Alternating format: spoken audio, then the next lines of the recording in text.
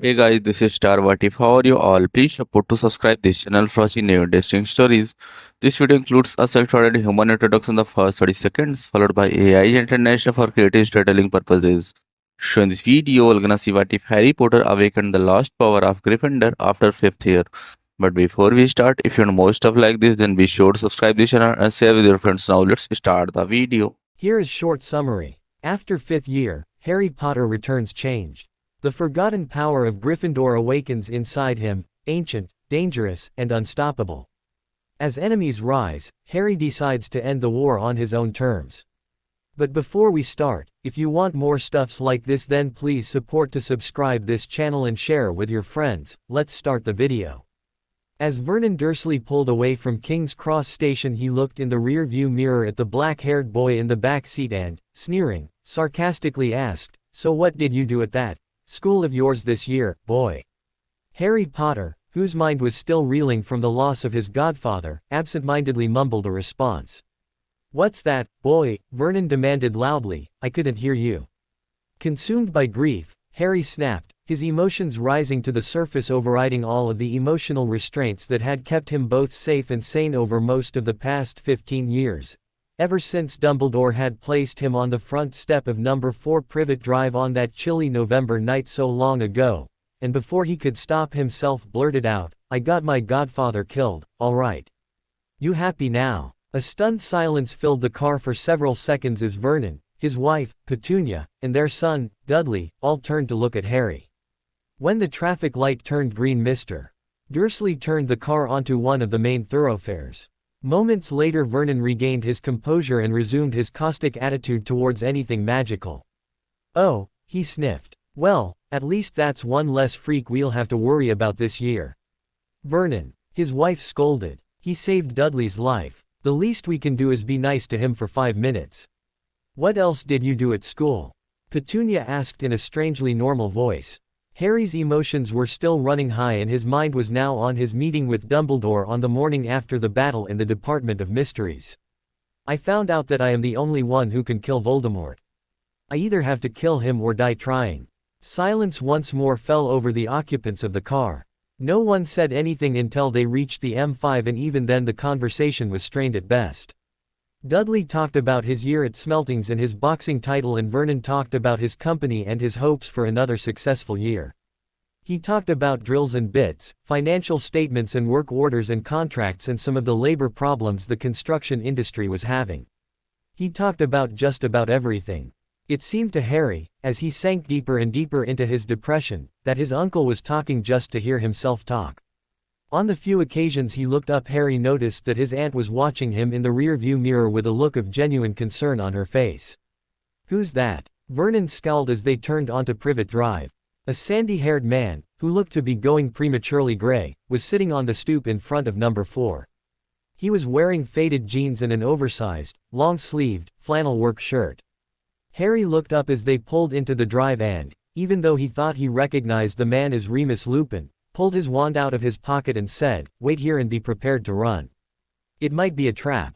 Petunia and Dudley paled as Harry got out of the car, but his uncle, Vernon, started to get out. In response to a cautioning glance from his wife, however, he closed the door and settled back into his seat. As Harry walked away from the car and approached the person sitting on the stoop, he heard his aunt say, "Vernon, please give the boy credit for knowing how to deal with his own people." Harry approached the man and pointed his wand at his head. "Who are you?" he growled. The man looked up. The wand that was trained on him was shaking slightly. He looked up into Harry's eyes, reading a mixture of anger, hatred, rage, fear, frustration, loss, confusion, and the simple desire to be comforted and held in the bright green eyes of the young man before him. He smiled to himself, thankful for once in his life that the wolf's senses could pick up on so many conflicting emotions at a glance. "It's me, Harry, Remus Lupin," he said carefully, as if he had expected this challenge. "Who's Prongs?" Harry demanded. "Prongs was your father," the man said with a hint of sadness in his gentle voice. "How did he get that name?" "He got it by becoming an illegal animagus so that he could accompany me on full moons. His form was that of a stag." Harry thought for a moment. Wormtail would know these things. He needed some way of verifying this man's identity. Then it hit him. It wouldn't be nice if this truly was Remus, and he hoped he would understand, but it was necessary. Who is Wormtail? Harry asked, almost spitting the words out in disgust. The man's face darkened and his eyes flashed angrily as he grimaced at some internal demon. Wormtail, the man spat, is a no-good traitorous rat that goes by the name of Peter Pettigrew. Harry lowered his wand, putting it back in his pocket. Then, extending a hand to his former professor, asked, "What are you doing here, Professor Lupin?"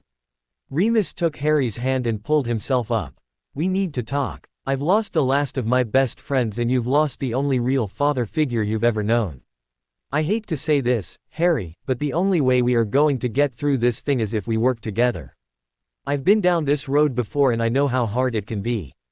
"Did Dumbledore send you?" Harry asked darkly. "No," the werewolf said just as darkly, "Albus doesn't even know I'm here and quite frankly I don't care.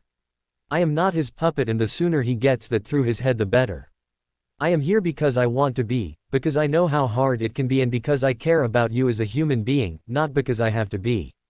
The werewolf's voice very nearly crackled with a sense of outrage and disgust at Harry's treatment at the hands of others, but, amazingly, he was able to control his temper.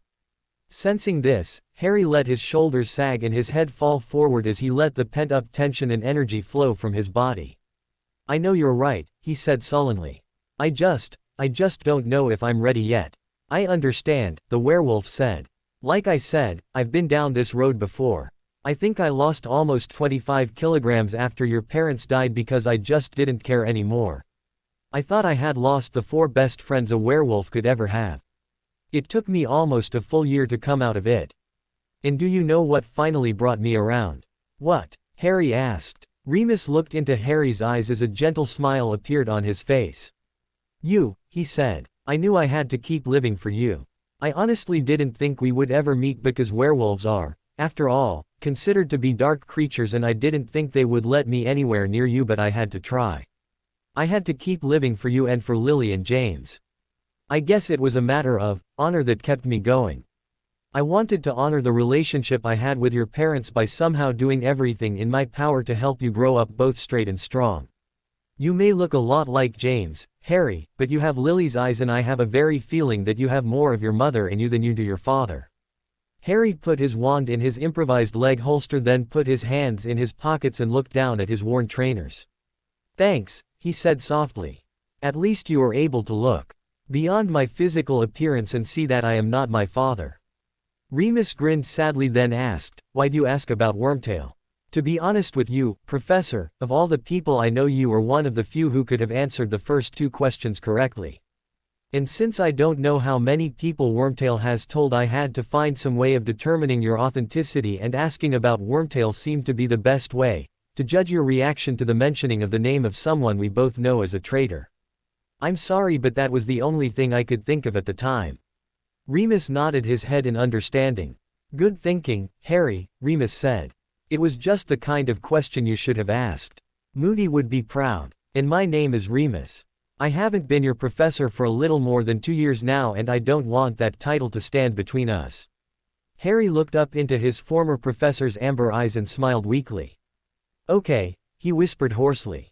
Remus pulled Harry into a tight hug and said, "It'll be fine, cub. I know that the pain will always be there and that it will never really go away, but with a little luck we will get through this thing together." He then glanced over at the Dursleys, who were still sitting in their car, waiting for Harry to give them the all-clear. "Do you think we should tell them that it's safe to get out of the car?" Harry looked up. "Huh." Then, following Remus' eyes, remembered the Dursleys. "Yeah, but let me do the introductions," he said as a mischievous grin began to spread across his face. Remus chuckled. "All right, Harry. Try to be nice to them, though." "Oh, I will," Harry said innocently as they walked over to the car. "I wish I have a camera, though, because this is going to be something I am going to want to remember." When they reached the car, Harry's Uncle Vernon rolled his window down. "Well," the beefy man asked. "Uncle Vernon, Aunt Petunia, Dudley," Harry began, "I'd like you to meet Remus Lupin. He was one of my professors a couple of years ago. He was also best friends with my dad and godfather." Harry hesitated a moment before adding, "Oh, and by the way, he is also a werewolf." The looks of pure terror on the faces of Vernon, Petunia and Dudley were a sight to behold, and Harry had to fight to keep from laughing. When he felt he had composed himself enough, he turned back to finish the introductions. "Remus, I'd like you to meet my uncle, Vernon, my aunt, Petunia, and my cousin, Dudley." "Pleased to meet you," Remus said with a straight face, extending his arm through the window to shake Vernon's hand. "P. Pleased to meet you too," Vernon said as his face rapidly draining of color. "If you would be so kind as to open the boot, I will help Harry with his things and we can all go inside. Harry and I have lost a good friend in his godfather, and I will be coming over almost every day this summer so that we can talk and work our way through it." Why not every day?" Vernon asked nervously as he released the boot catch. Smiling over at Harry, Remus said, "Oh, I suppose I could if you insist, but full moons can be a bit tricky sometimes." Harry had to run to the back of the car and stuff his fists into mouth to keep from laughing. As it was, tears were streaming down his face. No. That's quite all right," Vernon stammered. Why you can have those days off." "Why thank you," Remus said and strolled nonchalantly to the back of the car to help Harry with his trunk. When he reached the boot, he smiled at Harry and murmured, "Let the fun begin." Harry looked up at Remus, tears of laughter streaming down his cheeks and his face almost as red as Ron's hair. When Harry and Remus were safely in Harry's room and the Dursleys were cowering in the living room, Harry burst out laughing. "Remus, you are too much."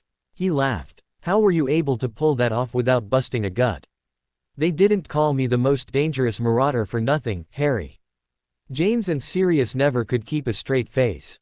"I, however, never had a problem with it. I can tell," Harry laughed. "You're good." Remus shrugged his shoulders. "Ah, but you set it up." "Now, shall we get this thing unloaded?" Remus asked, indicating the trunk. Harry looked down at his trunk, then back up at Remus. "Yeah, I guess. So what are the plans for this summer?" Kneeling down in front of Harry's trunk and undoing the latches, Remus sighed and hung his head. "I know you don't want to hear this, Harry, but under the circumstances I think you will understand why it is necessary. There will always be at least 2 members of the Order guarding you at all times.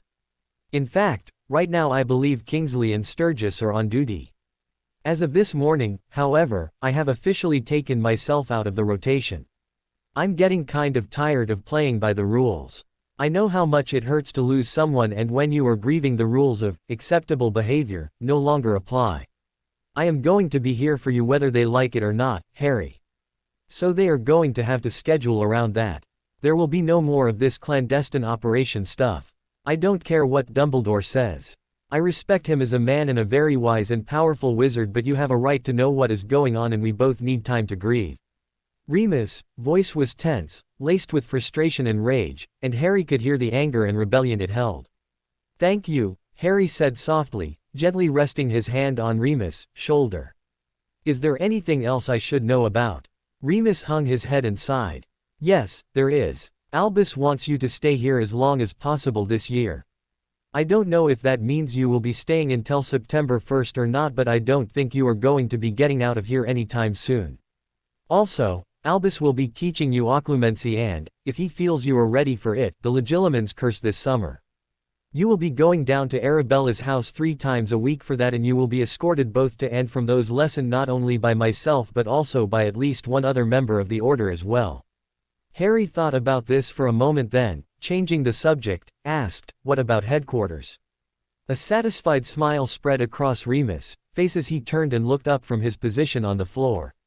"In his will, Sirius left the house to you." When Harry blanched, Remus stood up and pulled Harry into a hug. "I know it hurts, Cub," he whispered. "You don't have to do anything about it yet. The official reading isn't for another 3 weeks, a full week before the next full moon, so we have time to get there." Harry nodded. "Besides," Remus added, "I do have some news on that front that I think you might actually want to hear." Harry looked up curiously. "What do you mean?" Remus smiled grimly and sat down on Harry's bed as Harry walked over to sit at his desk. "Well," Remus said as a genuine smile spread across his face, "it would seem that for a house elf to betray any master to their death is a crime punishable by death. Creature knew this, and rather than go before the tribunal and bring public shame upon his family, he hung himself." Harry smiled darkly and snarled, "Good. That's no more than he deserves." Remus nodded his head in agreement. "I couldn't agree more," he said. But there's more. When we couldn't get the old bat off the wall, and we tried everything, we decided to take the wall down. Harry looked up in surprise, but Remus laughed and held his hands up to forestall any rush to judgment. No, he laughed. Don't worry. The house is still standing. We just took down the inside paneling. We got rid of all of the portraits, all of the heads and the tapestry. We saved the portrait of Phineas because Albus wants him relocated. He is currently in the Louvre, but all of the others went. It took some doing, but we finally got everything burned. Needless to say, the old bat was the first to go. Remus hesitated briefly, then said, "That's when Creature injured Buckbeak." "Stupid elf," Harry muttered. Remus sighed and looked down at the floor. "I know, Harry. I know. He was sick and delusional, but unfortunately there is nothing we can do about that now." Harry nodded. "I know, but I just wish." Remus walked over and squatted down in front of Harry. "Wishing won't change it, Harry. I know. I've tried. All we can do is to deal with it the best we can and try to remember the good times.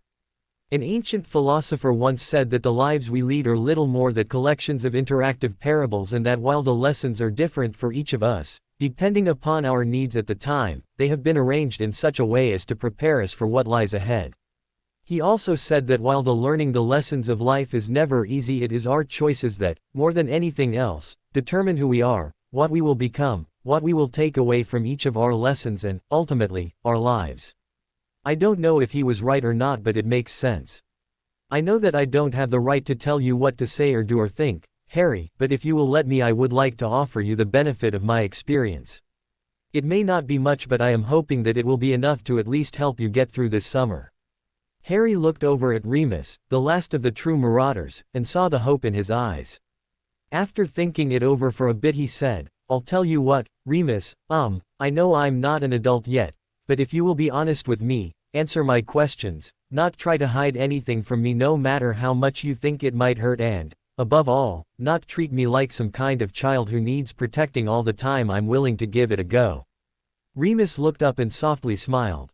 "I won't guarantee anything, Harry," he said, "because, as you said, you are not an adult yet, but I will do my best."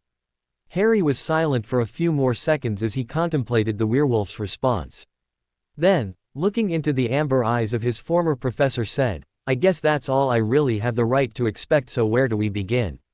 Several hours later, after a tense standoff at dinner during which Harry and Remus chatted about happenings in the wizarding world and various defense against the dark arts spells, and the Dursleys glared at their unwelcome guests, Harry and Remus returned to Harry's room and closed the door. "Do you think they will ever get used to it?" Harry asked. "What?" Remus asked, glancing up. "Oh, you mean the Dursleys?" "Yes, I think they will. Petunia knows more than she is letting on, and Dudley, quite frankly, is scared out of his mind after what happened last summer. The hard one might be your uncle. He's kind of set in his ways and is dead set against anything unnatural." "Boy, you got that right," Harry interjected. "However," Remus continued, "one can only hope that with constant exposure to us he will come to realize that we are just ordinary people with ordinary wants and ordinary needs. Hopefully, in time, he will come to understand that the only thing that really sets us apart is that witches and wizards are able to tap into and use energies that most muggles don't even realize exist." Harry nodded and sat down on the edge of his bed. Staring out the window, he fell silent for several minutes, then broached the subject they had been avoiding all afternoon. "Why did it happen, Remus? I know it was my fault, but why did he have to die?" Remus pulled the desk chair over and sat down in front of Harry. "I want you to look at me, Harry," he said. Harry looked up into Remus' eyes and saw a kind of patience and understanding born of years of torment and torture that he knew would not lead him astray. "Do you remember when you first met Sirius in the Shrieking Shack 2 years ago? He was still blaming himself for James and Lily's deaths, and it was tearing him apart. He did what he thought was right and asked Peter to become their secret keeper to throw Voldemort off the trail. None of us knew that Peter was a spy. If we had known, things might have turned out differently. But we didn't, and they didn't. Voldemort took advantage of one of our weaknesses, Peter. That's what he did with you last year. He took advantage of one of your weaknesses and of your love for Sirius. He turned those things against you in an attempt to get something he wanted.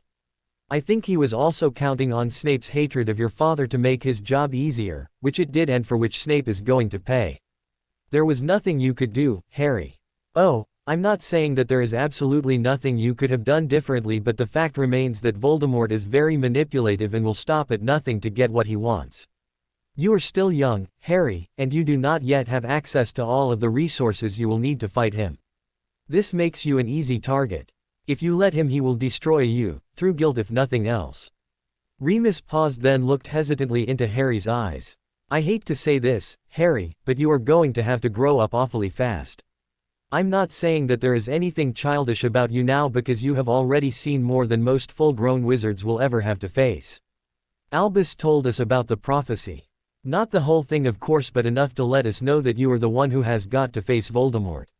What I'm trying to say, Harry, is that you are going to have to grow up in ways that take most witches and wizards a lifetime to even begin to recognize, realize and comprehend. It won't be easy, Harry, but I promise you that I will always be here for you. Harry looked down at his hands, then stared out the window again for several minutes as he thought these words over.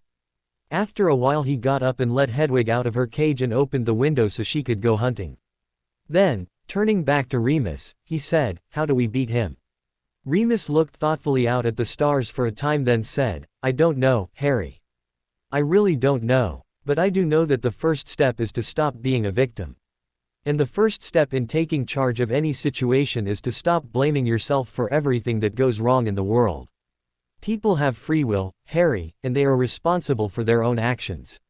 No matter how much you might want to blame yourself for everything that goes wrong in the world, you can't, because it isn't your fault. For many years you have been manipulated into thinking certain things by Dumbledore, Voldemort and Snape.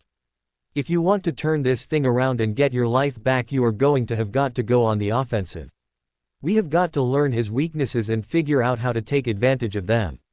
Remus paused. "We are going to do everything we can to prepare you for what lies ahead, but you are going to have to work too." Staring out the window at Mr. Tibbles, one of Mrs. Fig's cats, who was perched on a garden wall across the street watching him, Harry nodded, then said, "What are his weaknesses?"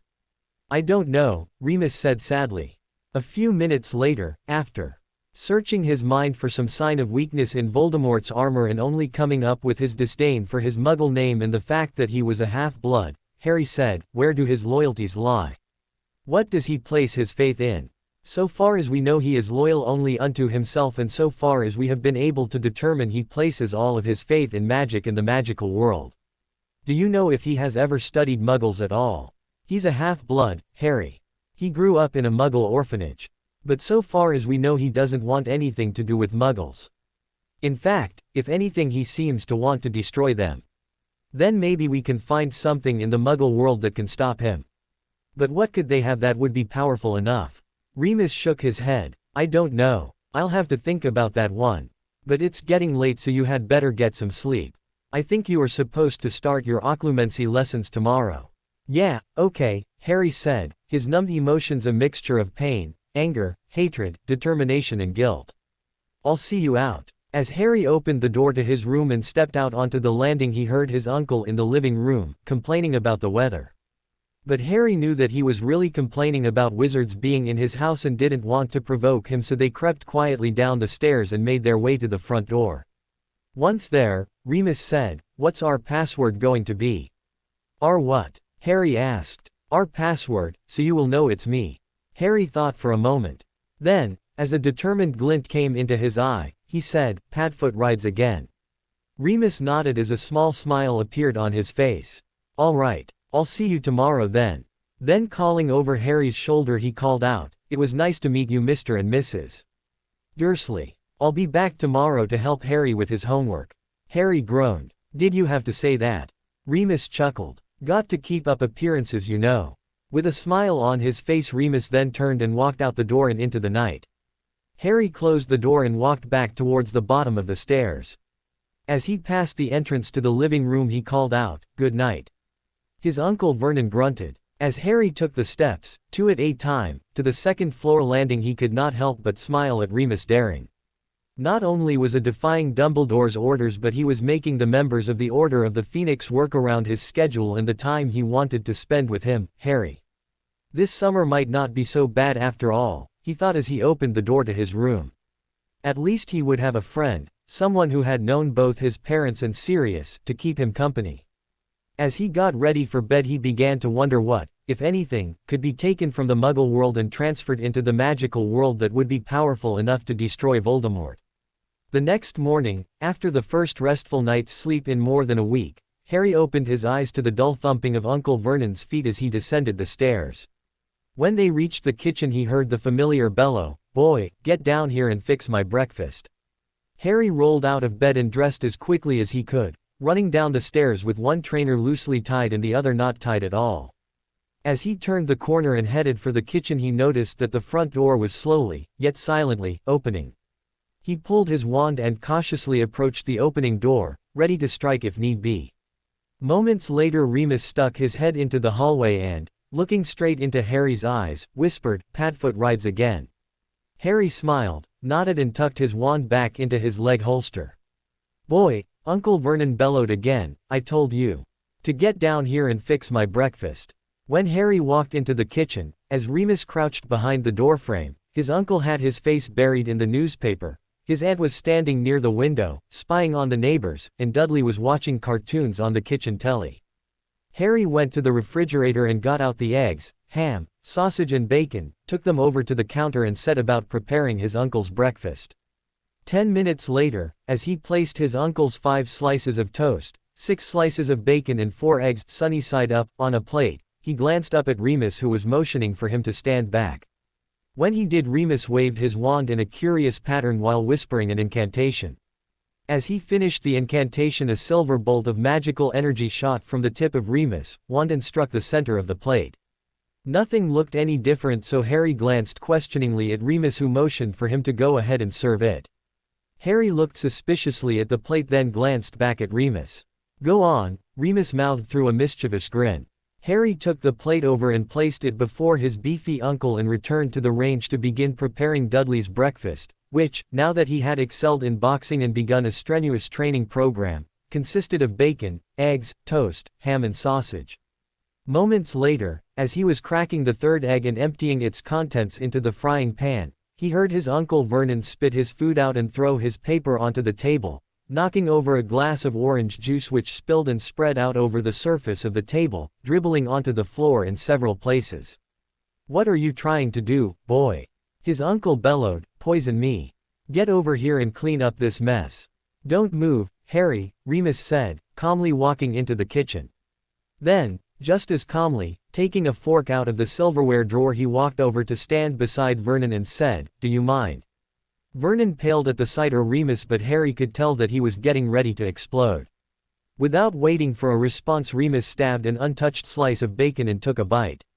Chewing thoughtfully for a few moments while looking up at the ceiling he screwed his face up at the taste then nodded. "Yep, that's what I thought. Earwax and chili powder. I'm afraid, Mr. Dursley, that you are going to have to do your own cooking from now on." You see, due to the particulars of Harry's current situation, his need for additional training and our need to ensure that he is being treated fairly in this house, the restriction on the underage use of magic has been lifted in his case. He is not to tell anyone who does not need to know this particular fact and he is not to abuse this privilege. I, however, am a fully trained wizard who is under no such restriction. If I find that you are abusing Harry in any way I will not hesitate to hex you in ways you cannot even begin to imagine. Now, while Harry was not responsible for the rather unusual taste of your food this morning I thought you should know that he will no longer be required to prepare any of your meals. Any meals he does prepare under any form of duress will taste as bad as this if not worse. Turning to Harry Remus smiled and said, "Now, Harry, since they have a record of the spell I just cast on your uncle's food could you please be so kind as to remove it so they do not think we are abusing your relatives." It was more of a statement than a question but Harry didn't mind, this was just too funny. Remus stepped aside as Harry pulled his wand and pointed it at his uncle's plate. He glanced over at Remus for confirmation and when Remus nodded and smiled broadly he muttered, "Finite incantatum." A jet of golden sparks shot from Harry's wand and struck his uncle's plate. "There," Remus said, "I think that should about do it. And to prove that we are nowhere near as bad as you seem to think I will prepare the rest of this meal myself." Using his wand Remus prepared Dudley's massive breakfast, Petunia's light breakfast and moderate meals for both Harry and himself. All the while Harry was smiling broadly while struggling not to laugh. Vernon Dursley hurriedly ate the rest of his breakfast and was out the door when Remus stopped him. "Oh, and by the way, sir, you needn't worry about the price of food this summer. Since we are taking a more active interest in Harry's welfare, we will be paying for all of the food this summer. What you buy is your affair and will come out of your pocket." Harry just smiled and shook his head. Yes, he thought, this was going to be an interesting summer. After breakfast, Harry and Remus went up to Harry's room and closed the door. Remus put a privacy charm on the door, made Harry's bed with a flick of his wand and, as Harry sat down at his desk, took a seat on the edge of the bed. Harry's smile finally broke and he burst out laughing. "Remus, you are one dangerous wizard," he laughed. Remus looked at him quizzically and said, "What? I didn't hurt anyone, did I?" "No," he laughed, but the looks on their faces were priceless. And Uncle Vernon. Harry struggled to contain himself but failed miserably. "You are so subtle it's scary." "Why thank you," Remus said as a mischievous grin spread across his face. "I learned from the best." A minute later, after Harry had recovered from his laughter and was once again sitting in his chair, he turned to look at Remus and said, "Remus, I want to know the truth about my dad." Remus leaned forward, rested his elbows on his knees and studied his hands for several seconds, periodically chewing on his lower lip as if trying to decide where to begin, before raising his head and looking into Harry's eyes. "I won't lie to you, Harry," he finally said. "Your father was a good man, one of the best. And he was a good friend. But sometimes he had too much energy for his own good. Yes, he was arrogant and cocky, but he didn't maliciously hurt or embarrass anyone unless he felt they deserved it. Most of his pranks were harmless.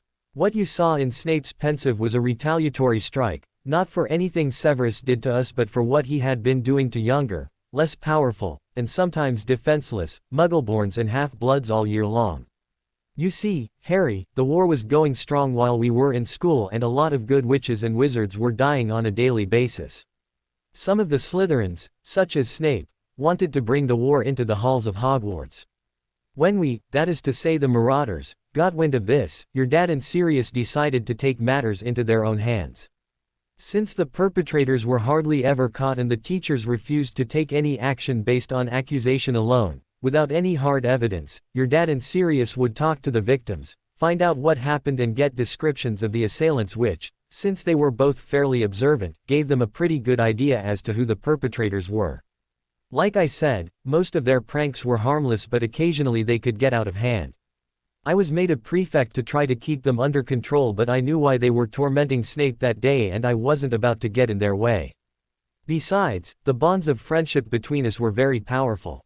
So Snape wasn't an innocent victim? Harry asked. Remus snorted and shook his head. No, Harry, far from it. Severus was far from an innocent victim. He was about as far from being an innocent victim as you can get. So why did my mother try to defend him? Your mother tended to side with the teachers.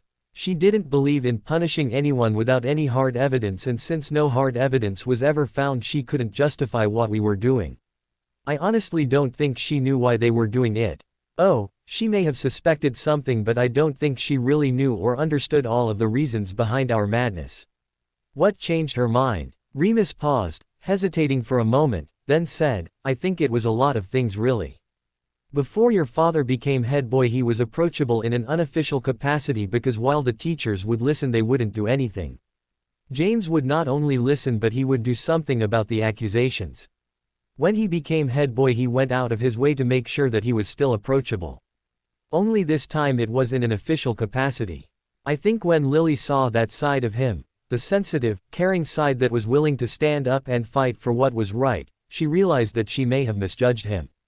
But I think the clincher was when a little third-year Hufflepuff girl was BPD. James almost started a war over that one and Lily was on his side. That's what really brought them together, and the three Slytherins who ganged BPD, that poor girl never knew what hit them. After that your parents were inseparable. That's when Lily became the unofficial fifth Marauder. I think when she realized that there was a method to our madness and that our most viscous pranks were reserved for helping the little guy, she began to understand your father, and, while she may not have agreed with some of his tactics, she did agree with his ideals. She was a very powerful witch, Harry, and when those two got together on a prank, all hell would break loose. Of course, James was more than willing to take credit for their stunts because with credit came blame and he didn't want your mother to ruin her reputation. They argued about it a few times but James won out in the end. Harry sat in silence, staring blankly at nothing more important than a singular point in space for almost a minute while absorbing this new information. When he finally looked up, relief was clearly visible in his eyes. "Thank you," he said. "Not a problem," Remus said, smiling at the expression on Harry's face and the unspoken message in the tone of Harry's voice. "Can you teach me some of your pranks?"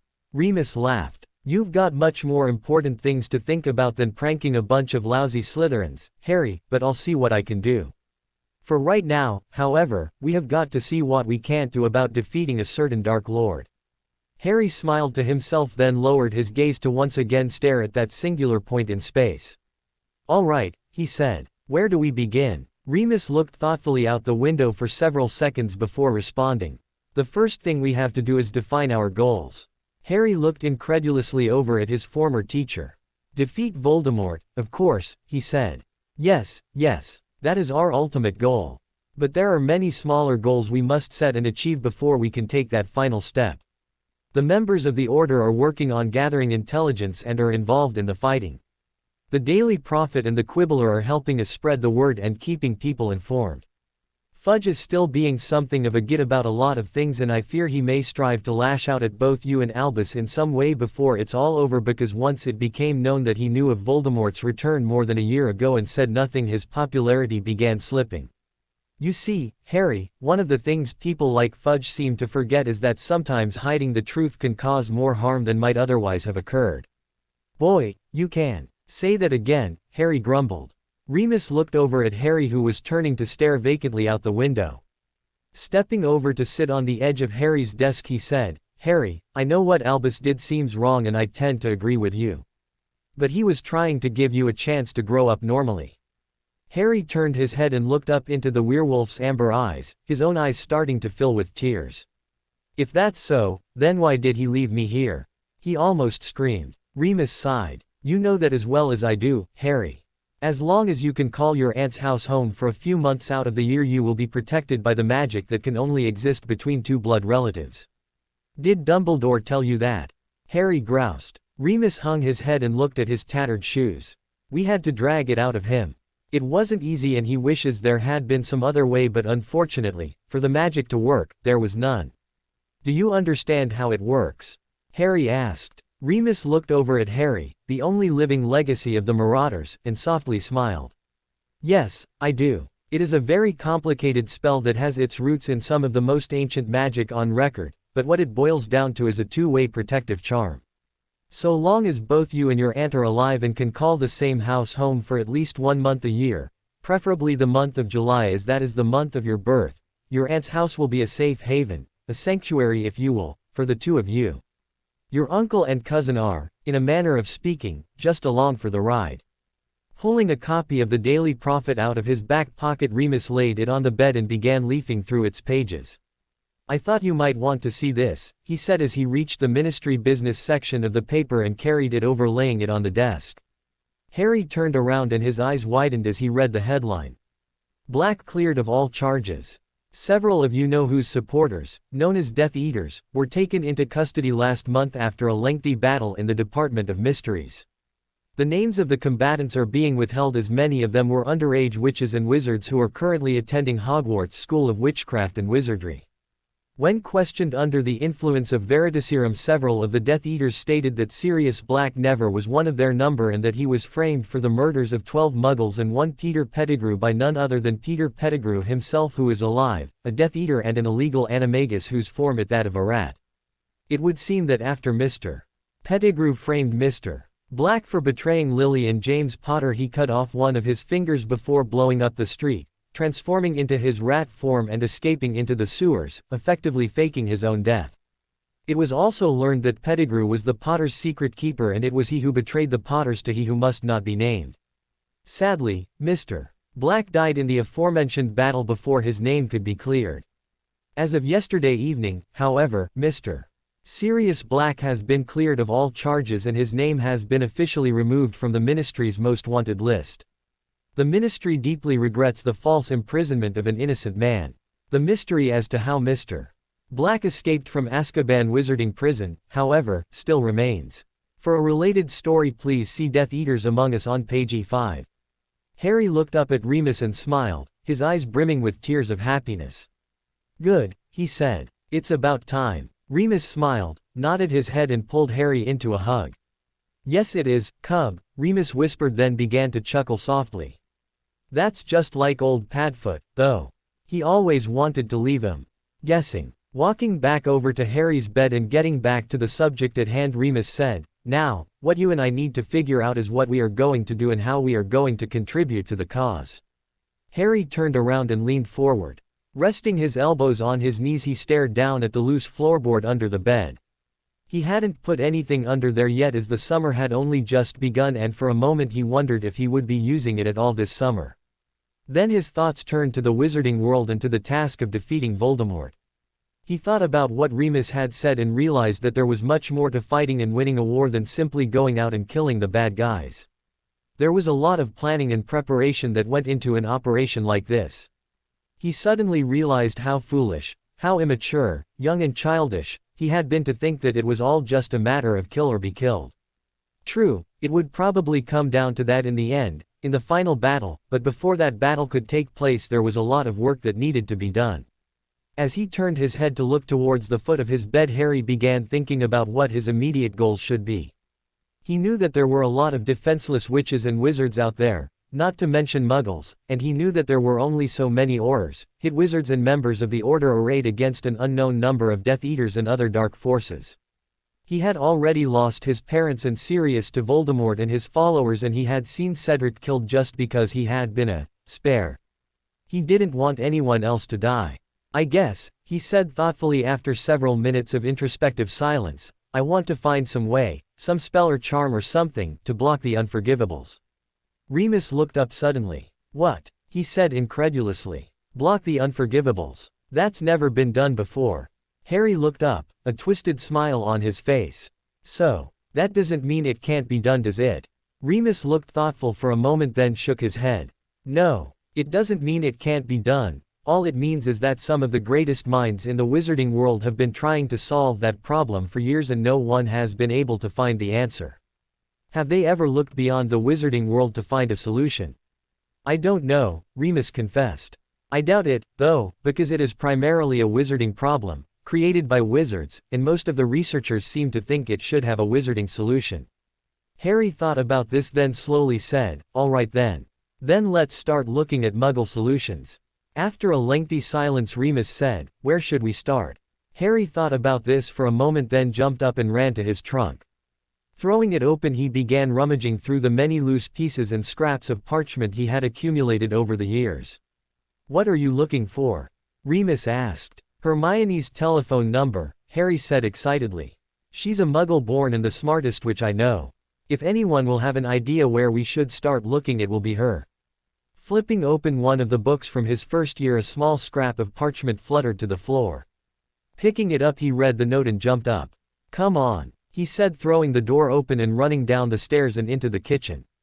His aunt, Petunia, looked up apprehensively as he raced into the kitchen and Dudley scooted back from the table, his eyes filled with fear that Harry might turn him onto something unnatural or, worse yet, give him another pig's tail. Aunt Petunia, Harry breathed excitedly, could I use the telephone? The horse-faced woman seemed to struggle with her desires and fears for several seconds before reluctantly agreeing. All right then, she said harshly. But don't be too long and don't abuse it. I won't, Harry said as Remus calmly sauntered into the kitchen. Placing the scrap of parchment on the counter next to the phone he lifted the receiver and punched in the numbers. 3 rings later a familiar voice answered, Granger residence. Hermione? Harry asked. Harry. Hermione's surprised voice said. How are you? It's so good to hear your voice. Harry cut her off. Hermione, Remus is here and we need to ask you a question. Remus. As in Professor Lupin? Hermione asked. What's he doing there? Yes, Harry said. Remus is in Professor Lupin. It's a long story but we need to ask you a question. All right, Hermione said hesitantly. What is it? Harry hesitated briefly as he caught his breath. This might sound crazy, Hermione, but we are trying to find something that will be effective against the unforgivables. According to Remus, most of the research in this area has centered around trying to find a magical solution to a magical problem. Petunia and Dudley both gasped, but Harry ignored their reactions. What we want to know is if you can think of where we might start looking in the Muggle world. Hermione was silent for several seconds, then said, "That's going to be some very ancient and some very powerful magic, Harry. My guess is that it is going to be some of the most ancient on record, if it has ever even been recorded." After falling silent again, she said, "All I can think to say is that you begin by studying Muggle spiritual philosophy, as they are some of the oldest Muggle texts on record. I think the oldest of these are the Buddhist, Hindu, Jewish, Christian and Muslim faiths. They aren't easy reading, Harry, but they can be quite interesting. Do you want any help?" Harry thought for a moment. Sure. What books would you recommend?" "Well," Hermione pondered, "they all say the same thing really. They just have different ways of going about it. It all kind of depends upon how you think and what you like to read." Like I said, any suggestions?" "Well, I've read all of them myself, so they really aren't all that difficult for me anymore, so how about if I take the Buddhist and Hindu philosophies and you and Professor Lupin take the Jewish, Christian and Muslim philosophies? Christianity and the Muslim faith are actually offshoots of the Jewish religion, so they are probably best studied together.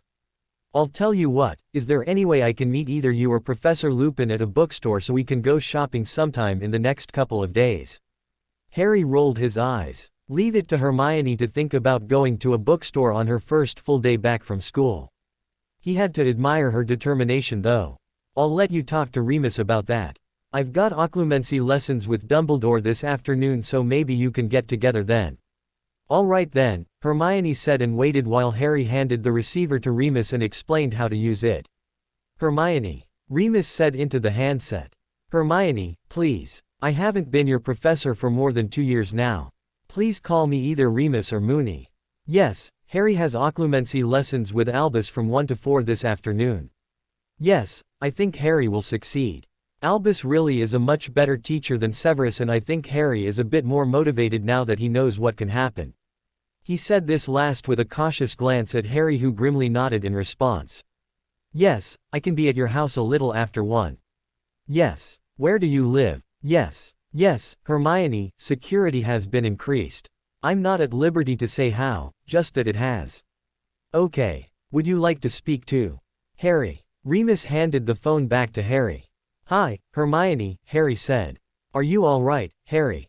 Harry rolled his eyes. "Yes, Hermione," he said, shaking his head at Remus, "I'm fine." "Okay," she said uncertainly. "You know we care about you." Harry smiled to himself and nodded. "Yes, Hermione. I know you care." "Good," she said with an almost inaudible sigh of relief. "Don't be a stranger this summer, and please write." "I will." "Good. I look forward to seeing Hedwig at least twice a week." Harry smiled and shook his head again. "All right," he said. "All right. You had better," Hermione said sternly. Harry laughed. "All right, Hermione. I promise." "All right. All right then, Harry. I'll see you in a few weeks."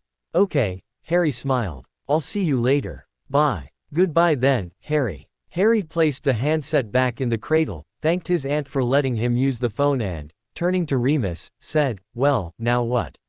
Leading the way out of the kitchen and back up to Harry's room, Remus said, "Now I think we had better get you ready for your first class with Albus." After lunch, Harry and Remus walked over to Mrs. Fig's house. On their way, they picked up 2 more bodyguards. Tonks stepped out of the shadows at one point and joined them. Harry noticed that she looked fairly attractive as a brunette, and Mad-Eye Moody, invisibility cloak intact, joined them a few minutes later as they approached Mrs. Fig's door. Remus had reached out and was about to raise the brass knocker when the door flew open to reveal Harry's batty old babysitter, who was a squib as well as a member of the Order of the Phoenix. She was holding one of her many cats while another wound itself between her feet. Several others were occupying the various couches in her living room.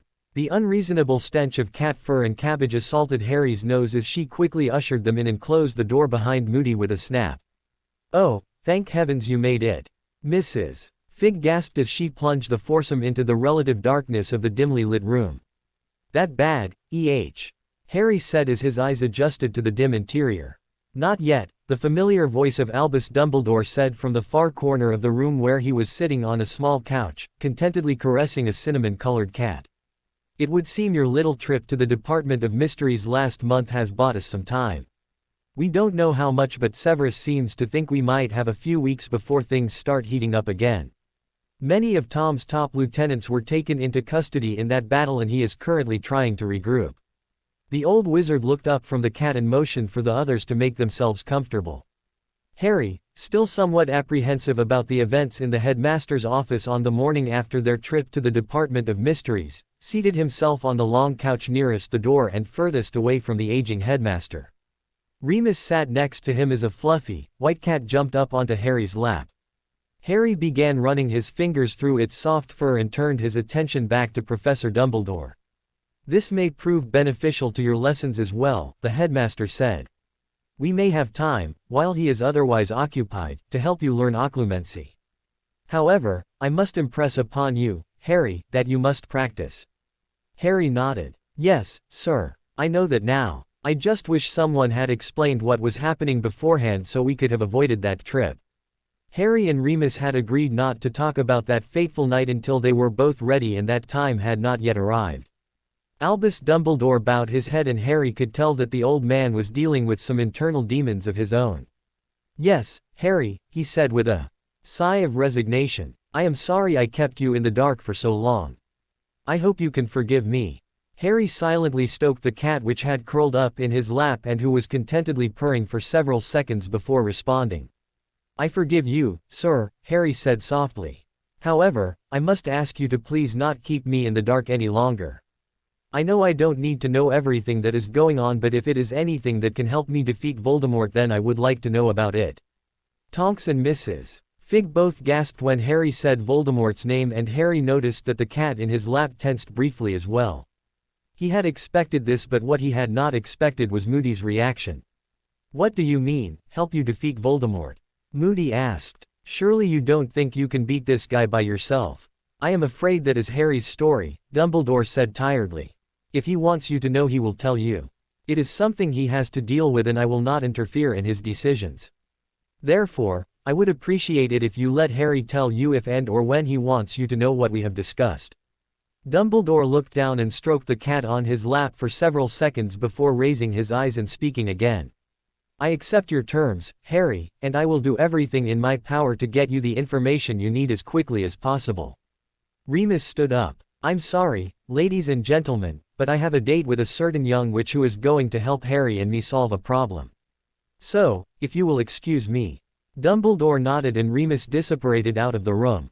"Alistair, Nymphadora," Dumbledore said, "if you could resume your posts. Arabella, Harry and I will be in your study."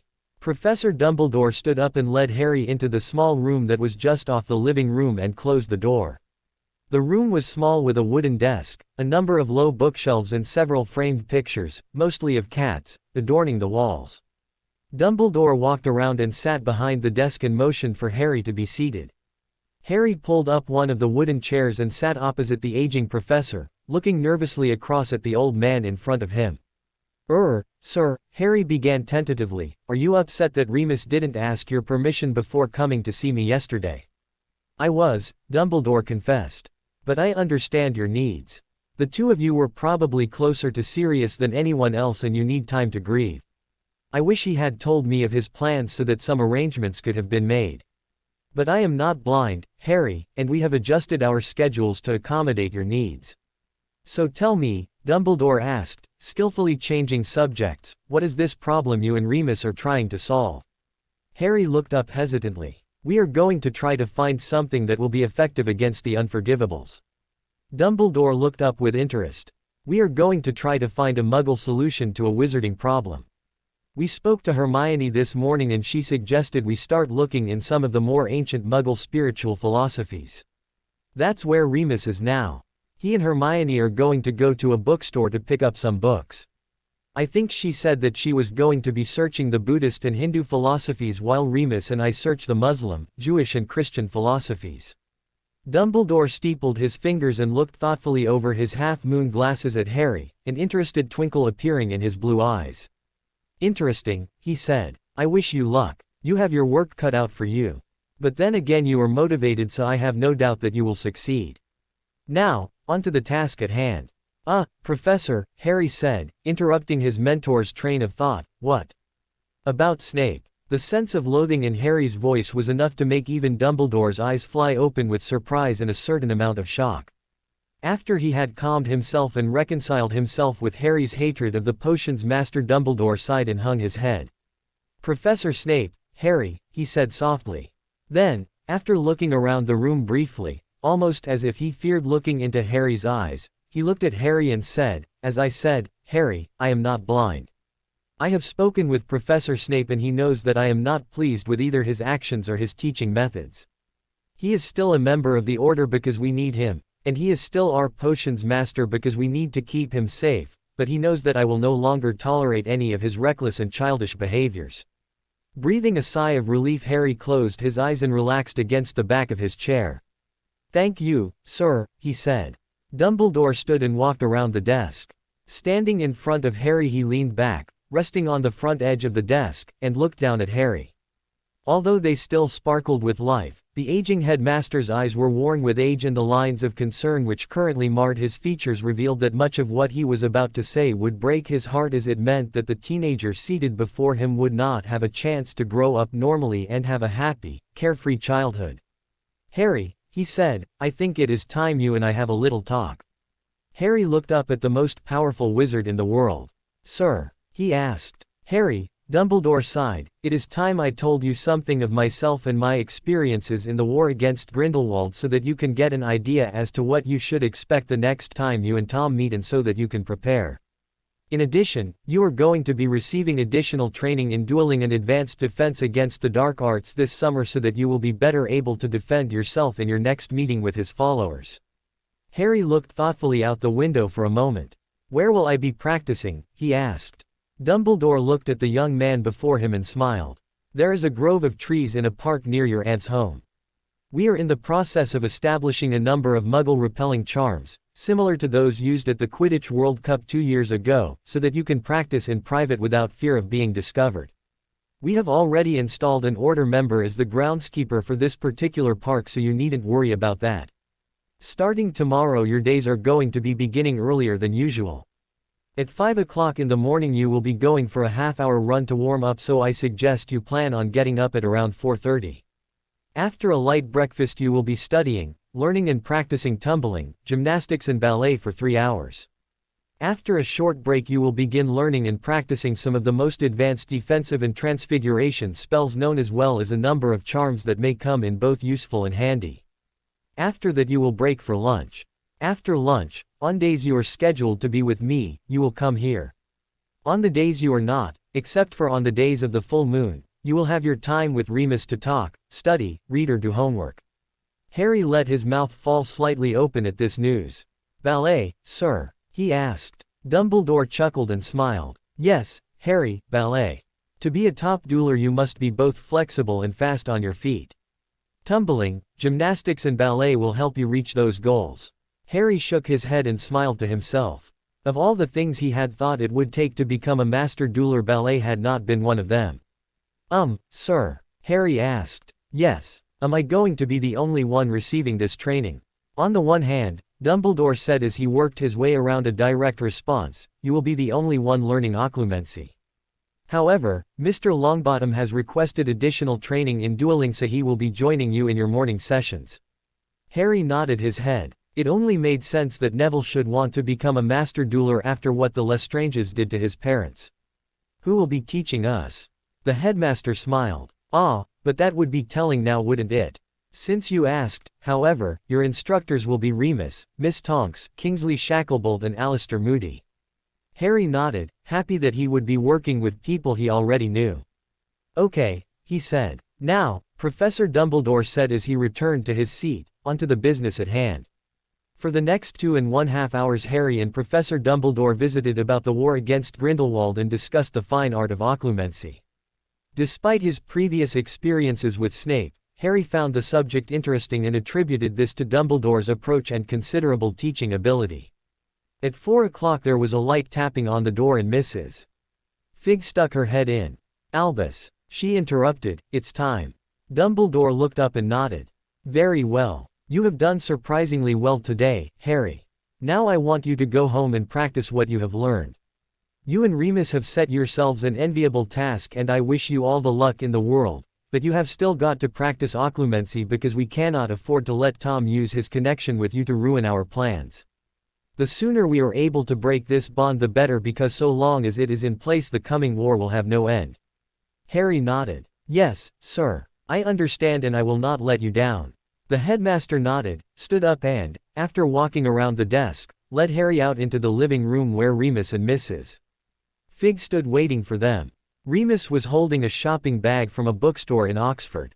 He shook his head and said, "Sometimes I wonder about that girl. We spent almost 2 hours going through one small subsection of one bookstore before she settled on just 3 books.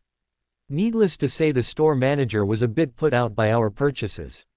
I think he was hoping we would buy more than we did." Harry chuckled. "I'm surprised you didn't wind up buying the entire store. But then again, Hermione does have a tendency to know what she is looking for. You should see her in the library sometime. There may be 50 books on a particular subject she is interested in but she will sit there and pick through them for hours until she finds the one she is looking for." Remus smiled wryly. "I can tell. She is very organized." At 4:30 the next morning Harry's alarm sounded and he reached over to turn it off.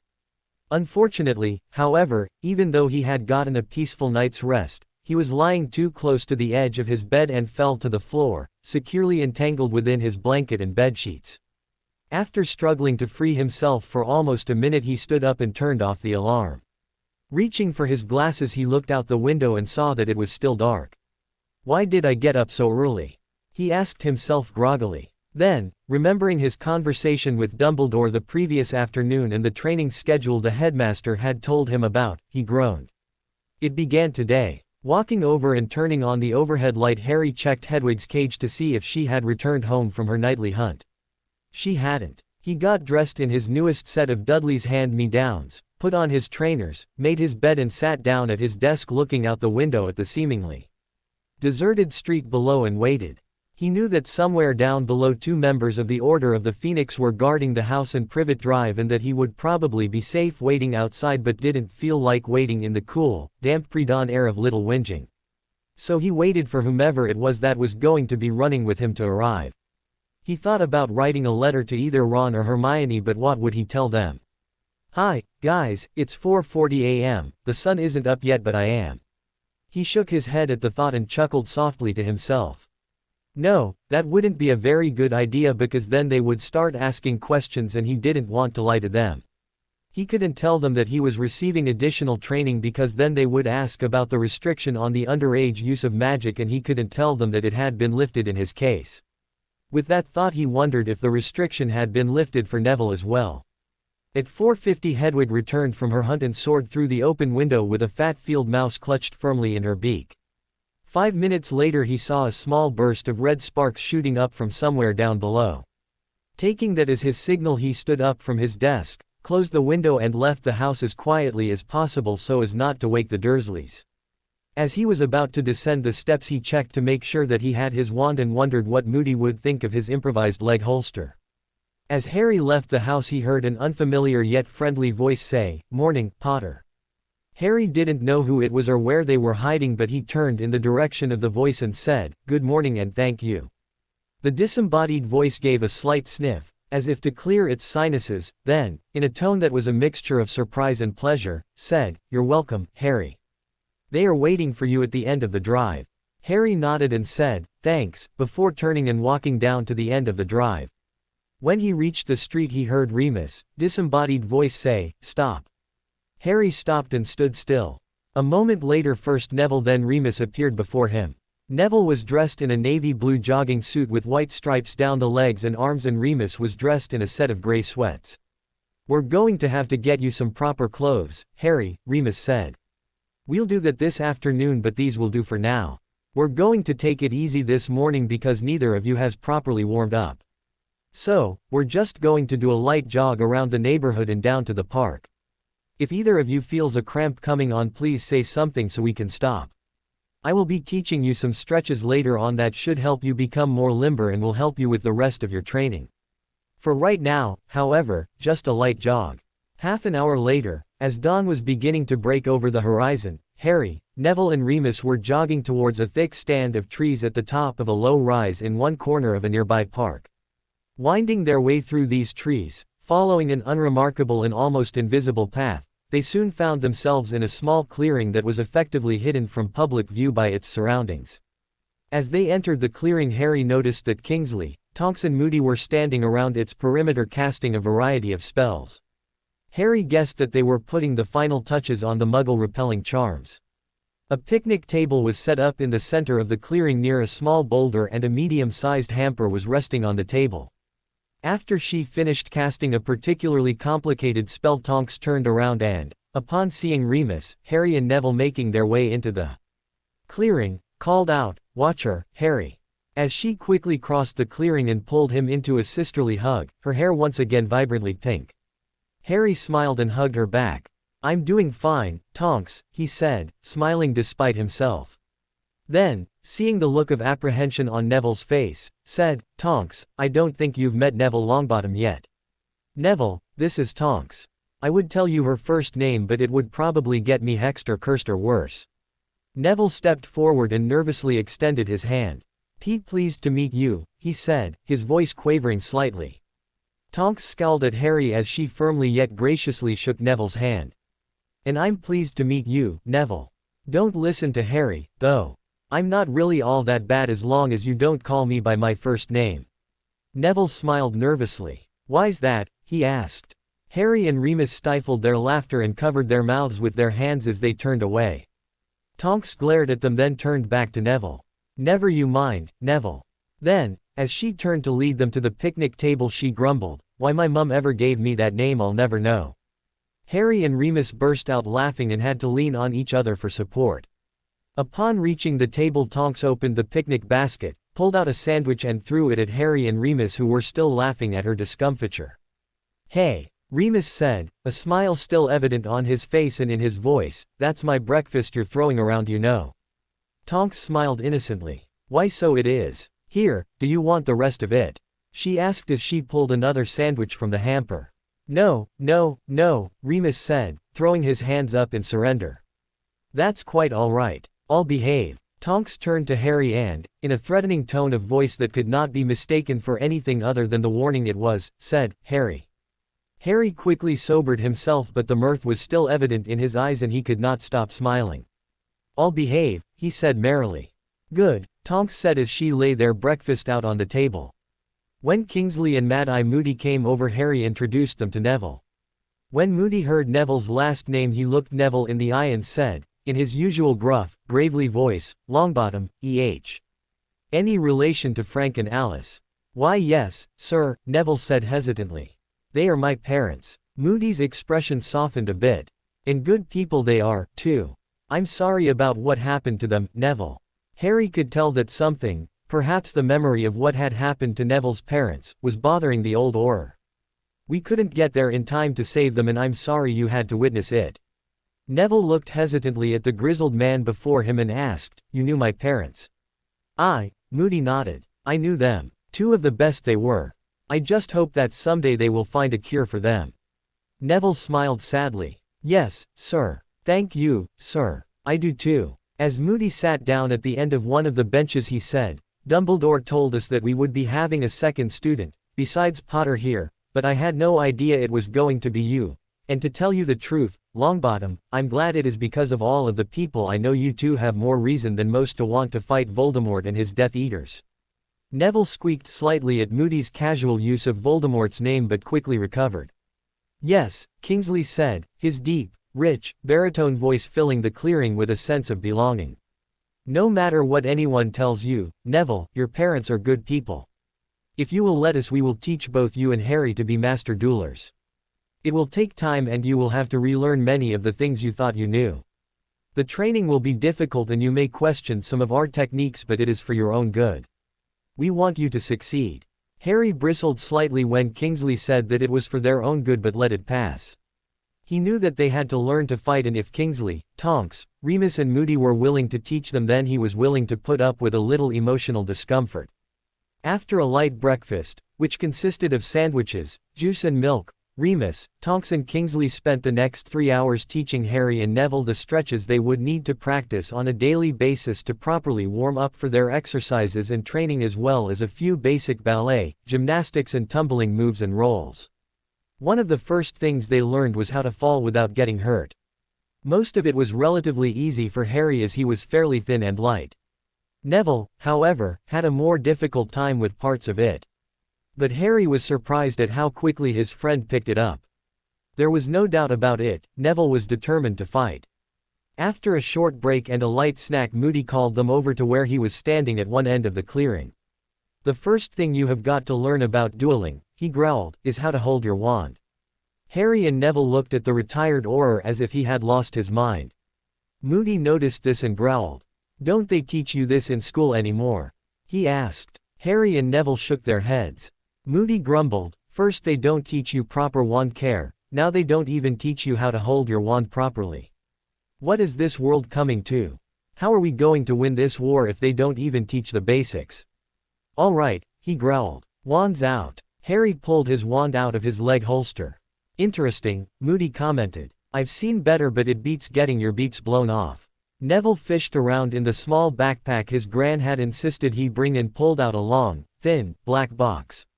"New wand?" Moody asked. Neville nodded. "Why, yes, sir. I was using my father's wand, but it got broken in the Department of Mysteries. My gran took me into Ollivander's yesterday so I could get my own." Moody's expression changed to what Harry suspected was a smile and said, "Good. Proper dueling can only really be done with your own wand. Do you mind if I ask what's in it?" "Holly with phoenix feather, 11 inches, Neville said proudly. "2 holly and phoenix feathers, each." Moody chuckled. "This ought to be an interesting summer. Now, which is your wand hand?" Harry and Neville both raised their right hands. "All right," Moody growled, "palms up." Following Moody's example, Harry and Neville lowered their arms, with their elbows bent at right angles, and turned their hands so that their palms were facing up. "Now lay your wand along the crease line that is formed when you bring your thumb across toward the center of your hand." Once again following Moody's example, the two future duelers lay their wands as instructed. "Now close your hands around your wands and let them rest across the second pad of your index fingers." Harry and Neville followed the old Auror's instructions. "Now I want to make sure you've got the grip right, so I am going to be inspecting from time to time, and I am going to be watching as you cast your spells. I know it might feel a bit uncomfortable at first, but it is actually the best grip for casting most spells." As the old man hobbled forward, Harry and Neville looked at each other nervously. "Don't worry, boys," Moody growled. "I'm not going to eat you. I just want to make sure you've got the grip right." Moody went to Neville first and had him perform a series of wand movements, then, after telling Neville to hold tight, tried to pull his wand out of his hand. When he was satisfied, he walked to stand in front of Harry and had him repeat the actions. When he went to try and pull Harry's wand out of his hand, however, he stopped and growled. "Lupin, Tonks, Shacklebolt," he bellowed. "Get over here." Harry looked up in surprise, not knowing what to think. When the others had gathered around, Moody grabbed Harry's hand and demanded, "Where did you get this scar, Potter?" Harry looked down and saw the words, "I must not tell lies," clearly etched across the back of his hand. He immediately tried to hide it, but knew that it was already too late. He hesitated, "got it in detention." "With who?" Moody demanded. Harry looked at his hand for several seconds, then, building his resolve, said, "Umbridge. But it's really nothing to worry about." "Like hell it's nothing to worry about," Moody yelled. "That's a blood quill. They've been illegal for almost 50 years. Moody's face was bright red now and he was shaking with rage. "Ooh," he fumed. "Fudge is going to pay for this one." As Moody stalked off towards the center of the clearing, too angry to teach, Remus looked into Harry's eyes, a sad expression on his face. "I'm sorry, Harry. She shouldn't have done that, to you least of all. The use of a blood quill in any form of detention or torture is almost as unforgivable as using one of the unforgivables." Harry looked down at his shoes. "It's not like she didn't try," he said. "What?" Remus and Tonks exclaimed together. Harry looked up. "I said it's not like she didn't try to use one of the unforgivable curses." "What happened?" Tonks demanded, her voice shrill and demanding. Harry lowered his gaze and looked off to the side, remembering the night they were caught in Umbridge's office. That night, Harry said, referring to the night of the battle in the Department of Mysteries, his voice numb, we broke into her office to use her fireplace because I had had a vision of Sirius being held captive in that room with all the prophecies during the history exam. I wanted to talk to Sirius to see if he was all right, to see if it was true.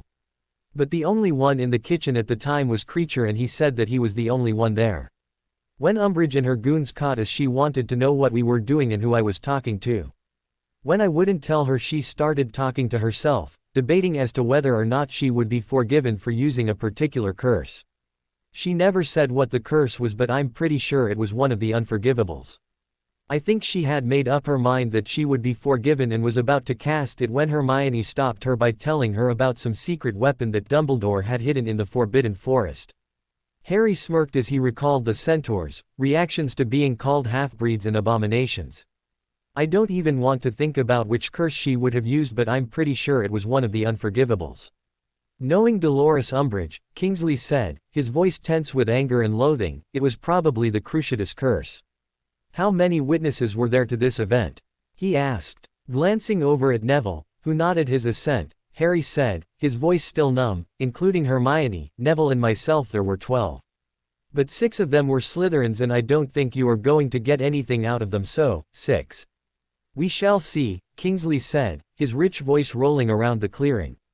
That is no way to run a school, and testimony such as this will surely seal their fates. Harry groaned. I won't have to testify, will I? Remus shook his head. No, you won't have to testify, but you will have to give statements to representatives of the Wizengamot. They will take it from there. Harry sighed and dropped his chin to his chest. If that's all they want, then okay. I know I wasn't the only one she used her quill on. I'm sure that if you ask around, you can find any number of people, students, who would be willing to make statements. Oh, we will, Harry, Tonks seethed. You can count on that. People can't learn anything in an atmosphere of fear. And if that's how Fudge wants to play, then by the gods he's going to pay. Remus lifted Harry's chin up so that he was looking him in the eye and said, it's nothing to be ashamed of, Harry. You did the best you could in a difficult situation. That's all anyone has a right to expect. Harry smiled weakly. Thanks, he said. That's right. Tonks said, her voice still seething but her expression softening. And right now the best we can do is find out how much you boys know so we can get an idea as to what you already know and what you are going to have to learn.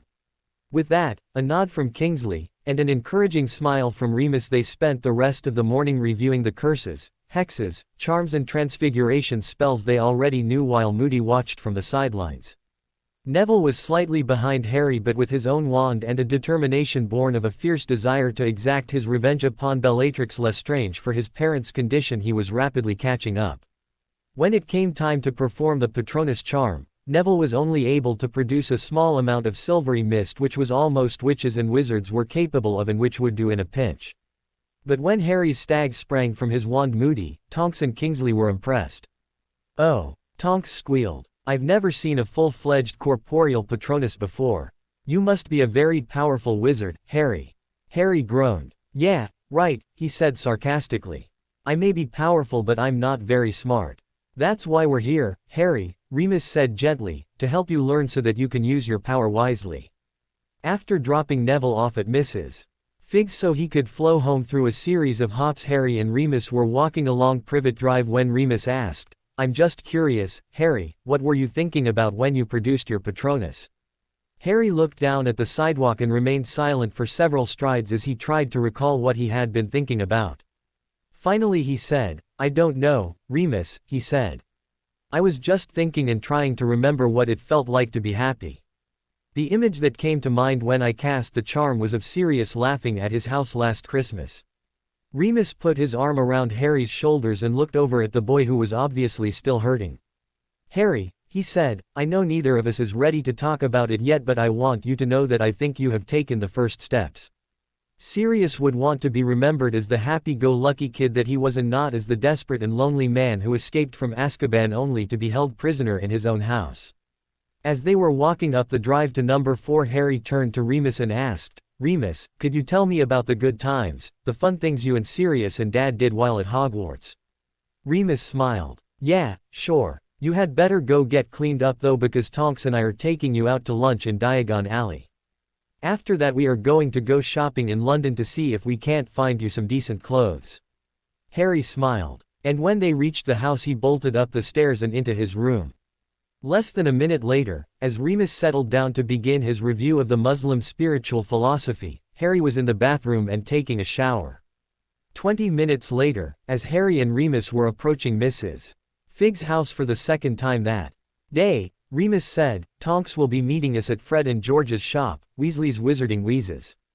"How are we getting there?" "Flow powder, of course," Remus said. When he heard Harry groan and saw the look of consternation on his face, Remus chuckled.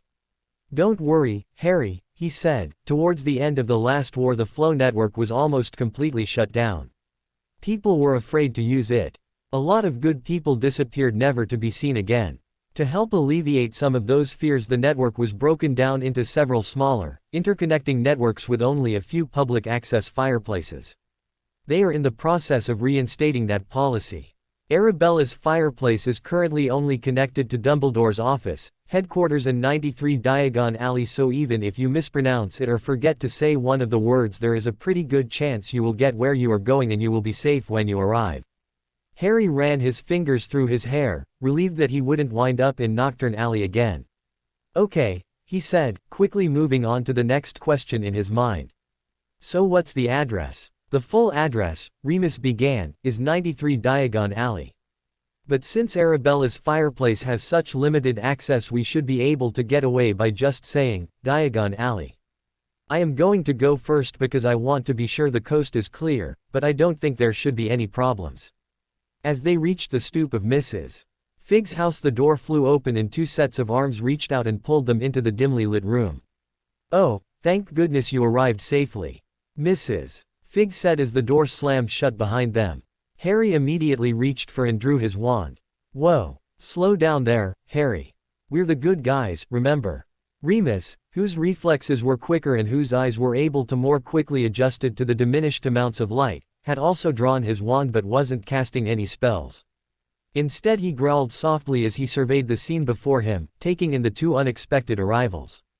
"Password," he demanded. The tall, slender man with longish red hair pulled back into a ponytail and sporting an earring with a fang dangling from it said, "Golden Phoenix." Remus let out a sigh of relief. "What are you doing here, Bill, Daedalus?" "Bad news, I'm afraid," Daedalus Diggle said nervously. "It would seem that our beloved minister is more interested in holding onto power than defeating you-know-who. He has used his executive privilege to pardon Malfoy." Harry gasped then groaned, "Why am I not surprised?" "That's not the worst of it," Bill Weasley said solemnly. "There's nothing definite yet, but the word on the street is that Malfoy is out to get you, Harry." Harry groaned again. "So there goes lunch," he thought out loud. "No," Bill said matter-of-factly. "Lunch is still on, but instead of 2 armed guards you are going to have 4. We know how important it is for you to have a relatively normal summer this year, Harry, so we are going to do everything we can to help you lead as normal a life as possible." "Yeah, right," Harry grumbled sarcastically. "Most normal people don't have armed guards with them wherever they go because most normal people don't have the most evil Dark Lord of their time trying to kill them, and all because of some stupid prediction a batty old fraud made 16 years ago." Remus flinched then turned to face Harry. Resting his hands on Harry's shoulders he looked him in the eye. "You do understand why we have to do it, though?" he asked. Harry hung his head and sighed. "Yes, I understand. I don't like it, but I understand." "Good," Bill said gently. "Listen, Harry. For what it's worth, I'm sorry it's you. You're a good kid and you don't deserve to have this kind of pressure on you. No one does. But I want you to know that I'm here for you. We're all here for you," Remus said, bending down to look up into Harry's eyes. Harry smirked then weakly smiled at the man who was trying to cheer him up. Breaking the silence that was beginning to hang in the air, Mrs. Fig said, "Well, what are you waiting for? This young man needs something to eat. And from the looks of it he could use some new clothes as well." "Right you are, Arabella," Bill said. "I'll go first to make sure the coast is clear. Then Daedalus, then Harry, then Remus." Harry smirked at Remus. "So much for your idea of you going first," he said. Remus smiled and clapped Harry on the shoulder. "That's quite all right, Harry. Your safety always comes first." Bill took a pinch of flow powder from the pot on the mantel of Mrs. Fig's fireplace, stepped in, threw the powder down and called out, "Diagon Alley." Daedalus went next. Then Harry took a pinch of the green-gray powder, stepped into the fireplace, threw the powder down at his feet and yelled, "Diagon Alley."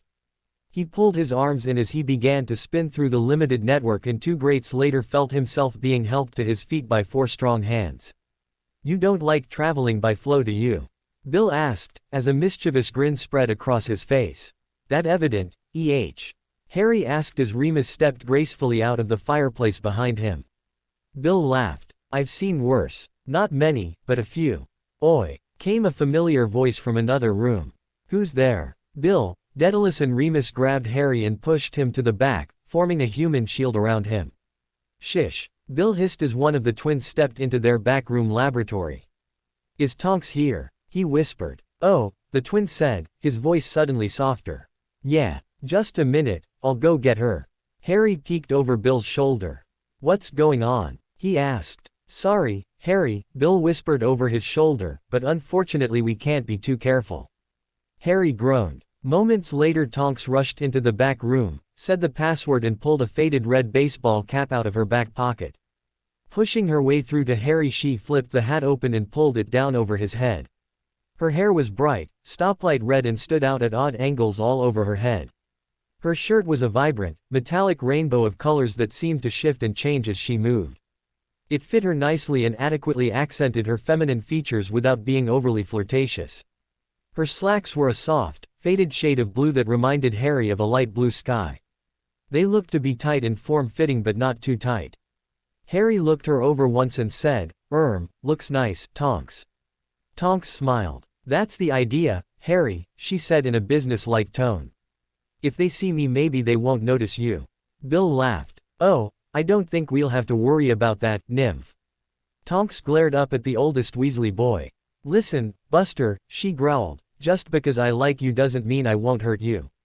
Still laughing, Bill held his hands up in surrender. All right, he chuckled. "You got to admit, though, that you are a sight to behold." "Why thank you," Tonks said, smiling warmly at Harry. As they made their way out of the back room and through the store, Bill led the way, his eyes continually scanning for hidden dangers. Harry was next, followed closely by Tonks and Remus as Daedalus brought up the rear. Harry glanced around the shop on their way through and was surprised at the variety of pranks the twins had developed. There were canary creams, fake wands, portable swamps, skiving snack boxes and at least 50 other prank items the twins had developed. Harry was pleased to see that they had even developed their own line of fireworks, Weasley Whiz Bangs. Harry was also pleased to see that they were fairly busy. The shop was crowded with customers and while George and Lee Jordan were describing various products to the customers, Fred was manning the till. Fred smiled and gave Harry a thumbs up as they walked past the cash register but didn't say anything. Harry smiled and nodded as he mouthed, "Looks good. Congratulations." Fred's smile grew even broader at that and Harry knew that he had struck the right chord. Out on the street Bill stayed in front but Tonks moved up and linked arms with Harry and Remus moved up to walk on his other side while Daedalus stayed back to serve as Harry's rear guard. As they made their way down Diagon Alley, towards the leaky cauldron, Harry noticed several ores intermingled throughout the people going about their shopping. He recognized Kingsley standing outside Quality Quidditch Supplies talking to a young wizard in dark green robes. The Auror looked up as they approached and, nodding his head, smiled. Remembering that both Kingsley and Tonks had been injured in the Department of Mysteries, Harry leaned into Tonks and said, "Tonks." "Yes, Harry," she asked, leaning in closer. How are you doing? I mean, you and Kingsley were injured in that battle, weren't you? I want to know how you are doing." Tonks squeezed his arm and smiled warmly up at him. "You really do care, don't you?" she asked. Harry nodded. Tonks squeezed his arm again. "We're fine, Harry. It's part of the job, you know. We don't like getting injured but that's the chance we take." "I'm really sorry you got pulled into that mess," Harry said solemnly as they approached the wall separating Diagon Alley from the leaky cauldron. As Bill tapped the bricks and the entrance revealed itself, Tonks cooed into his ear, "Don't worry about it, Harry. It's over and done with now. We're healed up and back in action. That's all that really matters." "How does Kingsley feel about it?" he asked. Tonks laughed as they stepped through the opening. Kingsley is older and wiser than me by a long shot. I'm sure he feels the same. But you can talk to him about it tomorrow if you like. Once inside the leaky cauldron, they made their way to a dimly lit booth in the back corner, which gave them the advantage of being able to watch both entrances while providing them with a clear view of most of the pub. Harry sat in the back of the booth, with his back to the wall, Tonks and Remus sitting on either side of him. Bill was next to Tonks and Daedalus sat next to Remus, leaving the front of the table open so they could watch the goings-on in the pub. When Tom came over a few minutes later to take their order, Harry, who had been instructed to keep his head down, said nothing and let Tonks order for him. "Oh, we'll just split a fish and chips," she chirped. "I think he would like his own butterbeer, though." Tom chuckled and shook his head as he wrote down the order and muttered something about the poor kid letting a woman walk all over him. A few minutes later, after their meals had arrived, Harry was in the middle of taking a bite when he suddenly found himself on the floor, trapped behind Tonks and Remus, legs with two other sets of legs obstructing his view of the pub. "Stay still and be quiet," Tonks hissed. "I guess Gringotts is out then," Remus said darkly. "Gringotts?" Bill asked. "Yes, we've got to go into London to get Harry some new clothes." "How much do you think you'll need?" Tonks and Remus still had Harry pinned behind their legs. "Oh, I think £300 ought to do it," Tonks said. "Do you have your key?" Bill asked, nudging Harry with his foot. Harry squirmed around a bit, reaching into the pocket of his oversized jeans, and produced the key to his vault. Handing it up between Tonks and Remus' legs, as they had scooted together to cover for Harry's sudden disappearance, Tonks reached down and took it, handing it to Bill. "There you go," she said sweetly, making it sound as though nothing was out of the ordinary. "I'll just finish up here and go get your money then, shall I?" "That's awfully gracious of you, Bill," Remus said calmly. "You really don't have to, you know." "Ah, it's no trouble at all," Bill said jovially, carrying on the act. "I'm almost finished anyway and I've still got half an hour before I have to be back at work." A few minutes later, as Bill was getting up to leave, Remus and Tonks released Harry and made room for him on the bench. "What happened?" he asked as he climbed out from under the table and slid back up onto the bench. "Malfoy," was Tonks' one-word answer. 20 minutes later, Bill was back with £300 and Harry's key. "They're in Nocturne Alley," he whispered. "No surprise there, but you may have to find an alternate way home. Give yourselves a couple of hours. I'll have the twins start checking for you every 15 minutes to let you know if the coast is clear in an hour and a half. Wait in the bookstore next door. One of them will find you." "Are you coming, Daedalus?" Remus asked as they stood up to leave. Daedalus looked up nervously. "Oh, no. I'm sorry, but I have to get back to work as well." Remus softly chuckled at the man's nervousness but didn't say anything. Turning to Harry and Tonks, he said, "You two wait outside. I'll go pay Tom and be out in a minute." As they left the leaky cauldron and stepped out onto Charing Cross Road, an elderly woman, who was walking by at the time, cast a disapproving glance at Tonks and spat, "Tart." Tonks pulled a face at the woman as she passed, which, coming as it did from Tonks, looked a lot like an extremely ugly gargoyle. Harry smirked. To his mind, Tonks looked somewhat why, but Harry knew, or at least thought he knew, that she had only dressed this way to draw attention to herself and away from him. Tonks," he asked, "if you don't mind me asking, where's your wand?" Tonks looked at him and smiled. "You've never been in a knife fight, have you?" No," Harry confessed. "Why?" Tonks casually reached up as if to scratch the back of her neck, then suddenly pulled her hand over her head, wand at the ready. "One of the first things you learn in aura training is all of the places a person can hide a wand. The next thing you learn is how to draw your wand from all of those places." As she carefully slid her wand back into its hiding place, she said, "There are times, when I'm on assignment, that the only reasonable place I can hide a wand is on my back. So, I've gotten pretty good at drawing from there. And this way I can use either hand so my opponent never knows which side the spell is going to be coming from." "Are you ambidextrous?" Harry asked. Tonks smiled mischievously and quickly nodded her head. One of the few." 15 minutes later, Remus, Tonks and Harry were walking into a sporting goods store where they spent the next half hour finding and buying a good pair of trainers that fit Harry comfortably and, with a little help, would last him a lifetime, as well as several pair of sweats, several pair of socks and some jogging shorts. They easily spent half of his money in that one store alone. Their next stop was a department store where they picked up 3 pair of loose-fitting jeans, several t-shirts and several pair of pants. Tonks wanted him to buy a dress suit but reason prevailed and he wound up buying 1 pair of dress slacks and 2 dress shirts. They still had a little money left when they reached the bookstore next. To the Leaky Cauldron, so, at Remus' insistence, they went to the physical fitness section and started looking through the books. 10 minutes later they were standing at the cash register buying 2 copies of one book on stretching and another on isometric exercises, one set for Harry and the other for Neville, when George walked in. "All clear," he whispered. "But Bill told me to stay with you until we reach the shop." Dividing Harry's packages evenly amongst themselves, but only letting Harry carry the books in case they had to make a run for it, the 2 adults and 2 teenagers left the bookstore and re-entered the Leaky Cauldron.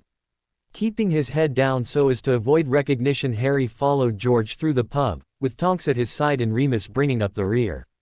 In Diagon Alley they walked as casually as they could through the throng, but Harry could tell that everyone's senses were tuned for any signs of trouble. When they reached the entrance to the brightly painted Weasley's Wizarding Wheezes, Fred opened the door for them and the 4 rushed in.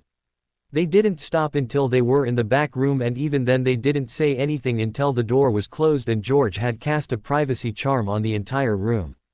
"Phew," George said at last, as he let out an explosion of air.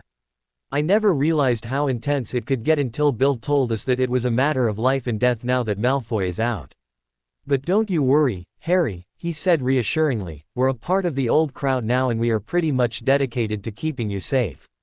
Harry groaned as he took the cap off and handed it to Tonks, then smiled weakly and sighed. "Yeah," he said softly. "Thanks. I guess I've got to get used to it.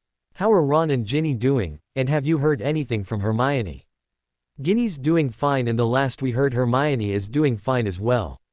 As for Ron, well, he's still got a bit of scarring on his arms, chest and back, and he seems to be struggling with a bunch of memories that are not his own. It's almost like those brain things implanted their memories in his mind. It's scary really. He now knows more than the rest of us combined, but he doesn't know how or why he knows it." Harry looked down at his shoes. After chewing on his lower lip for several seconds he looked up at the ceiling and, obviously struggling to control his emotions, said, "Tell him I'm sorry, and tell him I'll write as soon as I can." Tonks reached out and took hold of one of Harry's hands. Leading him over to a bench along the wall furthest from the door, she sat him down, then joined him on the bench. When Harry wouldn't look up, she got down on her knees in front of him and looked up into his tear-filled eyes.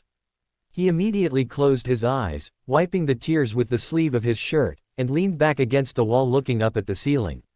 Tonks stood up and, gently resting her hands on his shoulders, pinned him to the wall. "Look at me, Harry," she said gently. When Harry refused, she squeezed his shoulders a little tighter and pressed him harder against the wall so that his head would have to come down. "I said look at me, Harry," she said still gently but with a renewed sense of urgency in her voice. When Harry opened his eyes and looked at Tonks, her hair was a dark honey blonde that hung loosely about her shoulders and her eyes were a soft, caring blue that reminded Harry of the deep, limpid pools of water he had seen in a magazine once as a child while waiting with Aunt Petunia and Dudley in a doctor's office for Uncle Vernon. Tonks smiled warmly. "This is me without all the tricks," she said. "I know it hurts, Harry, and I know you feel guilty about it. I remember how I felt when I lost my first partner. I blamed myself for months. And it almost tore me apart. I almost stopped being an Auror because of it. I was so depressed that I couldn't even get out of bed for a week. It took me months to get over it. I still think about it every once in a while and it still hurts because a part of me still wants to blame myself for what happened in that raid. But we have to keep going, Harry. We can't give up just because we make a few mistakes. I know that doesn't sound very comforting, but it's true. We all make choices and we all make mistakes, and sometimes either we, or someone we love, gets hurt or killed. When that happens, all we can do is try to learn from our mistakes and hope it never happens again." Harry hung his head in silence for a minute, then looked back up into Tonks' eyes. "Thank you," he whispered, then stood up. Tonks pulled him into a hug and whispered into his ear, "I know it's hard, Harry, but you'll do fine. Most of us have been through it before, Harry, and we'll always be here for you." Harry nodded his head as Tonks released him and said, "Thanks." Putting her arm around his waist, Tonks led Harry back to the fireplace where Remus and George were waiting for them. They had shrunken most of the parcels and placed them all into two easy-to-manage bags.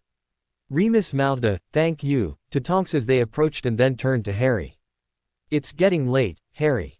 I think we had better get back if we want to do any reading. And you've got to get an early start tomorrow, so you might want get to bed before midnight tonight." Harry smiled weakly and wondered how Remus knew about his sleeping habits, but then he remembered that he was being watched by the Order and that they would probably be watching to see when he turned the lights off in his room. Surprisingly, he found that he didn't really mind all that much. True, it was a bit irritating, but then again they were just doing their jobs. As he thought about this curious turn in his thinking, he realized that sometime in the past few days he had resigned himself to the prophecy and accepted the fact that there were people out there who really did care about him. Harry had gotten used to sleeping with his window open so that Hedwig could come and go as she pleased, another benefit of Mad Eye's little warning that had taken place at King's Cross Station a few days earlier, and was rudely awoken at 4 o'clock the next morning by the incessant twittering of a particularly annoying little owl not much larger than a tennis ball with 2 letters attached to its leg. Harry rolled out of bed, put his glasses on and switched on the lamp. Looking around, he spotted Pig flitting about near the window. After grabbing the bird, being careful not to injure him, Harry untied the letters and set Pig down next to Hedwig's cage. Hedwig was still out and he didn't think she would mind if Pig got some water and a quick nap before heading home. Yawning and running his fingers through his hair, Harry walked over and turned on the light while looking curiously at the 2 envelopes in his hand. He was fairly certain that one of them must be from Ron, but whom could the other one be from? Returning to his desk, he looked at the envelopes. One of them was definitely from Ron with his messy scrawl. The writing on the other one, however, was much more delicate, almost dainty. He wondered whom it could be from. Shrugging his shoulders, he set the second letter aside and opened Ron's first, hoping it would reveal the author of the second. "Dear Harry, I heard about your trip to Diagon Alley from Bill and the twins. Rotten luck that Malfoy Sr. got out, but Dad says Fudge is getting desperate. He even says that there are rumors of someone calling for a recall vote later in the summer. I hope he gets canned. For what he's done, they ought to throw him in Azkaban and throw away the key. George told me that you are still pretty upset about what happened. Well, you know. He also told me what Tonks said. She's right, you know. I can't imagine what it must be like for you, but I want you to know that you are still my best mate. I'm dealing with these memories and it is slowly getting easier. I don't hold you responsible for what happened. I don't remember all of it and no one will tell me everything that happened. I think I'm starting to understand how you felt last summer when we couldn't tell you anything. We will be going back to where we were last summer in a couple of weeks. Mum wants us, Ginny and me, to get the burrow cleaned up before we leave and turn it over to Bill, Fred, George and Percy." "Yeah, that's right, Percy's back. He came crawling in the day we got back, begging for forgiveness. Mum, Dad and Bill seem to be able to forgive him. But it will take more than asking for me to forgive him. I want a formal, written apology and I want him to admit that he was wrong. Even then I don't think I will be able to forgive him because of what he did to Mum and Dad. Well, I had better close before this gets too long. In case you are wondering, the other letter is from Ginny. She won't tell me what is in it, so I'd be careful if I was you. She can be as bad as the twins if she wants to be, and I don't trust the look she has in her eyes right now. Your friend, Ron. P.S. Like I said, please don't worry about what happened because I'm dealing with it. I have an appointment with some of the unspeakables from the Dom next week to see if they can help me figure out what is going on and maybe help me adjust to whatever it is. P.P.S. How are the Muggles treating you?" Harry was relieved that Ron wasn't blaming him for what happened, but it still bothered him that it had happened at all. Inwardly, however, he was privately pleased that Ron was beginning to know what he had felt like the year before. He still didn't understand why Dumbledore had insisted that they not tell him anything, but on some level he had come to terms with that as well and it no longer really bothered him. He was also glad that Ron was going to be getting help with whatever those brain things had been. Maybe, with time and understanding, Ron could deal with it more effectively and it wouldn't have too many lasting results. As he read the letter a second time, he felt he could understand Mr. and Mrs. Weasley's willingness to accept Percy back into the family. He was, after all, their son. He didn't know Bill well enough to make any firm judgments on that particular bit of news, but he suspected that it might have something to do with him being the oldest sibling and wanting to set a good example. And given Ron's temper, he could easily understand his view of Percy's return. On the third reading, he looked over at the other letter. Ginny had never written to him before. In fact, until recently she had been too shy to even speak to him without blushing. Last year she had been going out with Michael Corner until they had broken up after the Quidditch final. Then, on the train, she had said that she was dating Dean Thomas. So why was she writing to him? Laying Ron's letter aside, Harry shrugged his shoulders and picked up the envelope with Ginny's letter and opened it. Dear Harry, I am writing to let you know that I am not a Arlette woman, as Ron calls it. I just said that I was going out with Dean Thomas to get on his nerves. I am still pretty broken up about Michael. I really thought we had something, but I guess I was wrong. I am not really looking to get involved with anyone right now, but under the circumstances, what with serious death and all, I thought you could use a friend who has been through something similar, not completely identical by any measure, but similar. I was also hoping that we could take some time to get to know each other and possibly become friends. I know I can't know what you are going through, but I can at least try. I think I went through something similar during the summer after my first year. It was horrible. I was blaming myself for everything that happened that year. I don't think I could have lived with myself if anyone had died. It still haunts me sometimes, but I am slowly getting over it. I have a feeling that this is what it is going to be like for you. I'm sure you are probably sick and tired of hearing this, Harry, but it really wasn't your fault. We've all made choices and we've all made mistakes. What's done is done. All we can do now is pick up the pieces and try to move on. Ron, Hermione, Neville, Luna and I chose to follow you. That was our choice, Harry. Please don't blame yourself for what happened. I know you probably don't feel like talking about Sirius yet. It took weeks for me to even begin to want to talk about what could have happened but didn't, but I want you to know that I will be here for you when you are ready. Love, Ginny. Harry was so stunned by Ginny's letter that he read it 3 more times.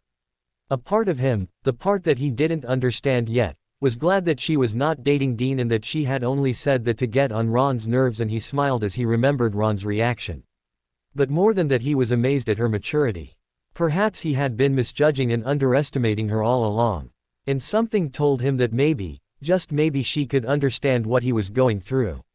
He checked the time and was about to open a drawer to retrieve a quill, some ink and a sheet of parchment to respond to Ginny's letter when a tawny owl flew in through the window, dropped a letter on his head, turned around and flew back out.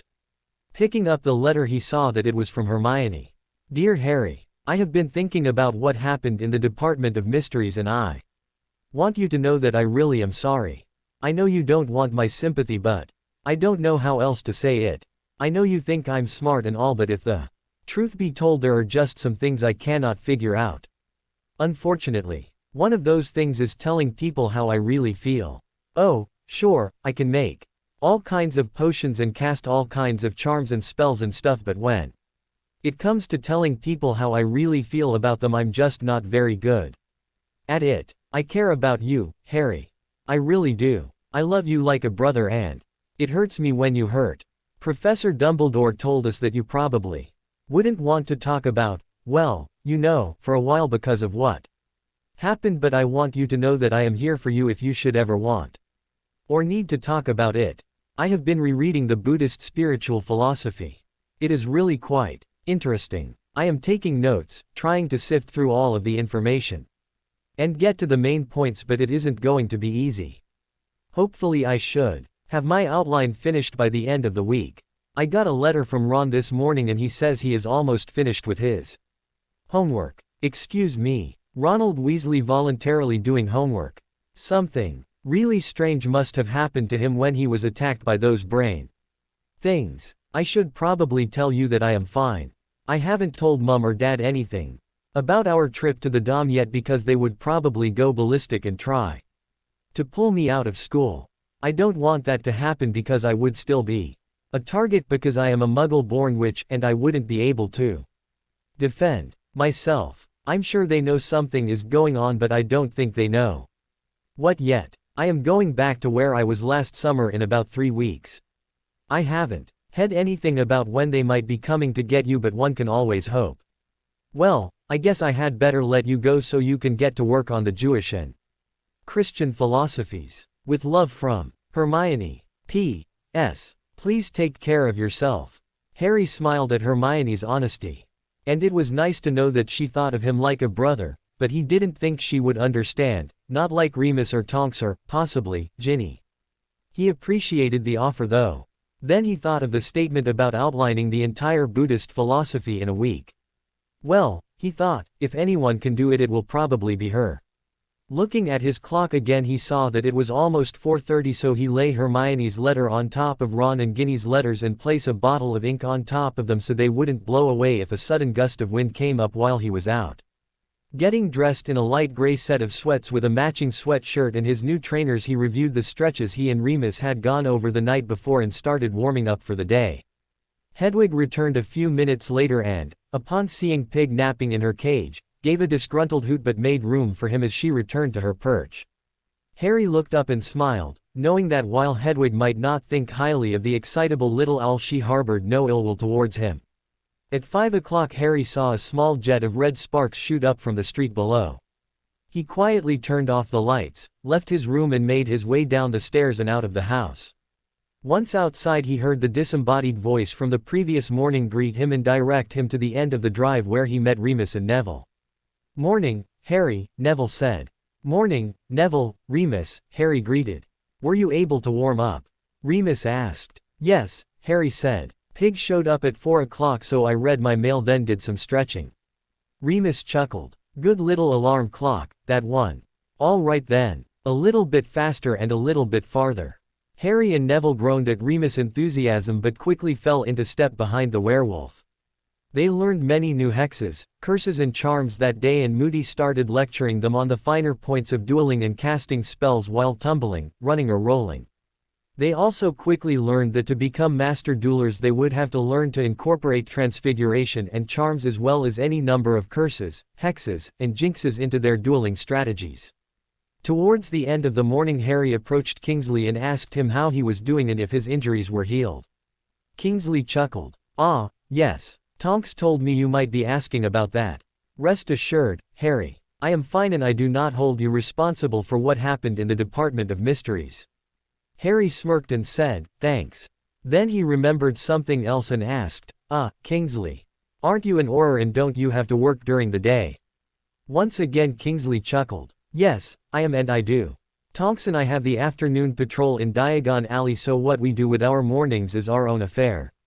You and Mr. Longbottom are providing Tonks and me with an opportunity to brush up on our dueling skills, so we thank you, Harry." Before Harry could ask his next question, Kingsley held up his hand. "Yesterday was Tonks' day off," Kingsley said, in anticipation of Harry's question, "so no harm done." Harry shook his head and smiled up at the tall black man. "I want to thank you all the same, though," Harry said. "So, thanks." Kingsley smiled and clapped Harry on the shoulder. "You are a fine young man, Harry Potter, and it is an honor to be of service to someone with such a strong and pure heart." After dropping Neville off at Mrs. Fig's house, Harry and Remus made their way back to Privet Drive. Upon entering the Dursleys' home, Harry and Remus were on their way past the kitchen door when Aunt Petunia called out to them. "Harry, Remus," she called out softly. The two wizards stopped and looked curiously into the kitchen where Aunt Petunia was sitting at the table, facing the door, her hands nervously working a napkin. "Could we talk?" she asked. Harry and Remus looked at each other, both recognizing that everything about Aunt Petunia, from her uncharacteristically polite tone to her fidgety body language to the frightened look in her eyes, said that what she had to say was important and potentially dangerous, and that she was frightened by the mere thought of what she was about to say. Harry entered first and sat down in the chair facing the window. Remus took the seat across from him and they both turned to look at the frightened form of Petunia Dursley, whose hands were starting to shred the napkin on the table in front of her. "Yes, Aunt Petunia?" Harry asked gently, sensing that something was not right with his normally harsh aunt. Petunia looked nervously over at Harry, her eyes searching his face for any sign of rejection, then glanced apprehensively at the door, over at Remus and out the window before returning her gaze to the napkin in front of her. I didn't really hate your mother, you know. Harry's head shot up and he was about to retort and say something mean, but a threatening glance from Remus stopped the words before they could form on his lips. I know that what I've said in the past wasn't very nice, Petunia continued, but we were scared and we don't really understand your world, so we did everything we could to avoid it. And Vernon, as you know, doesn't want anything to do with your abilities. Harry could see that his aunt was struggling with her words and that this confession was not easy for her, so he sat still and silently listened as she continued her story. When you saved Dudley from those Dementors last year, one of my worst nightmares, that they would find us and attack our family because of you, was realized. I don't blame you, she said quickly to stem the flow of any argument, because I knew it was only a matter of time until something like that happened, and I thank you for saving my Dudley's life. When I got that howler that night, I was rather forcefully reminded of the magical contract I signed when we took you in. I don't understand all of it, but I do know that so long as we are both alive and you are able to call this house home for any length of time, we will all be safe from this Voldemort character and his followers. If what you say is true and he is back and gaining strength, then I'll be honest with you, Harry, I am frightened. Terrified, in fact, that something will happen to my family. I'm sorry it has taken so long for me to realize this, but you've got to understand that it hasn't been easy. I will try to be a better aunt, but I'm afraid you will still have to deal with Vernon and Dudley. Petunia's eyes were watering and her voice was about to crack. I'm sorry, Harry, she sobbed into the shredded napkin and blew her nose into its remnants. I hope you can forgive me. Harry looked at his aunt and suddenly realized that she had been under a lot of pressure to keep what she knew about the wizarding world hidden for a lot of years. As he watched her start to fall apart before his eyes, he knew that there was only one thing he could do. Reaching out, he gently touched her arm and said, "It's okay, Aunt Petunia. I understand and I forgive you." Petunia looked up into his eyes, tear-filled blue meeting emerald green, and mouthed a heartfelt, "Thank you." Remus fixed the three of them a comfortable lunch and they ate, for the most part, in silence, Petunia occasionally opening up and Remus helping her come to terms with her years of denial while Harry listened and learned more about his aunt than he had ever known existed. At 10 minutes to 1, Remus looked up at the clock and said, "We've got to get going, Harry." As they stood up, Harry looked at his sweaty clothes, then looked at Remus. Remus shook his head and smiled. "I can see that I'm going to have to teach you some cleansing charms," he said as he took out his wand. After stepping out into the hall to avoid being seen by any passers-by or prying eyes, Remus cast several cleansing charms on both Harry and himself and their clothes. Before they left, Remus turned to Harry's aunt and said, "I'll be back. I think you need someone to talk to, so after I drop Harry off at his lessons I'll come back so we can talk some more." Aunt Petunia didn't say anything but smiled weakly and nodded her head. That evening, after occlumency lessons, visiting with Remus about his days at Hogwarts and several hours of reading, Harry looked at the letters he had received that morning and decided to write to his friends. After reading each of them again, he decided to respond to Ginny's first.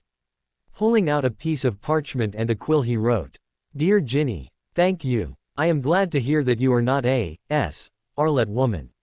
I think the twins may have rubbed off on you a bit. As to our being friends, I think that would be nice.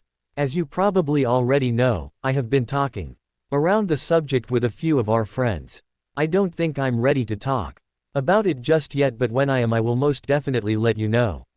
You were right last December when you told me that I was not the only one who has had dealings with Voldemort. You have been through things I cannot even begin to imagine, and I am sorry I wasn't there for you.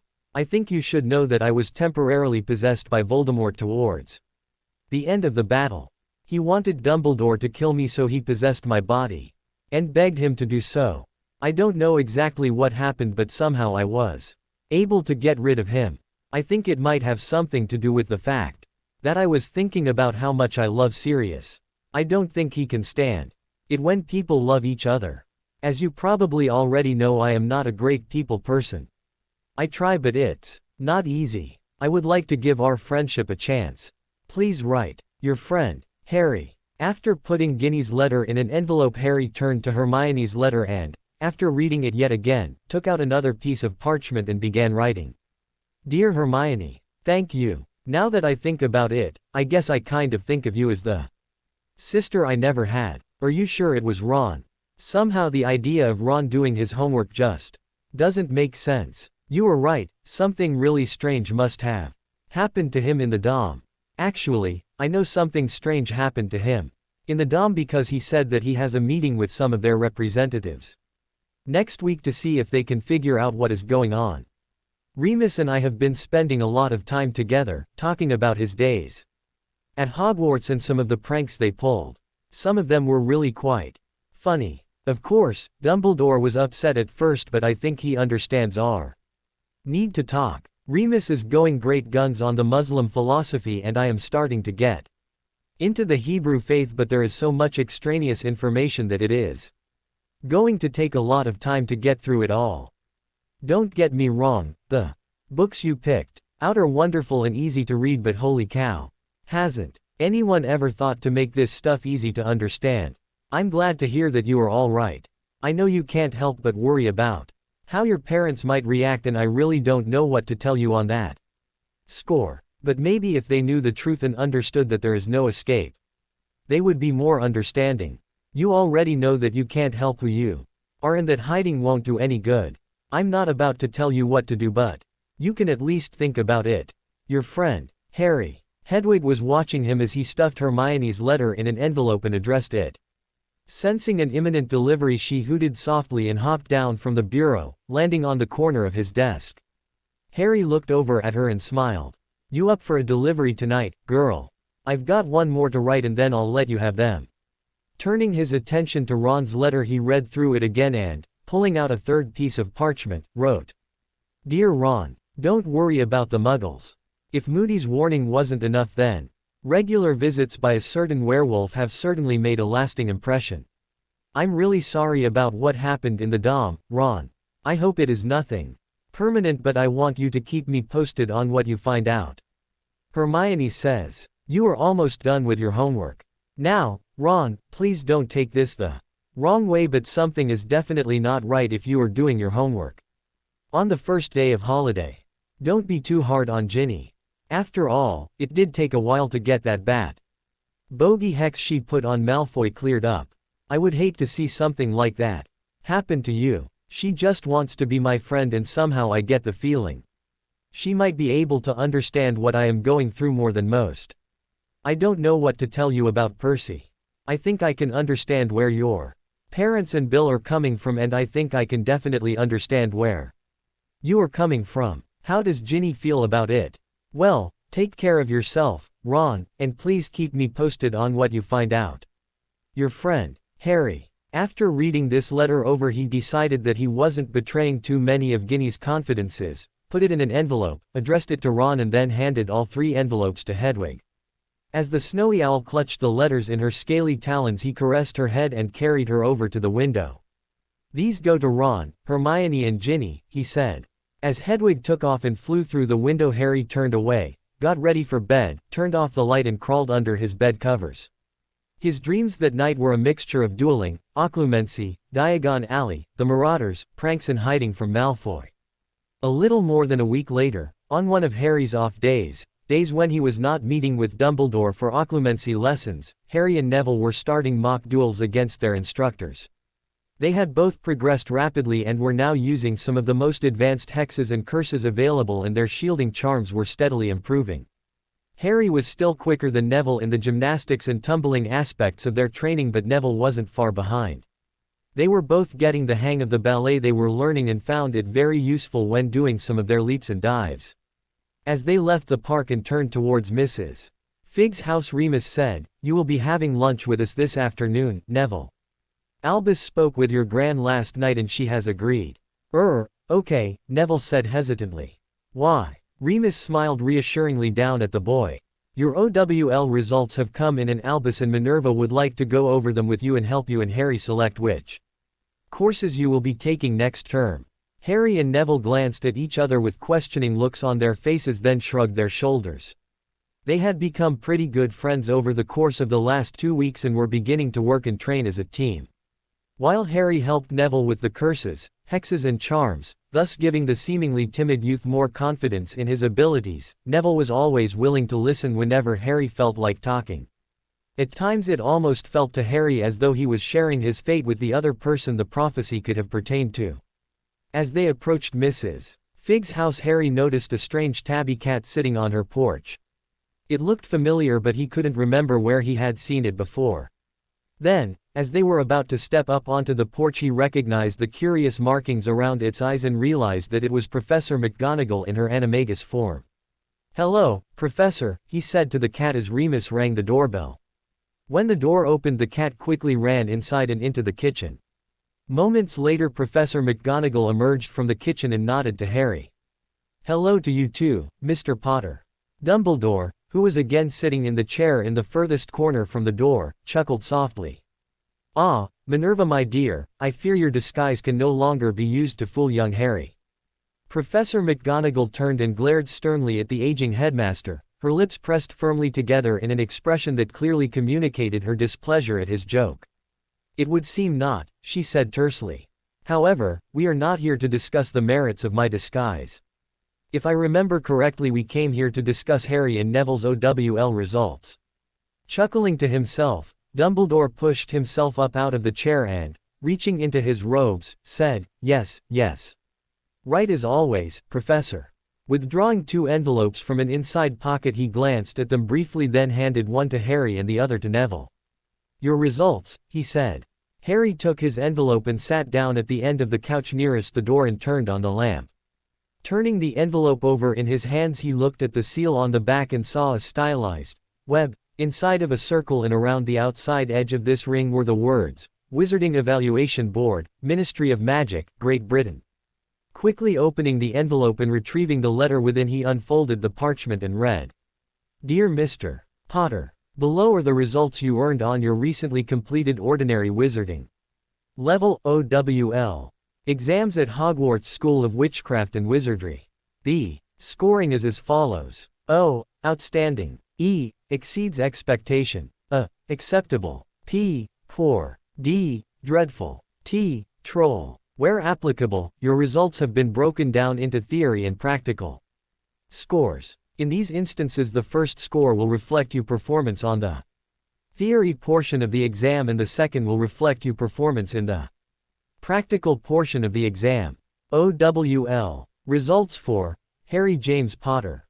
School, Hogwarts School of Witchcraft and Wizardry. Date, June, 1996. Transfiguration, OE1 Owl. Charms, OE1 Owl. Potions, OO1 Owl. Defense against the Dark Arts, OO1 Owl. Herbology, OE1 Owl. Care of Magical Creatures, OE1 Owl. Astronomy, AA1 Owl. Divination, PD0 Owl. History of Magic, D0 Owl. Total 7 owls. Sincerely, Griselda Marchbanks. Chairwitch, Wizarding Examination Board. Harry was stunned to say the least. His mouth fell open and he stared at the parchment, not willing to believe his eyes. "Well," Remus said as Neville gasped at the other end of the couch. Harry looked up at Remus, still numb with shock. 7 owls, he said.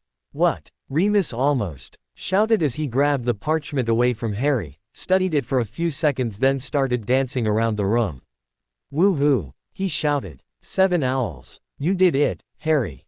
You did it. Professor Dumbledore smiled at Remus' youthful exuberance, his eyes twinkling and dancing merrily.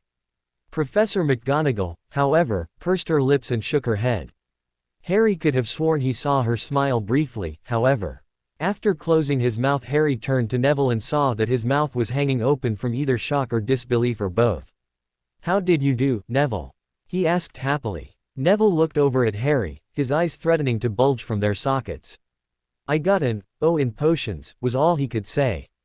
Harry's mouth fell slightly open again, but he quickly closed it again. "So did I," he said, smiling. Professor McGonagall's mouth fell open when she heard this and turned towards Professor Dumbledore. "Albus, how?" But Professor Dumbledore cut her off. "I believe there is more to these two than our potions Professor gives them credit for." When all of the excitement had died down, Harry and Neville compared their scores and discovered that they had each received 7 owls, and that while Harry had scored higher than Neville in Transfiguration and Charms, Neville had scored higher than Harry in History of Magic and Herbology. Mrs. Fig brought out a large platter with a variety of sandwiches on it, a large carafe of pumpkin juice, 6 paper plates, 6 paper cups and a stack of napkins as they got down to the business of selecting their classes for the coming term. "I thought you should know, Harry," Professor Dumbledore said as they began going over the class being offered, "that all of the 5th and 7th year students who were in your defense group received outstandings on their exams. No other single group did nearly as well, which is why we are instituting a new program next year. In addition to our regular defense against the dark arts classes, all students will be required to attend a laboratory course so that they can practice what they have learned in class. Various professors will be teaching these classes, but I would like you to continue teaching the remaining members of your class." Before Harry could object, Professor Dumbledore held up his hand and continued. "You have earned the respect of your peers, Harry. Much as your father did before you. Although I must say that I am pleased that you were able to do it in a less destructive manner. I do not think we could have handled another James Potter." Remus snorted, then coughed to hide his laughter, and Professor McGonagall glared at the laughing werewolf but said nothing. Professor Dumbledore's eyes danced merrily as he glanced around the room at the people in attendance. "We are not asking much, Harry. Just 2 hours, 1 night per week. We need to teach everyone how to defend themselves, and the best teachers are those who have had experience and those who have earned the respect of their pupils. You have both of these qualities, Harry, and I would like you to consider my offer." Harry quickly ran through the arguments both for and against continuing the class, then, deciding that Dumbledore was right and that they did need to teach as many people as possible to defend themselves. He looked up, a determined glint in his eye, and said, "I'll do it."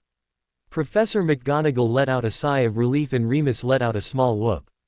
Professor Dumbledore, however, simply smiled and nodded his head.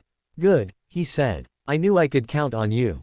For the next hour, Harry, Neville, Professor Dumbledore and Professor McGonagall worked out which classes the two students would be taking during their 6th year, while Remus and Mrs. Fig looked on, proud of Harry's achievements. Harry and Neville would both be taking the advanced courses in defense against the dark arts, potions, charms and transfiguration and, at Dumbledore's insistence, a special divination course being taught by Firenze. They would also both be taking a special lab so that they could continue their training once the school year began.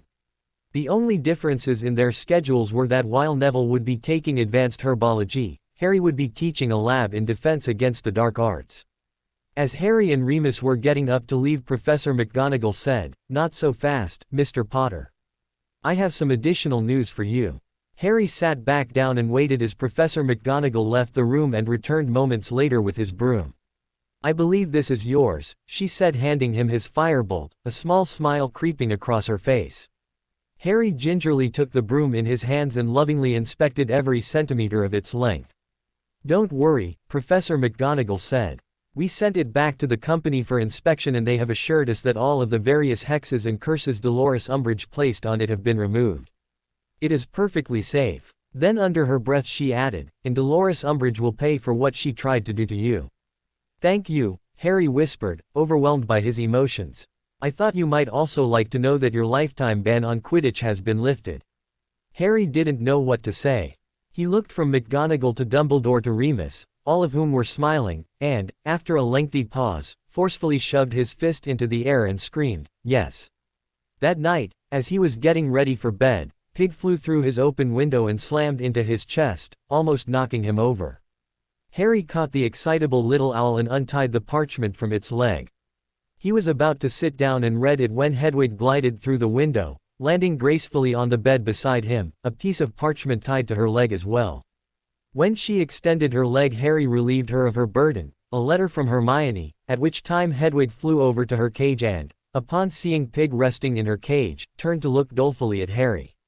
Harry looked at her and shrugged. "I'm sorry, girl, but he just got in. I'll respond to Ron's letter and he will be out of here before you know it." If owls could sigh, then Harry could have sworn that Hedwig sighed deeply before turning back to her cage and climbed in, being careful not to disturb the small ball of feathers that was resting next to her water dish. Setting Hermione's letter aside for the moment, he turned back to Ron's letter and unrolled it. He knew that Ron had met with the Unspeakables from the Department of Mysteries that day and he wanted to know what they had said. As he unrolled the parchment, however, a second letter fell out and dropped to the floor. Bending down, he picked it up and saw that it was from Ginny.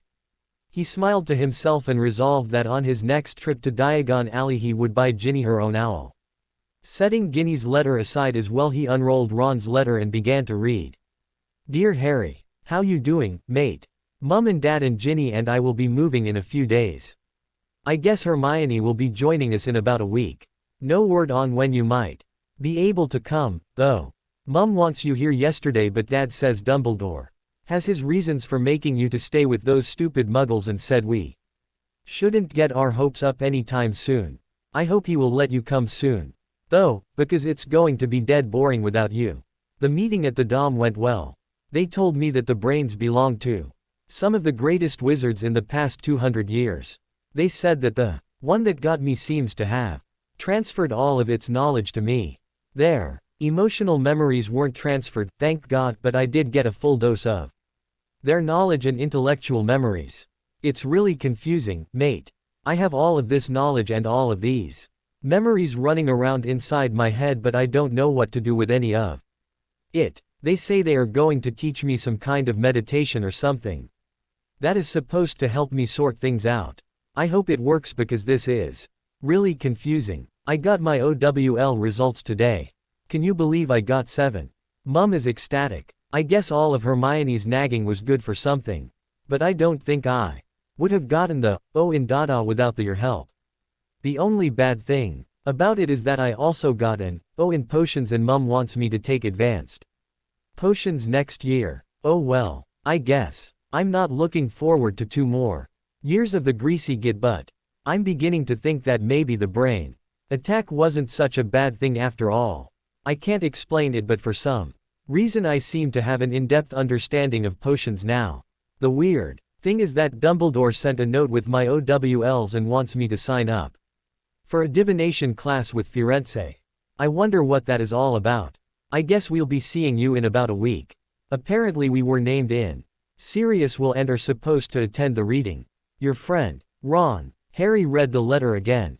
He was glad that Ron seemed to be coping with the brain attack fairly well. He was also glad that Ron was going to be in his potions class. And from the looks of it, Ron would be in his divination class as well. And, yes, he had to admit that Hermione's nagging had paid off. He didn't know if he was ready for the reading of Sirius Will though. He and Remus had just started talking about Sirius' death that afternoon and it was still pretty painful. Pulling out a piece of parchment and a quill, Harry opened the bottle of ink on his desk and began writing a letter to Ron. He knew he couldn't tell him anything about Neville because that would lead to too many questions, and he couldn't tell anyone about the additional training they were receiving. He could, however, tell him about his OWL results and the classes he was taking. He could also tell Ron about getting his broom back and the fact that his Quidditch ban had been lifted. 15 minutes later, after finishing his letter to Ron, Harry turned to the letters from Hermione and Ginny. He was pretty sure what Hermione's was about, OWLs and the charm they were working on, but he didn't have any idea what Ginny's would be about because he was only just discovering how complex and wonderful a person she really was. He decided to save Ginny's letter for last so that he could spend more time learning about the brave young girl who had already been through so much. His stomach gave a little flip as he thought about her, but he ignored it because she was still Ron's little sister in his mind and there was no way he was going to start feeling that way about her. True to her word, Hermione had completed her outline of the Buddhist spiritual philosophy by the end of their first week back. He knew that she was currently working on the Hindu philosophy and that she was hoping to have it finished by the end of this week. Apparently she was putting her homework on hold to help them find the kinds of information they were looking for. As he unrolled Hermione's letter, he couldn't help but smile at her opening statements. Dear Harry, I did it. I got 10 OWLs. I got outstandings in all my classes. Have you heard from Ron yet? I wonder how he did. I hope he did well. He has been awfully quiet lately. Do you know how his meeting at the Department of Mysteries went? I hope it's nothing too serious.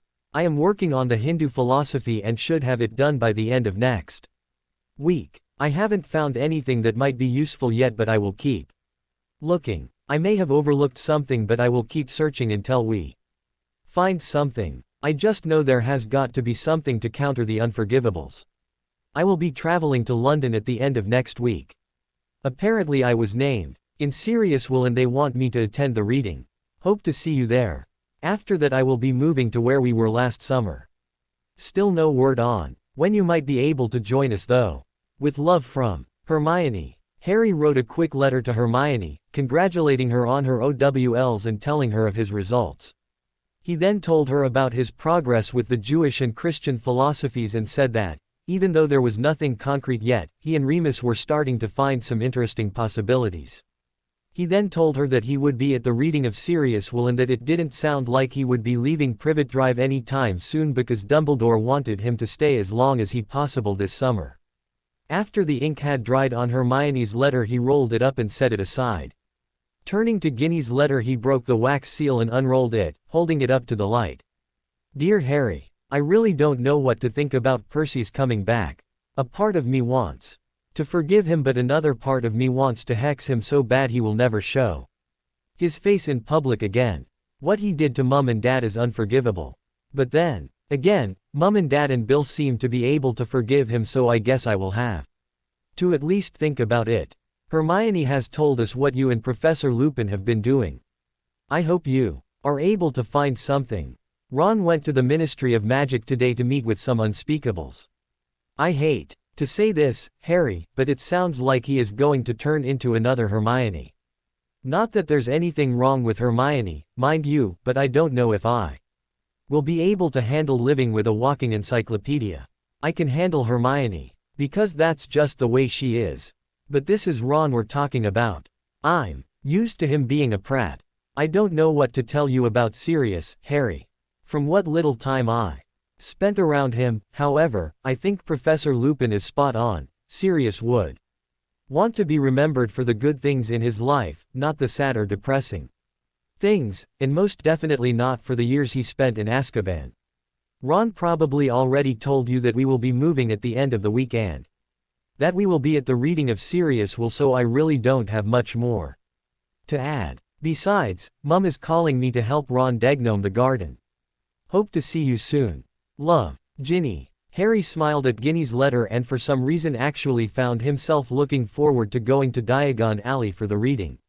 He wasn't looking forward to the act of listening to the provisions of Sirius Will but rather seeing his friends again. His Aunt Petunia was trying to be nice and she was actually opening up to him a bit and telling him about his mother and what she knew of the wizarding world, but it wasn't the same as being around people who he knew cared about him. After crafting a quick, yet thoughtful, letter to Ginny he rolled it up with Ron's and sealed all 3 letters with candle wax. Then, after tying Ron and Ginny's letters together, he roused Pig, tied the letters to his leg and sent him on his way. Next he asked Hedwig if she felt up to a delivery while holding Hermione's letter up for her inspection. When Hedwig opened her eyes and saw that Harry had something for her to deliver she hooted softly, hopped out of her cage and extended her leg. Harry tied the letter to her leg, told her the letter was for Hermione, thanked her and watched her as she vanished into the night sky. 15 minutes later, after practicing occlumency and clearing his mind, Harry was sound asleep and resting comfortably. The afternoon before Harry and Remus were to travel back to Diagon Alley for the reading of Sirius Will, Remus handed Harry an envelope. Harry looked at it and saw that it was addressed to him, then turned it over and saw a wax seal in the shape of a dog's paw print on the back. It's from Sirius, Remus said in response to Harry's questioning look as he sat down on the bed to watch his young friend's reaction. I believe he wrote it sometime along in May or early June. He asked me to give it to you in the event of his death. Harry looked at the envelope and turned it over several times in his hands, not wanting to open it because it would mean that Sirius really was gone. He and Remus had been talking about it for about a week now and he had pretty much come to terms with the idea that he would never see Sirius again, but this, opening this letter, would mean so much more. It would mean that he had truly lost the only father figure he had ever known. Would you like to be alone? Remus asked. Harry looked up in surprise. He had been so lost in his thoughts that he had forgotten Remus was even in the room.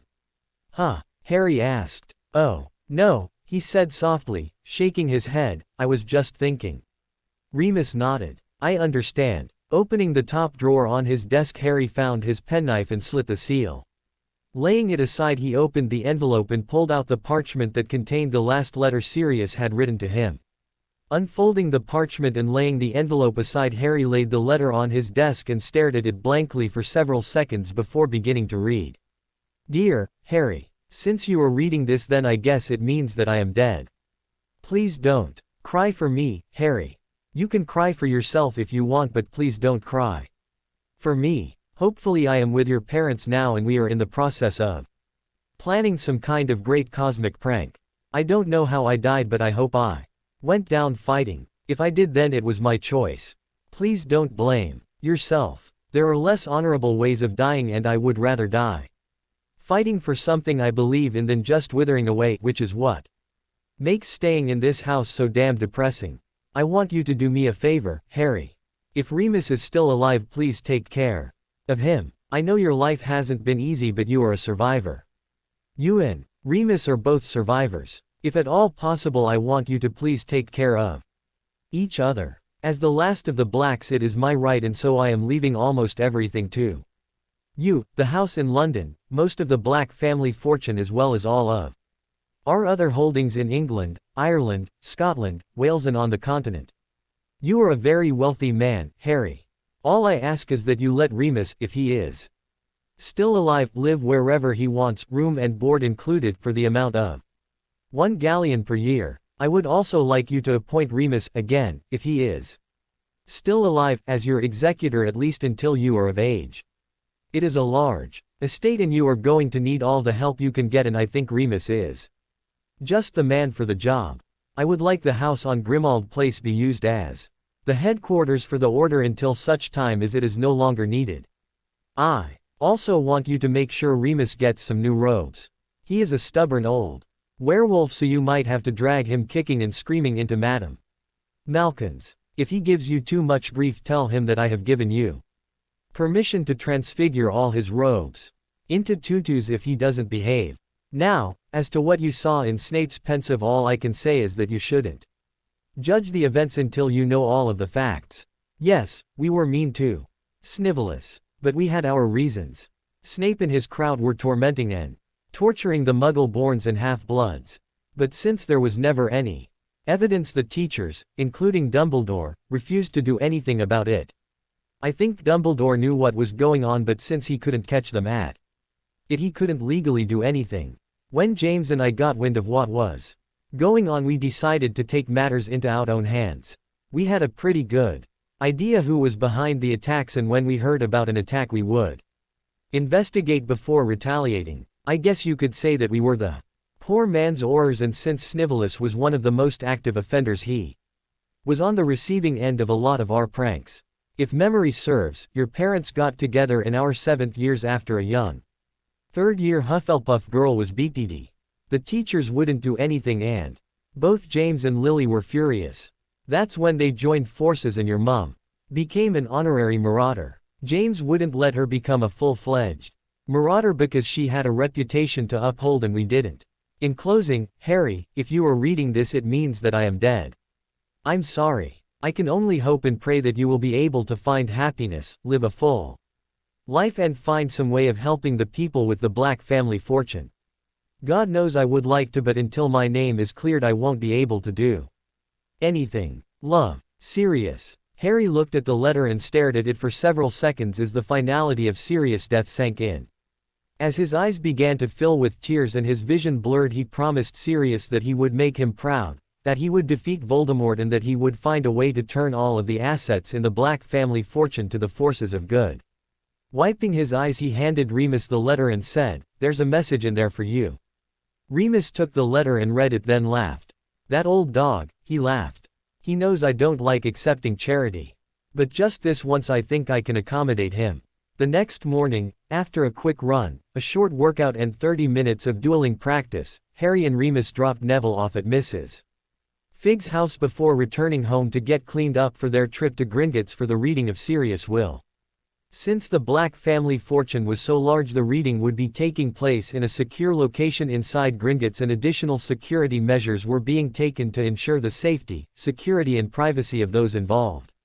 Tonks was waiting for them when they entered Mrs.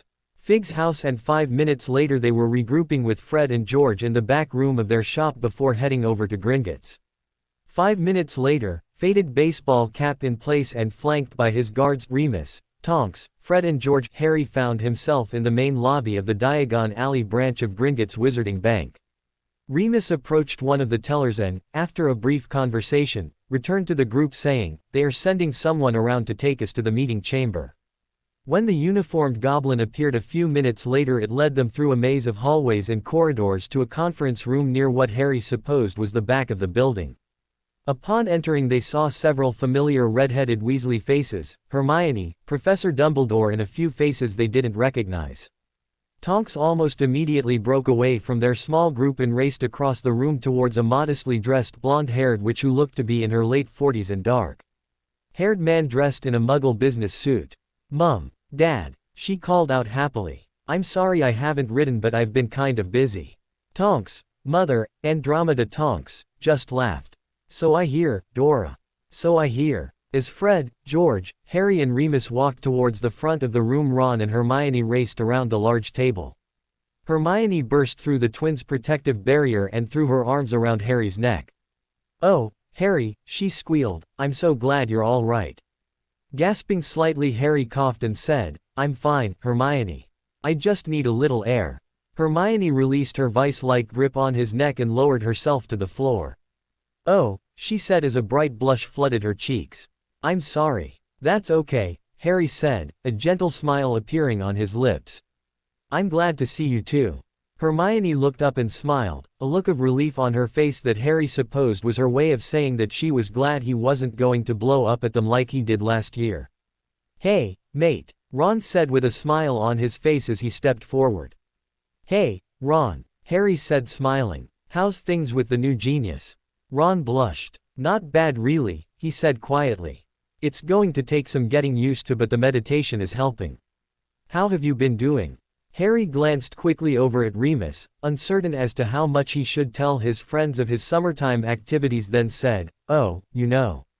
I've been doing a little reading and a little studying. That's all." Ron gave him an appraising look and said, "It looks like you've been working out a bit too." This time it was Harry's turn to blush. "Well, yeah," he said modestly. "I guess you could say that. I've been getting a bit of exercise." Ron snorted. "More than just a bit, I'd say. You look like you've been working out almost continuously since we got back." Ginny stepped up beside Hermione and looked Harry up and down as a mischievous twinkle came into her eye. "You look good, Harry. Almost good enough to eat." Ron's mouth fell open as he turned to look at his little sister. "Ginny," he said, his voice filled with mock outrage. Ginny smiled up at the youngest of her older brothers. "Yes?" she asked as both she and Hermione burst into fits of laughter. "I think you had better watch out, Harry," George said. "It looks like our little sister," Fred continued, "might have designs on your body." Harry rolled his eyes and grimaced at the twins' insinuations. "Purely plutonic, I assure you," he said, then smiled at Ginny. "Hi, Ginny. How's it going for you this summer?" Between fits of giggling laughter, Ginny said, "It's been going okay. I get to push Ron's buttons a lot more now that it's just the two of us. It's kind of quiet without Gred and Forge around all the time, but they're helping. She has volunteered to help us test our products on our dear brother," Fred Stage whispered in his ear. Ron scowled and glared at his brothers. "Just you wait," he growled, his face burning with a bright red blush. "I'll get even someday." Fred and George hid behind Harry, shivering with counterfeit fear, and said, "Oh. Save us, Harry. Big bad Ronnikins is going to turn us into toads." "You'll be lucky if that's all I turn you into," Ron growled. Moments later, a man dressed in finely tailored business robes swept into the room and placed what looked like a miniature crystal ball on a small golden stand at one end of the table. He looked, in Harry's opinion, to be a very self-absorbed and self-important man. He reminded him somewhat of Percy, but he didn't want to draw too many conclusions without having met the man, so he let those first impressions fall by the wayside and watched as the man set things up for the reading of Sirius Will. "Good afternoon," the man said in a pleasant enough voice. "My name is Nigel Nolan.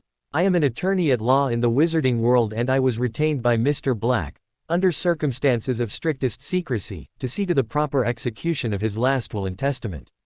Looking around, he said, "I trust that everyone is here, so if you will please take your seats, we can begin." Harry looked at Remus, who was fidgeting nervously, his eyes downcast and a look of complete emotional exhaustion playing out across his features. Walking over to the last true marauder, he put his hand on Remus' shoulder and said, "Are you going to be all right, Remus?" Remus looked up at the ceiling. "Yes, I'll be fine," he choked out as he wiped the tears from his eyes. "I just need some time." Harry nodded his understanding and slowly turned away, walking to the table and sitting down, saving a space for Remus beside him. When everyone had found a seat, Mr. Nolan took out his wand and, while muttering an incantation under his breath, tapped the crystal 3 times in rapid succession. The torches dimmed and the room grew dark as the energy from the crystal was released. The crystal glowed briefly before a bright, white, ethereal mist began to issue forth from the crystalline structure and gradually grew to assume the size and shape of a ghostly Sirius Black. The apparition walked the length of the conference table, then turned around and paced back to the center. The ghostly Sirius stopped and looked slowly around, its sad eyes seeming to stop and rest momentarily upon each person seated around the table in turn. "Ladies and gentlemen," the shadowy figure said, "I thank you for coming. I don't know how many of you are still alive, but at the time this was recorded you were all alive, so I guess we will just have to go by that. For the record, my name is, or was, Sirius Black, and I was the last of the Black line. As such, it falls to me to dispose of the Black family estate as I see fit.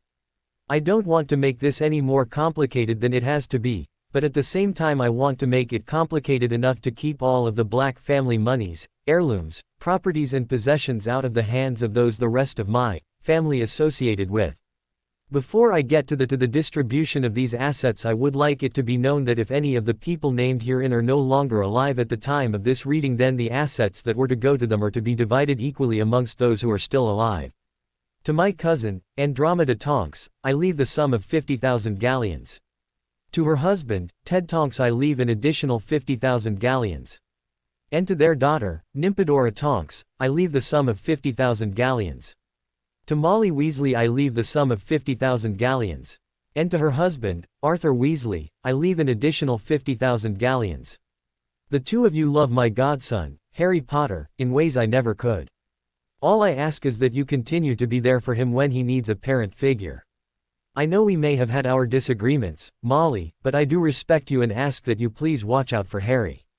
I am also leaving 50,000 galleons to each of Molly and Arthur's children, Bill, Charlie, Percy, Fred, George, Ronald and Ginevra. I thank you for being Harry's friends, if only for a little while. The only stipulation I will make on the payment of these funds is that Percy reconcile his differences with his family and realize that Cornelius Fudge is a blithering idiot who is more interested in holding onto power than actually serving the people he was chosen to represent. To Hermione Granger I leave 50,000 galleons as well as all of the assets in the Black family library. You are one smart witch, Hermione. Don't ever sell yourself short and don't ever let anyone tell you that you are less than the best. I thank you for being Harry's friend. To Remus Lupin Moony I leave the sum of 100,000 galleons and a permanent home in my ancestral home in London. If you are still alive, Moony, you are the last of the true marauders. You were always the level-headed one, and I dare say that very few of our pranks would have worked without your calming influence and attention to detail. If you are still alive, Moony, could you do old Padfoot a favor and watch out for Prongs Jr. for me? You may have to tag team with Arthur on some of those father-son talks I never got around to having with him, but I have faith in you, Moony. You will do just fine. I am also leaving a certain trunk that is in the back of my personal vault to you. It has all of the notes from our days at Hogwarts. You can do what you want to with it, Moony. All I ask is that you please not let the legend of the Marauders die. And now to my godson, Harry Potter. Everything else is yours, Harry. Aside from the rest of the black money, there are lands and estates in England, Ireland, Scotland, Wales and on the continent.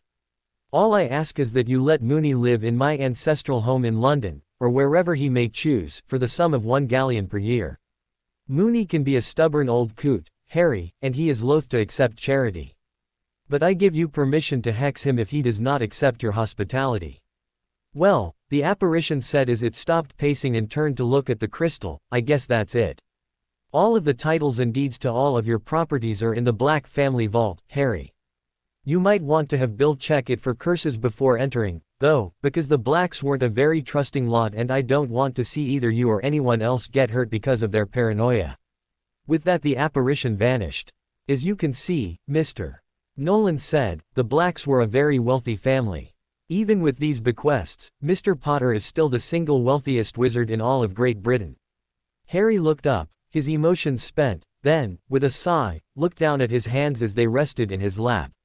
Several seconds later, while turning towards the attorney, he said, "Mr. Nolan, I was wondering if you could do me a favor." Nigel Nolan looked over at Harry. "I don't know, Mr. Potter, what do you have in mind?" Harry looked hesitantly around the room then said, "I want you to establish a 100,000 galleon fund that will provide wolfsbane potion to any and all werewolves who cannot afford it." The room was silent for several seconds before Mr. Nolan said, "Might I ask why you wish to establish this fund, Mr. Potter?" Harry looked into the attorney's eyes. "Because," he said, "I do not believe, based upon my own personal experiences, that werewolves are dark creatures. I am of the opinion that the only reason they turn dark is because people have been taught to fear them and therefore refuse to give them a chance at a decent living." The room was silent. "And if the Ministry of Magic is going to go out of its way to make life difficult for them, then I am going to do everything in my power to make it easier for them so that they will know that we are not all blind fools." This last was said with such contempt that there was little doubt in anyone's mind that Harry was referring to Cornelius Fudge and Dolores Umbridge. "Some might look upon this as charity, but I do not. I want it to be known that I personally look upon this fund as an investment in people's lives." Mr. Nolan smiled and nodded his head as well. "I believe you, Mr. Potter, and happen to agree with you as one of my best friends was bitten by a werewolf last December and has since lost almost everything he had worked so hard to achieve. I will perform these duties without charge. What would you like to call this fund?" Harry glanced over at Remus then said, "I would like it to be known as the Marauders Wolfsbane Potion Fund." Remus' head jerked up. "And if you could tell your friend that if he is willing to side and work with us in the war against Voldemort, I may just have a job for him. You can also tell him that I am going to be asking a few of my friends, one of whom is a werewolf, to look through all of the lands, holdings and properties I have just inherited to find the best and most luxurious accommodations available. Once they have been purged of all signs of dark activity and remodeled to suit the needs of their new occupants, I will be turning them over to those werewolves who will take care of the land and who will promise, through magical contract, to help us defeat Voldemort. You can also tell him that we will be establishing a werewolf information service for new and existing members of the werewolf community, and that these services and this aid will remain in place until such time as it is no longer needed, not just until the war is over but until it is no longer needed. And finally, I want you to make sure that he understands that this is not charity. I look upon it as an investment in the lives of those whom society has deemed less than worthy.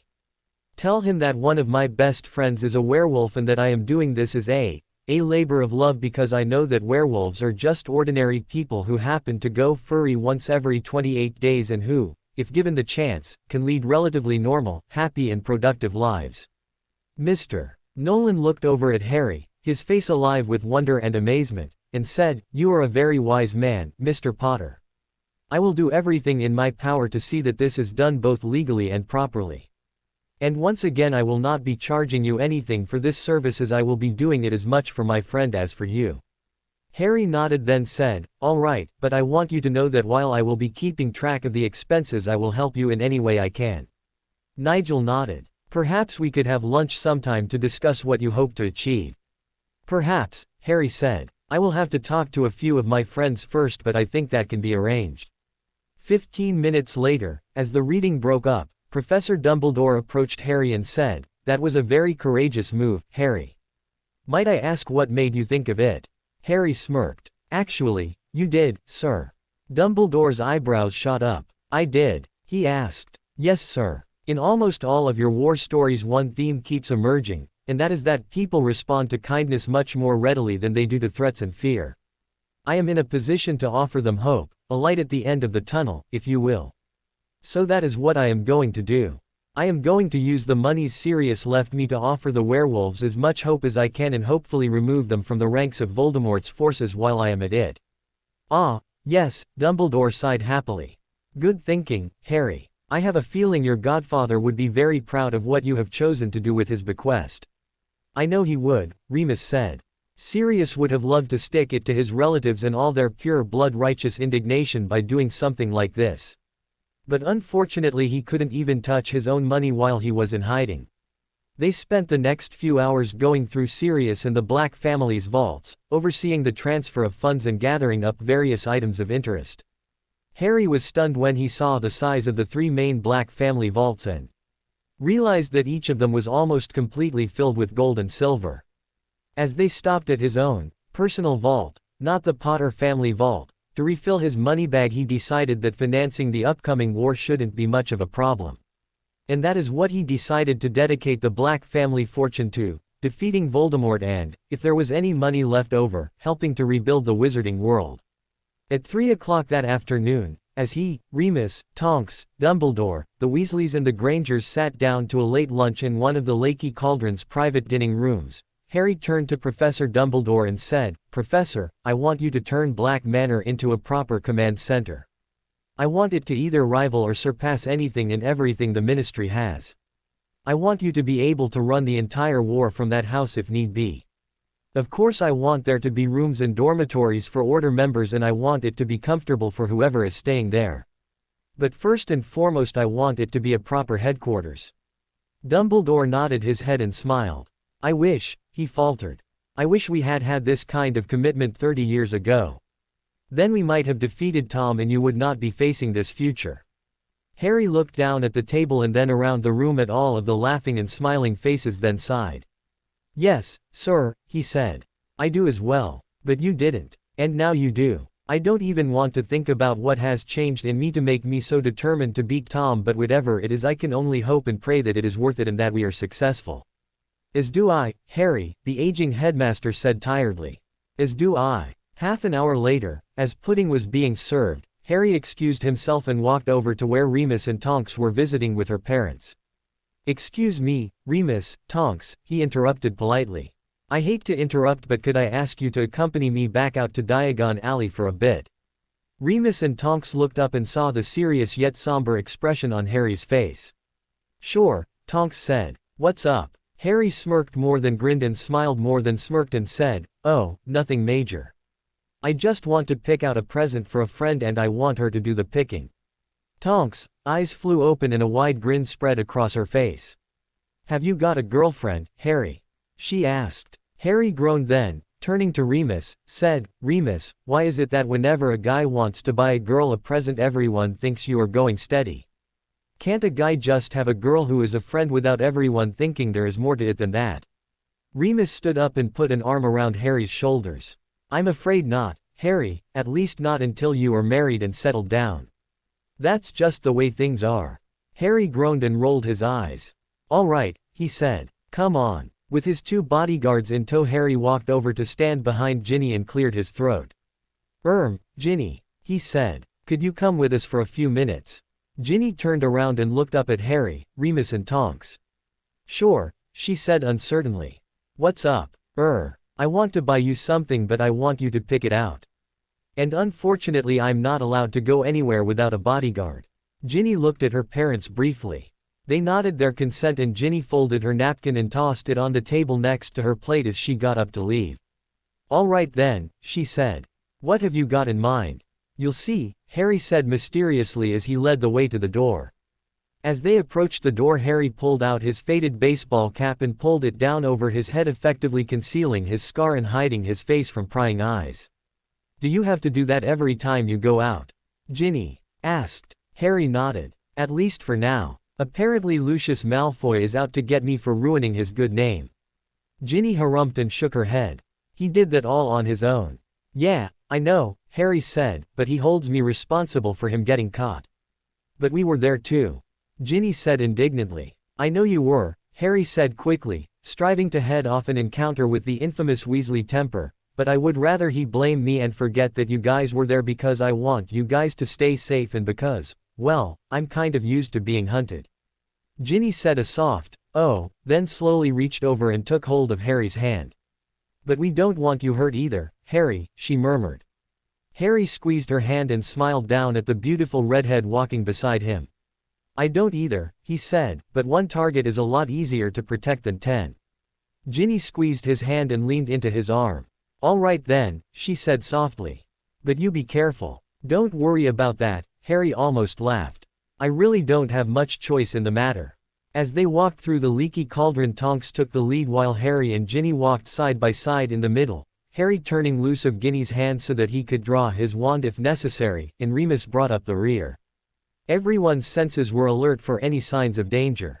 While the bricks were moving aside to form the entrance to Diagon Alley, Tonks asked, "Where to?"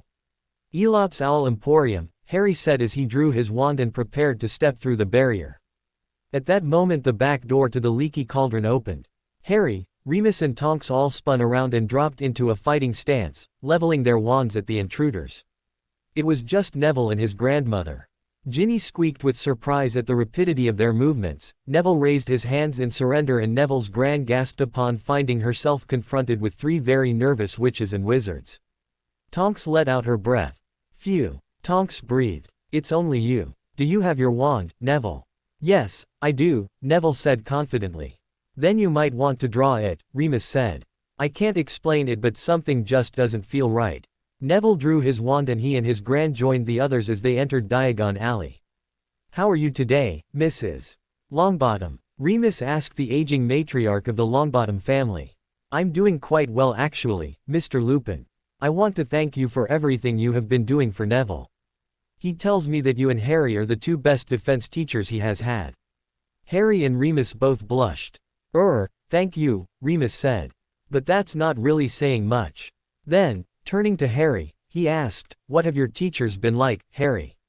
"Well, let's see," Harry said. "The first was possessed by Voldemort, the second was an incompetent fool, the third was, of course, you, Remus, the fourth was a Death Eater, and the fifth was a bureaucrat who couldn't fight her way out of a wet paper bag and who wouldn't teach us anything." What was Dumbledore thinking when he hired all those others? Mrs. Longbottom asked indignantly. "He wasn't," Remus said. "Of the 5, I am the only one he personally hired. All of the others were appointed by either the Ministry or the Board of Directors. We'll just have to see about that then, won't we, Mrs.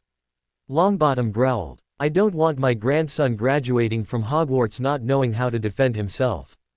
And with Voldemort back there is no excuse for not teaching proper defense." Harry noticed that Mrs. Longbottom had no fear of Tom's fictitious name and that neither Neville nor Tonks nor Ginny reacted to her using it. Inside he was secretly pleased with these developments because he knew that at least these 4, as well as himself and Professor Dumbledore, would be able to fight without fear. "Where are you heading, Neville?" Ginny asked. "The stationery shop," Neville said. "I ran out of parchment and I still have an essay to do for Professor Snape." "You made it into potions then?" Ginny asked. "I'm impressed." "I'm shocked," Neville said brightly.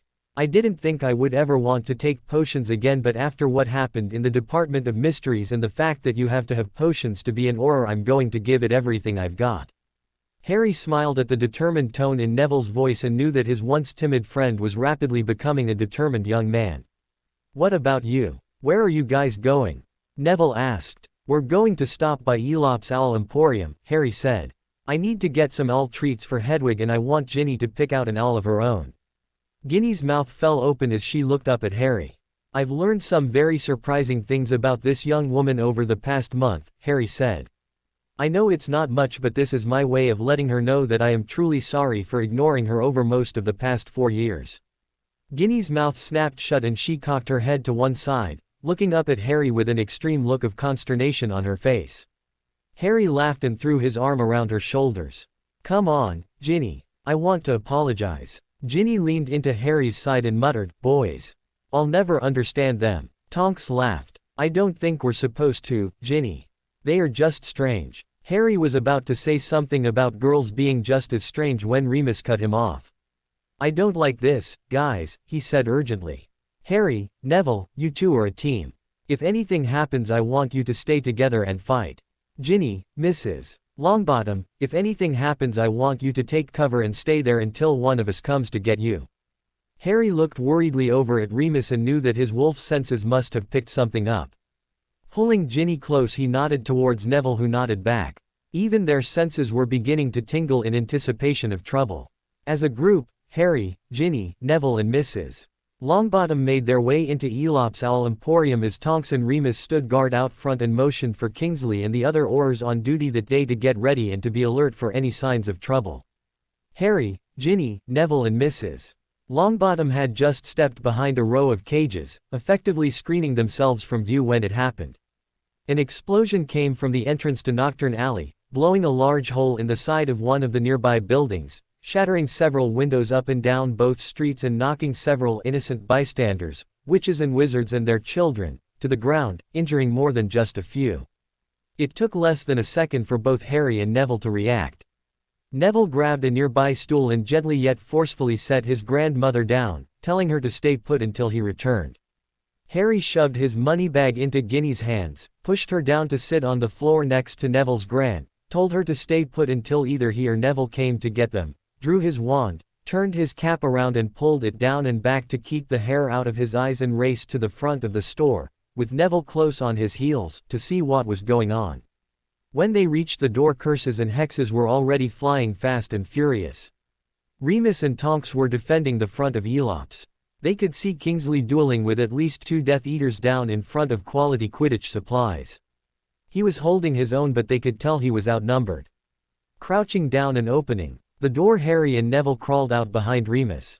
"How many?" Harry asked. "At least 50. Remus said. "All right. Neville and I will take this section and lay cover for you and Tonks to get down to where you can help Kingsley." "All right," Remus said. "You two keep together and be safe. Don't be afraid to hurt them, Harry. We don't care what kind of shape they are in when we take them in. All we care about is that they are alive." "All right," Harry said shortly. "We'll be fine. You just help Kingsley and please be safe." "Will do," Remus said. Then, calling to Tonks above the screaming crowds, yelled, "Tonks." On the count of 3. Tonks glanced over briefly to see where they were going and nodded her head when Remus indicated Kingsley. 1. Remus yelled. 2. 3. Harry finished for him as he and Neville rolled out into the street and began firing curses, hexes, jinxes and a few charms at the Death Eaters. Neville laid cover for Remus and Tonks as they ran up the alley to assist Kingsley while Harry covered his back. Their ballet, gymnastics and tumbling training definitely came in handy over the next 45 minutes as they ducked and rolled and jumped and dodged to avoid being hit while helping as many people as they could into the safety of buildings. Between the two of them they accounted for 15 of the 53 Death Eaters that attacked Diagon Alley that day and helped at least 30 injured civilians to safety. All in all, they worked very well together as a team. So much so that even some of the veteran Aurors who had fought in the last war against Voldemort were impressed by the fluidity of their movements. Harry and Neville were still standing back to back, slowly making their way down the alley in the aftermath of the attack, their faces blackened and smudged from the smoke of fires and explosions and their clothes covered with dust, when Harry felt a hand on his shoulder. Jumping and turning to face his attacker, Harry came face to face with a slightly disheveled Remus Lupin. "Whoa, slow down, Harry," Remus said, holding his hands up in a gesture of surrender. "It's over. We won." Harry waited for his heart to stop racing and his breathing to return to normal as he slowly lowered his wand. "You two did very well for your first time out," Remus said gently. "Yeah," Tonks laughed nervously. "I don't even want to think what you are going to be capable of when you are fully trained." Harry and Neville turned to look at each other and nodded their heads with satisfied grins on their faces. Then, picking their way through the rubble, worked their way back to Elop's Owl Emporium where they found Mrs. Longbottom and Ginny as well as at least 20 others huddled together in the aisles of the shop. "Well," Harry asked with a mischievous grin on his face when he reached Ginny, "have you picked one out yet?" At first Ginny was surprised and just glad to see him, but then the reality of what he had asked sank in. She frowned and glared up at him. "Harry Potter," she scolded. "How do you expect me to look at owls when you're out there trying to get yourself killed?" Harry smiled and, shaking his head, laughed. "Don't worry about it, dear Mrs. Longbottom said as Neville and Harry helped her to her feet. His father was the same way. 15 minutes later Ginny had picked out a male snowy owl for herself and named him Henry. When they approached the cash register the clerk didn't want to let him pay, but Harry insisted, saying, "I don't fight for pay. And I'm sure you are going to need to make a few repairs after that little skirmish. Take this money and put it towards those repairs." The man smiled and nodded his head. Yes, sir, Mr. Potter. And thank you. Harry smiled and shook the man's hand. You are most entirely welcome, sir. And, please, my name is Harry. As they left the store, Mrs. Weasley saw them and came running up the street. Harry, Ginny, she screamed. Are you all right? We heard the explosion but no one could get through the wall until just a few minutes ago. What happened? Harry was about to say something when a familiar voice called out, Harry Potter, Rita Skeeter from the Daily Prophet. Could you tell us what happened? Harry froze for a moment, then turned an icy glare to the reported. Rita, he asked, does that deal you had with Hermione still stand? Rita hesitated for a moment, then said, yes it does. All right then, Harry sighed. I'll tell you what, if he will let you, you can interview Neville Longbottom. I don't want my name in the paper because I am getting kind of tired of all of the publicity and I have some very good reasons for wanting to stay out of the papers. If you will print Neville's story, that should be good enough. Be warned, however, I will know if you exaggerate or distort anything. Rita looked cowed for a moment, then said, fair enough. You don't want your name in the paper at all then? That's right, Harry said. I don't want my name, or even any descriptions of me, in the paper.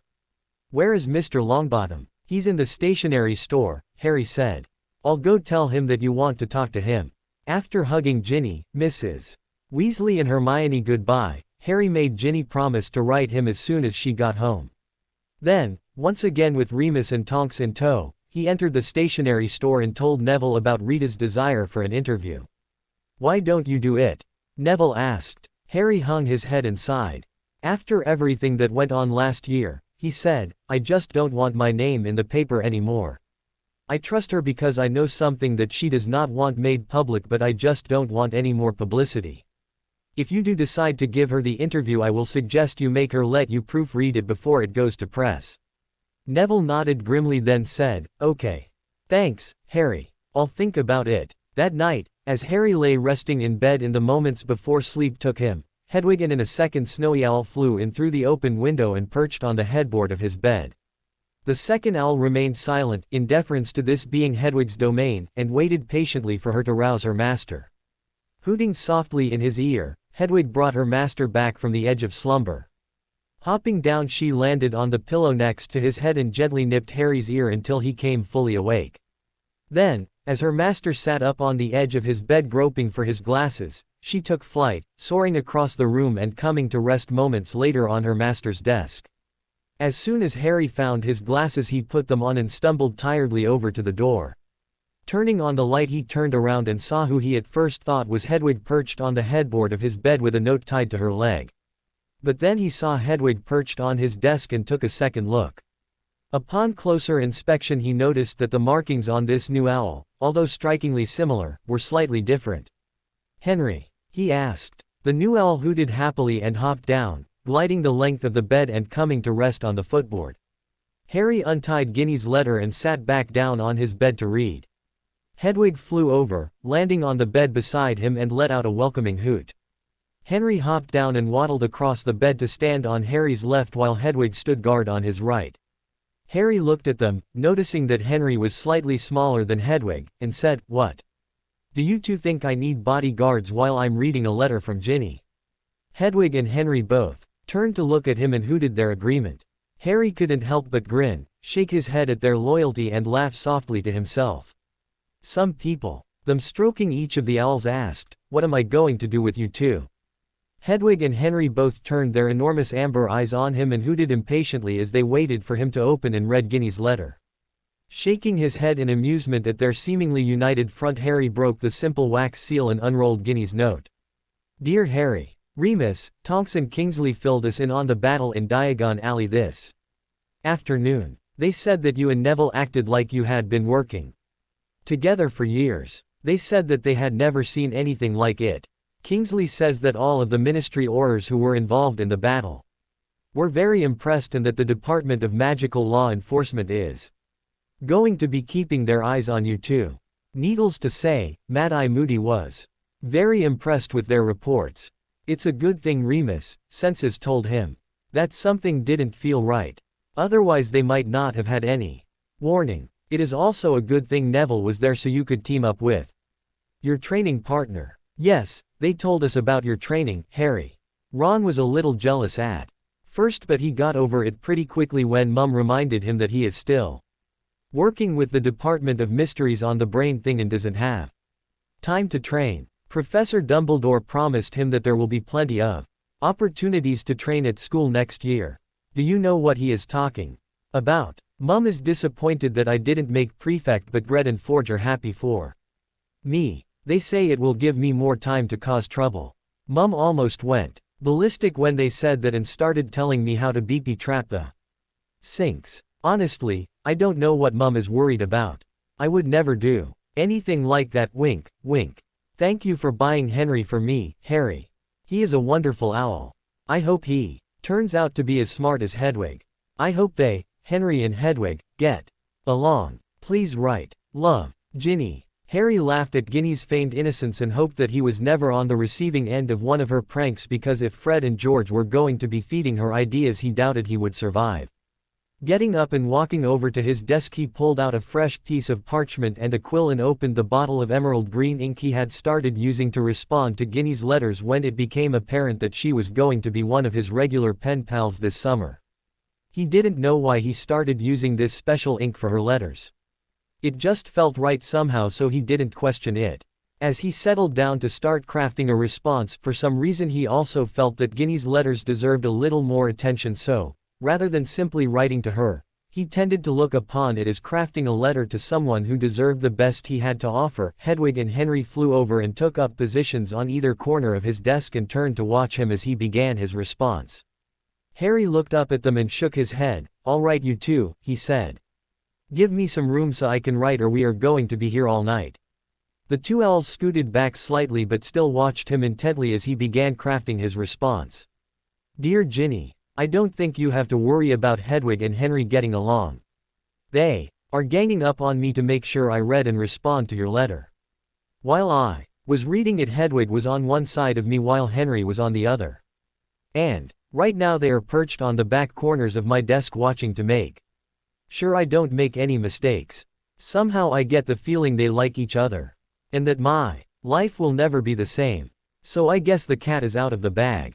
Yes, Neville and I have been receiving additional training this summer. I couldn't tell you before because I wasn't supposed to say anything to anyone who didn't have an absolute need to know, and unfortunately you didn't absolutely have to know. I'm sorry. According to Professor Dumbledore, all students will be taking additional laboratory classes in defense against the dark arts next year. I will be teaching one of those classes because he wants me to continue with the DA. I guess that means you, Ron, Hermione, Neville, Luna and the rest of them will be in my group. I hope you guys will be ready to work and learn how to defend yourselves, because with everything Neville and I are learning, you are going to be learning a lot more than a few simple spells. You are going to be learning how to move and fight.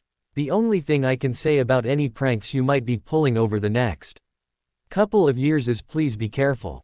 You don't want to go pranking the wrong people. For example, I really don't think you want to prank me, because while you may have Fred and George on your side, I have all of the experiences of Padfoot, Prongs and Moony, the three true marauders, on my side.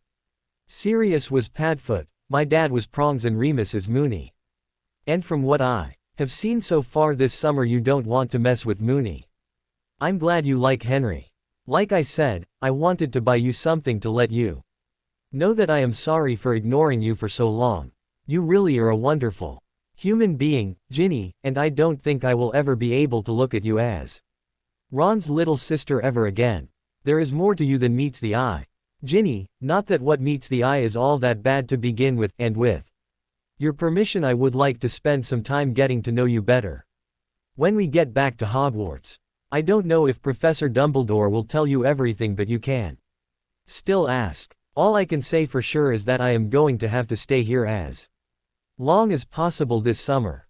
I hope we will be able to see each other at least once or twice between now and September 1st, but love, Harry. Harry read the letter over, and even though he didn't like leaving the last thought unfinished, he felt that under the circumstances it was appropriate. Then he looked at the way he had signed it and wondered if he really did feel that way about Ginny. The more he thought about it, the more he realized that it must be true. He found that he cared about her in a ways he had never expected to care about anyone. He wanted to get to know her for herself. He wanted to protect her without being a prat and trying to dominate her life. And, most of all, he found that he felt comfortable around her and wanted to share his life with her. He didn't want to force anything because he wasn't sure how Ginny felt about him. Oh, sure, he knew she had had a crush on him in his second year, her first, but he was pretty sure she was over that. Not knowing what else to do and not wanting to start over, he decided to leave the letter alone and send it on its way. With an almost fatalistic air about him, he rolled the parchment up, sealed it with a few drops of wax from a rose-scented candle and tied it to Henry's leg. "Take this to Ginny," he told the smaller of the two snowy owls.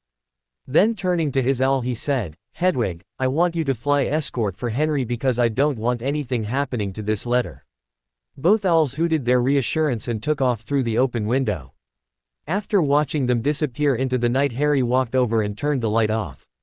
5 minutes later, after checking to see that the wards around his thoughts and memories were still in place, and reinforcing them ever so slightly, to make sure Tom would not be able to break in and discover his feelings for the youngest Weasley, he was asleep and dreaming about a certain young redhead who had captured his heart.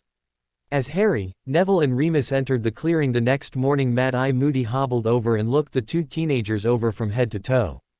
"Not bad," the retired Auror said after a prolonged silence. "I hear you boys think you know how to fight. I heard about that little scuffle in Diagon Alley yesterday and I must say that I am impressed. It wasn't much, but then I guess you have got to cut your teeth on something. But you are nowhere near ready for an all-out war. You have proven yourselves against a few rookies, but now that they know what you are capable of, they are not going to go quite so easy on you. So from here on out you are going to be working twice as hard and will be learning twice as much so that you will be ready the next time they come looking for you." Harry and Neville looked at each other and shrugged their shoulders, smirking at the not unexpected response to their achievements. During breakfast, Harry read the Daily Prophet account of the fight in Diagon Alley and was pleased to see that Rita had kept her word. Their names did not appear anywhere in any of the many articles, and there were no pictures or descriptions of either himself or Neville anywhere in the paper. Whenever they were mentioned, they were simply referred to as either the boys or those boys. Harry suspected that Dumbledore must have gotten to the editors and convinced them to keep their names out of the paper. After breakfast they went through their regular warm-up exercises and then spent the next 3 hours running, jumping, spinning and leaping through a magical obstacle course that Moody had devised to test their agility and sharpen their reflexes. Not only were there physical obstacles to overcome, but there were many magical traps as well. To make matters even worse, or more realistic, as Moody liked to say, stunners were fired at them from every conceivable angle at random intervals throughout the exercise. When they were finally given a few moments to rest, Harry and Neville, dripping with sweat, collapsed to the ground, exhausted from their ordeal. As they lay sprawled out on the ground, Tonks walked over and stood over them. "Phew," she said, wrinkling her nose. "You two stink. But I'm impressed. I had to stop after only 1 hour, my first time through Moody's maze." Neville glared up at the impishly smiling Auror. "You mean we had a choice?" he asked. Tonks just smiled and laughed. "Not really, but you could have asked." Harry groaned while rubbing his aching arms. "I ought to hex you, Tonks," he groaned. "Why didn't you tell us we could ask for a break?" Tonks smiled down at him and sweetly said, "Because you didn't ask." "Neville," Harry asked flatly. "Yeah, do you think it's time we taught Tonks here a lesson?" Neville was silent for a moment, then as they both rolled over and sprang to their feet, casting a variety of harmless charms at Tonks, he said, "Yeah." The effect was both instantaneous and hilarious to behold. Tonks' clothes were transfigured into a ballerina's tutu, her shoes were transfigured into heavy wooden clogs, her hair started waving wildly about, as though it had a mind of its own, her ears started flapping wildly back and forth, and she started running around the clearing flapping her arms and squawking like a chicken. Remus, Kingsley and Mad-Eye, who were sitting at the table, looked up to see what all the commotion was about and couldn't help but laugh at Tonks' predicament. "Remind me never to get on your bad side," Remus gasped out between fits of laughter. "Padfoot and Prongs would be proud." Harry and Neville released Tonks after a few seconds because they didn't want to incur her wrath. But as they removed the last of the charms, they looked at each other and nodded, satisfied that they had taught their teacher a lesson. "You two are a force to be reckoned with." Kingsley chuckled, his deep, rich voice booming with laughter. I would hate to be a Death Eater on the receiving end of one of your joint pranks. Moody even looked to be smiling, but when Kingsley made the comment about pranks, his eyes took on a determined glint as he looked thoughtfully around the clearing. Almost a minute later he looked over at his fellows and said, Lupin, I think the time has come for you to teach these boys how to prank their enemies into submission. The others looked curiously at the retired Auror, but he ignored them. Most of the Death Eaters you will face, he explained, will be expecting you to try to disarm them with a variety of curses, hexes and charms. None of them will be expecting a prank attack. I understand you were pretty good at it while you were in school, Lupin. Do you think you can teach these boys the finer points of being a prankster? Remus looked up and thoughtfully studied the two boys standing across the table from him for a few seconds, then, as an evil grin spread across his face, said, Yes, Alistair, I think I can. In fact, I have recently come into possession of a trunk filled with the prank notes we took while in school. I'll have to look through it, but I think they are fairly complete and some of them could be quite useful. For the next 3 hours Remus lectured Harry and Neville on the finer points of pranking and began teaching them how to combine a variety of spells into cohesive units which would be unexpected yet highly effective in disarming their opponents. He also taught them the theory and practice of spell modification, giving several examples, from his days at Hogwarts, of how spells could be tampered with and modified to meet a variety of needs. By the time he was finished, Harry and Neville had a new appreciation for the genius that went into creating an effective prank. With Professor Dumbledore's help, Harry had learned to block Voldemort's attacks on his mind and had been thwarting all of the Dark Wizard's efforts to gain access to his thoughts and memories for almost a week and a half prior to the evening of July 30, 1996, the eve of Harry's 16th birthday. He could still dimly sense Tom's emotions, but anymore most of them were fraught with frustration. He also still knew whenever Tom cast one of the unforgivables, but their impact upon him had been greatly reduced to a minute twinge with a certain twist in the magical signature that let him know which curse was being cast. The past several lessons had been centered around learning how to erect impenetrable barriers at speed so that Harry would be able to stand and fight the next time they met rather than having to rely upon someone else for his salvation because he was being incapacitated by pain. The headmaster had told him several stories about the war against Grindelwald and the first war against Voldemort. He knew the old wizard didn't like reliving those memories because there had been several times when Dumbledore had had to stop. The memories were just too painful. But at the same time he liked hearing the stories because they brought out the human side of Albus Dumbledore, the side that told Harry that the most powerful wizard in the world was, first and foremost, a human being. At 11:59 he got up and walked over to the window. The sky was clear that night and the full moon bathed the rooftops in an eerie, almost surreal glow. In the distance he could see 5 owls winging their way towards his open window, burdened with what looked like at least 2 cards or letters and 3 packages. Of the 5 owls he was sure that the lead owl was Hedwig and that the smallest, the one that seemed to almost bounce in mid-air, was Ron's owl, Pig. Shaking his head at the antics of the tiny owl, Harry stepped away from the window as 4 of the 5 owls gracefully soared through the window and landed on his bed. The 5th owl, Pig, excitedly shot through the window and, had Harry not snatched him out of the air, would have collided with the far wall. Pig stopped struggling almost as soon as Harry's hand closed around his feathery form. The package wasn't large, but it was fairly heavy. Walking over to his desk, Harry sat down and relieved the tiny owl of its burden. Opening the letter he read, "Dear Harry, happy birthday, mate. It was good to see you at Diagon Alley. I wish I could train with you and Neville, Tonks, Remus and Kingsley are still talking about the show you guys put on and whether he says anything to you guys or not. Around here we can tell that Mad Eye is impressed, but I am still working with some of the unspeakables from the Dom. It's really getting kind of interesting. It seems that they have been using those brains to store the memories of a lot of witches and wizards, sort of like a giant pensieve. Some of them were famous and some of them were not so famous. Right now that I've figured out whose memories I have access to, they are helping me sort and store them for easy access. I can't wait for potions class because one of the people whose memories are currently stored in my brain was one of the greatest potions masters who ever lived. I can't wait for old Snape to ask me one of his usual stupid questions. This time I will have an answer that will blow his socks off. I Think Hermione is getting a little jealous, though, because she has to study too. Get the information and all I have to do is search my own memory banks. Ginny says I have turned into a walking library of encyclopedias whereas Hermione is just a walking encyclopedia. I think she's jealous. We still aren't able to attend any of the meetings, but we do know that something is going on and we have been told to tell you to be extra careful.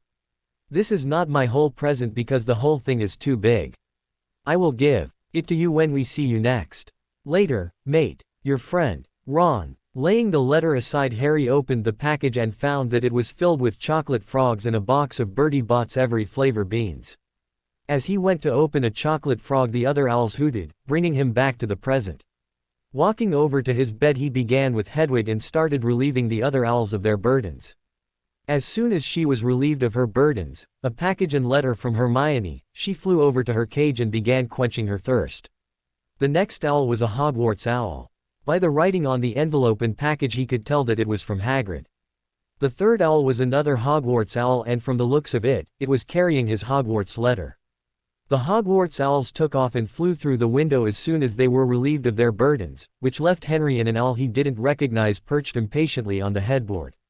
He relieved Henry of his burdens, a letter and a package from Ginny, and turned to study the strange owl. He looked at it for several long moments but couldn't remember having ever seen it before. Heeding Ron's advice, he pulled out his wand and approached the owl.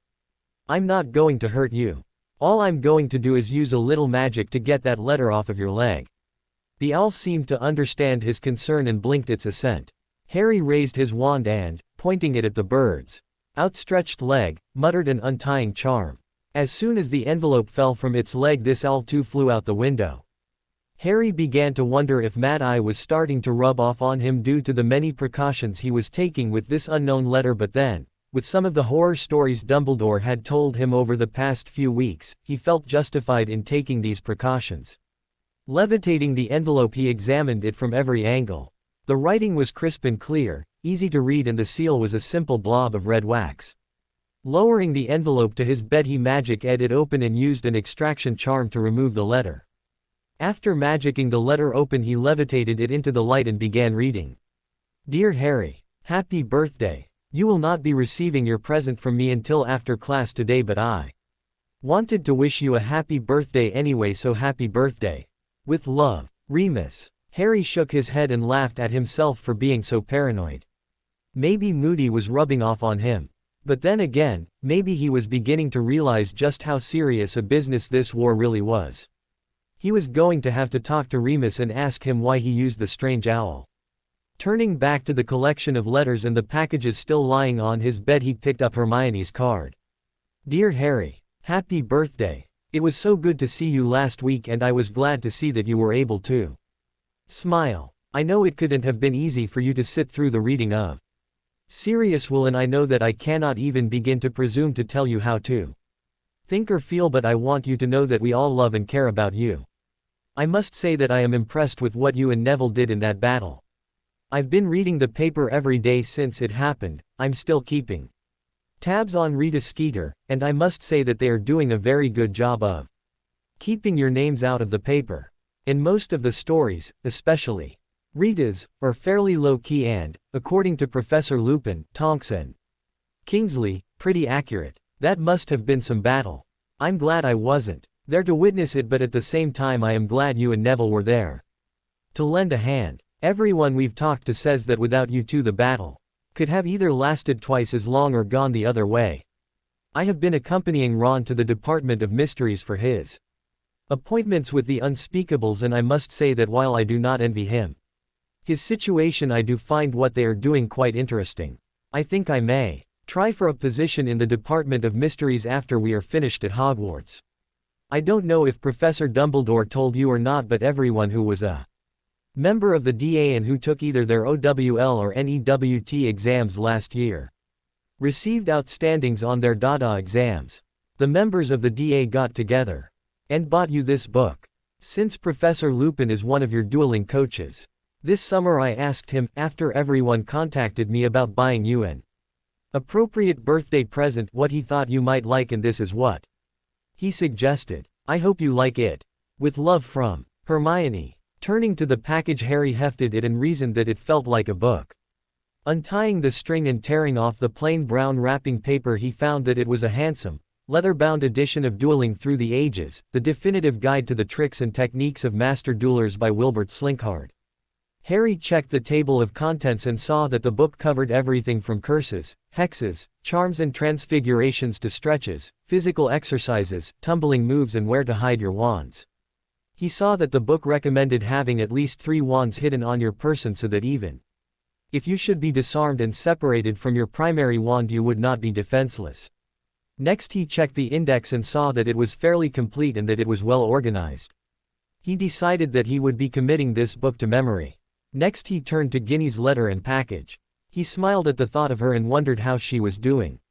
Carefully opening her letter so that he could reseal and save it, he read, "Dear Harry, happy birthday. I've been thinking about it, and while I do understand why you had to leave so soon after the battle in Diagon Alley last week, I'm sorry you couldn't stay for at least a few more minutes.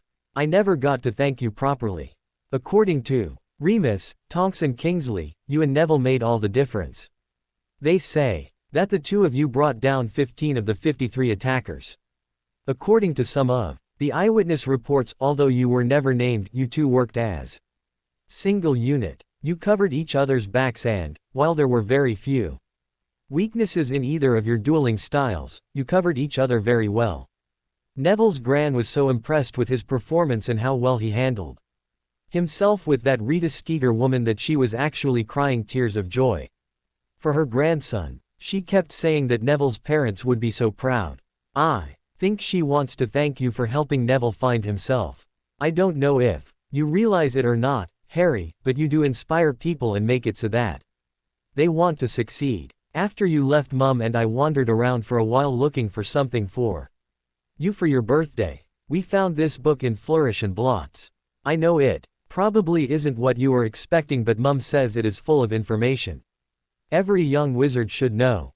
I hope you like it. Love, Ginny. P.S. I don't know what's going on, but certain people around here are starting to get nervous. Mum and Dad don't seem to know what is going on either. I can see it in their eyes, and they are very worried about you. Dumbledore says that you are safe for now, but somehow I get the feeling that even he is starting to get worried. Please be careful, Harry. I am finally getting to know you for who you are, Harry Potter, not the boy who lived. You are too good a person, Harry, and I don't want to lose you. Harry was stunned. He read Ginny's letter a second and then a third time. He more than appreciated her sentiments and feelings towards him, but if Dumbledore was worried, something must be happening. If Ginny was right and they didn't know what was going on, then something must have happened to Snape. As Harry thought about it, he realized that even though Snape was a greasy-haired git who didn't seem to be able to let go of the past, he didn't want him hurt. Out of the picture maybe, but not hurt, and most definitely not killed. Turning his attention to Ginny's gift, he carefully unwrapped it and saw that it was a new copy of A Complete Guide to Household and Personal Care Spells, Charms and Transfigurations by Miranda Goshawk. Opening this book, he studied its table of contents and discovered that it had charms for everything from dusting and snow removal to personal hygiene, clothing care and furniture transfiguration. Checking the index, he saw that this book was also thoroughly indexed and would be easy to use. Smiling to himself, he set the book aside and turned to Hagrid's gift. Removing the letter that was tucked beneath the strings, he opened it and read, "Happy birthday, Harry. It's hard to believe you're 16 already. I talked to Professor Dumbledore the other day and he says you are doing as well as can be expected. I hope your relatives are being nice to you because I won't need magic to deal with them if they aren't. I'm really sorry about Sirius and I wish there was something I could say or do to help, but I really don't know what you need. We all grieve in different ways and what works for one might not work for someone else. Sometimes the best thing for a body to do is let a person know that they care and that they are always willing to listen when their friends feel like talking. I'm sorry. I didn't remember that when you came to me after it happened, but I really do care, Harry, and I am always willing to listen whenever you feel like talking. Hagrid." Harry set the letter down and thought about Hagrid, his first ever friend in the wizarding world. The more the thought about his half-giant friend, the worse he felt. Hagrid had only been trying to help, and he had yelled at the man as though the half-giant were little more than an insensitive dolt. Harry made up his mind then and there that as soon as he got off the Hogwarts Express on September 1st he would find Hagrid and apologize. Opening Hagrid's present, he was not surprised to find the traditional, inedible rock cakes. He was about to throw them away when it occurred to him that Dudley would at least try to eat just about anything.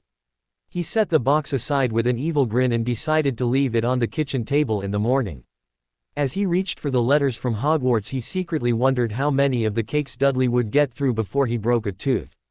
The first letter was the usual reminder about catching the Hogwarts Express on September 1st. This time, however, there was a note explaining that due to he who must not be named's return, additional security measures were being taken and that all students should arrive at least 1/2 hour early. The second letter was from Professor McGonagall. Dear Mr. Potter, congratulations. You have been chosen to serve as captain of the Gryffindor Quidditch team. Enclosed you will find the captain's badge. Under the circumstances, yes, I have visited with the headmaster about your particular situation. I have decided to appoint a co-captain. Your co-captain will be Mr. Ronald Weasley. You two will need to hold tryouts shortly after your return because you are going to have to find 3 chasers and 2 beaters. As Messrs. Kirk and Sloper have elected to retire, as well as a complete reserve team. Once again, congratulations, Mr. Potter, and I look forward to working with you in the coming year. Sincerely, Minerva McGonagall, Deputy Headmistress, Hogwarts School of Witchcraft and Wizardry. Turning the envelope upside down, Harry watched in amazement as the Gryffindor Quidditch team captain badge fell out and landed in his hand. It was almost like a dream. In the past 2 years he had only played 1 game of Quidditch, and yet here he was, captain of the Gryffindor Quidditch team. He would most definitely have to work with Ron on rebuilding the team because he wanted to be a part of a winning team again this year. Looking at his clock, he saw that it was now 1 a.m. and realized that if he was going to get any sleep that night, as his alarm was set for 4:15 a.m., he would have to go to bed, otherwise it promised to be a very long day. It was going to be a long day anyway, but he figured he could probably take a nap that afternoon. Placing all the letters and gifts on his desk, Harry turned off the light and crawled into bed. At 4:15, when Harry's alarm went off, he turned it off and groggily groped around for his glasses. As his world came into focus, he pulled on his sweats, socks and trainers and began warming up. This was going to be a long day. Like clockwork, at 4:55 a small shower of red sparks appeared above the street in front of number 4, and he knew that he wasn't going to get a break. So, picking up the box of rock cakes and turning off the light in the smallest bedroom, he quietly made his way down the stairs. After leaving Hagrid's rock cakes on the kitchen table for Dudley, he turned with a smirk and made his way out the front door. "Long night, Harry," a familiar voice asked. Harry turned towards the voice and nodded. "You could say that," he said. "How are you doing this morning, Josh?" The invisible man chuckled. "I'm doing fine, Harry. Oh, and, by the way, happy birthday." Harry smiled. "Thanks, Josh," he said, then sighed, "I guess." The voice Harry had come to know as Josh chuckled again as Harry trudged down the driveway to meet Tonks and Neville and begin the day in earnest. It had been a full moon that night, so Remus was taking the day off. "Happy birthday, Harry," Tonks said as she lifted the disillusionment charms, first off Neville then off herself. Harry growled then, remembering that Neville's birthday was at the end of July as well, said, "Hey, Neville. Isn't your birthday around the end of July?" Neville blushed then said, "Yes it is. It was yesterday, but how did you know?" Harry smiled mysteriously. "I have my sources," he said. Then, not wanting to make Neville feel uncomfortable, added, "Actually I just think I heard that we were born around the same time once. So happy birthday, Neville. Do you think we can talk them into going easy on us seeing as it is our birthday?" Tonks laughed. "Not hardly, Harry. If anything, we are going to push you harder today because we are going to start adding transfigurations into the mix." Harry groaned but started running their regular route. "Okay, boss, whatever you say," he said as they rounded the first corner. 30 minutes later, as dawn was beginning to break, the 3 friends were running an obstacle course through the trees surrounding their training area. It consisted of rope bridges, tire mazes, wall climbs, barrel crawls and Moody's random stunners. When they emerged from the maze 10 minutes later, Harry was awake. Numb but awake. For the next 6 hours Harry and Neville practiced incorporating transfigurations into their dueling strategies. They started by transfiguring sofa pillows into a variety of objects and banishing them towards their opponents. After that they moved on to transfiguring the pillows into a variety of plants and animals and sending them off to either attack or distract their opponents. On the few occasions snakes were used, Harry held the definite advantage as he could talk to them and the others could not. Moody had been the first to conjure a snake, but when Harry had stopped it using Parastong he had not known what to think. Apparently Dumbledore had warned them that Harry was a Parselmouth, but none of them had known what to expect. At the end of the session Moody said, "That was a good session, boys. You two are going to be formidable forces by the time school starts. You are both doing very well and you are learning faster than most of my former students. But I must warn you, Potter, that while your Parseltongue abilities do hold a certain shock value, they can get in your way, because if your opponent uses it to distract you from the battle, especially since you seem reluctant to harm even a conjured snake, it could be viewed as a weakness and used against you. You aren't always going to be dueling with a partner, and more often than not the stakes are going to be much higher than simply disarming your opponent, so you are going to have to grow a thick skin and be willing to hurt a few people if you expect to survive." Remus stepped out of the shadows, where he had been watching since his arrival several minutes earlier, and said, "He's right, Harry. I know it's not a pleasant thought and I don't like it any more than you do, but the time will come when you will have to fight for your very survival, and simply disarming your opponent will not be enough." Harry sat down on one of the picnic table benches and thought about what they had said. After a minute he let out a heavy sigh of resignation. "I know. You're right, of course, and I know that the time will come when I will actually have to kill someone. But that doesn't mean I have to like it." Remus sat down next to him and looked at him with a look of concern etched across his face. "What do you mean? Why do you think you will have to kill someone?" Harry looked up and out across the clearing, watching as Tonks and Kingsley gathered the sofa pillows together into a large wooden crate. "How much has Dumbledore told you guys about the prophecy?" he asked. Remus looked up at Moody, who had come around to stand in front of Harry. Neville was standing near the end of the table pouring himself a glass of lemonade. "Not much," Remus said. "He told us that it concerns you and Voldemort and that it is your tale to tell if you want to. He asked us not to ask you about it because the fewer who know about it the better." Harry nodded his head. "Yeah," he said softly, his voice catching in his throat. "Well, what it boils down to is that it is either me or him. One of us has to die."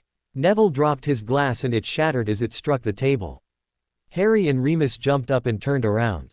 Sorry," Neville stammered. Did you say that it is either you or Voldemort?" Harry smiled weakly and nodded. "Yes, Neville," he said. "That's what it comes down to. Neither can live while the other survives."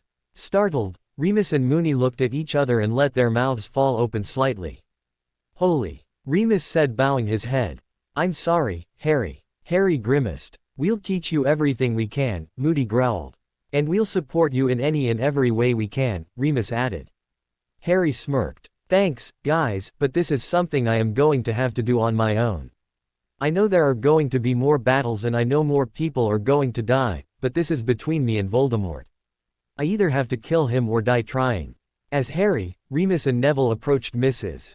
Fig's house several minutes later, the conversation had, thankfully, turned away from the war and the coming confrontation. It wasn't that Harry wasn't interested in it or in what was going on, he just didn't want to think about it right now. "Say, Remus," Harry asked when they were still about a block away, "what was the idea of sending your birthday greeting with that strange owl? How did you open it?" Remus asked, smiling mischievously. "With magic." "Why? I don't know," Harry said, shrugging his shoulders. "I guess Moody is starting to rub off on me with all of his talk about constant vigilance." "Good," Remus said. "You passed the test." "Test? Something is going on, Harry. We don't know what it is. Snape doesn't even know what it is. All we know is that something is going on. I sent you that greeting with that owl as a warning. Don't even touch a letter from an unfamiliar owl unless you recognize the handwriting. And even then be extremely careful. But if you don't mind my asking, why did you use magic to open it?" Harry smirked and blushed slightly at this question. "The first letter I opened was from Ron and one of the things he said was that I should be extra careful." Remus let out a sigh of relief and said, "Good. Moments later, as they walked up the path to Mrs. Fig's door, Harry thought he saw one of the curtains fall back into place. He didn't think much of it though because it was getting close to their usual time for arrival and Mrs. Fig was getting to be notorious for watching for them. It was one thing with Malfoy on the loose, but with this new threat Harry couldn't help but wonder how much tighter the security was going to get. But even with the heightened security, it had already been the best summer of his life that he could remember, and he appreciated the fact that the members of the Order were trying to protect him without smothering him. But then again he couldn't help but wonder how much longer it would last. Shortly after Remus rang the bell, Mrs. Fig opened the door and greeted them with her customary, "Oh, thank goodness you made it." Once Harry, Neville and Remus were inside, Mrs. Fig closed the door. And as soon as the door was closed, the lights came on and Harry and Neville were greeted a loud chorus of surprise. The next thing Harry knew, Hermione was throwing her arms around his neck. "Happy birthday, Harry," she cried out. Harry staggered back into Remus, who gently steadied him. "Air," he gasped. "Hermione, I can't breathe." Hermione released her grip and stepped back. "Oh, sorry," she blushed. "Happy birthday, mate," Ron said as he came forward. Harry could swear Ron had grown another 10 centimeters since school let out. "Thank you," Harry said happily as he looked around the room. Along with Ron, Hermione, Mrs. Fig, Neville and Remus, Mrs. Weasley, Tonks, Kingsley, Moody, Ginny, Luna Lovegood, Professor Dumbledore, Professor McGonagall and Mrs. Longbottom were all there as well. "Where did you all come from? I mean, I'm not sorry you were here or anything, but... well, where did you all come from?"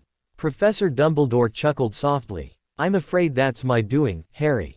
For a long time my primary concern was your physical safety. As we have gotten to know each other this summer, however, I have relearned that there is more to being alive than simply being safe. I knew this a long time ago, but as I have aged I seem to have forgotten about the most important part of being alive, friendship and love. You now know why I had to place you with your aunt and her family. I wish things could have been different, but, alas, for the magic to work you have got to spend some time with them each year until the danger has passed. I know that I have hurt you in the past and I am sorry. I should have been more open and honest with you from the start, but..." Harry couldn't believe his ears. He knew that Dumbledore was sorry for what had happened and he knew that he was doing everything he could to make it up to him. But this was almost too much. The greatest wizard of the age was apologizing for being human. Looking around he saw that everyone was watching the headmaster with a mixture of awe, shock, amazement and surprise. Stepping forward he said, Sir. There's no need to apologize any further. I wish things had been different as well, but at least now I understand why you did it. All I ask is that we keep the lines of communication open and that you not try to hide anything from me." The stately wizard smiled and nodded his head at Harry's acceptance. "That is as it should be, Harry. As I said at the beginning of the summer, I will no longer hide anything from you and, whenever possible, you will be the first to know whenever something of importance comes to my attention." "Thank you." Most of the others were unsettled, to say the least, by Dumbledore's assertions and were looking between Harry and the headmaster with a mixture of wonder and awe, and an uncomfortable silence began to fill the air. Before it could become a stifling presence, however, Dumbledore laughed and clapped his hands. "I believe today we have come to celebrate Harry and Neville's birthdays," he said. "I know I didn't come all this way to stand around and do nothing, so I suggest we have a party." With that the ice was broken and, after a while, everyone was laughing and talking. It was the best birthday party, well, the only real birthday party, Harry had had since he turned 1, and he was more than happy to share it with Neville. At one point Mrs. Longbottom approached Harry and said, "Harry, I want to thank you for everything you have done for Neville. For many years we were afraid he might be a squib. But with the confidence you have given him over the past year, I can tell that our fears were groundless.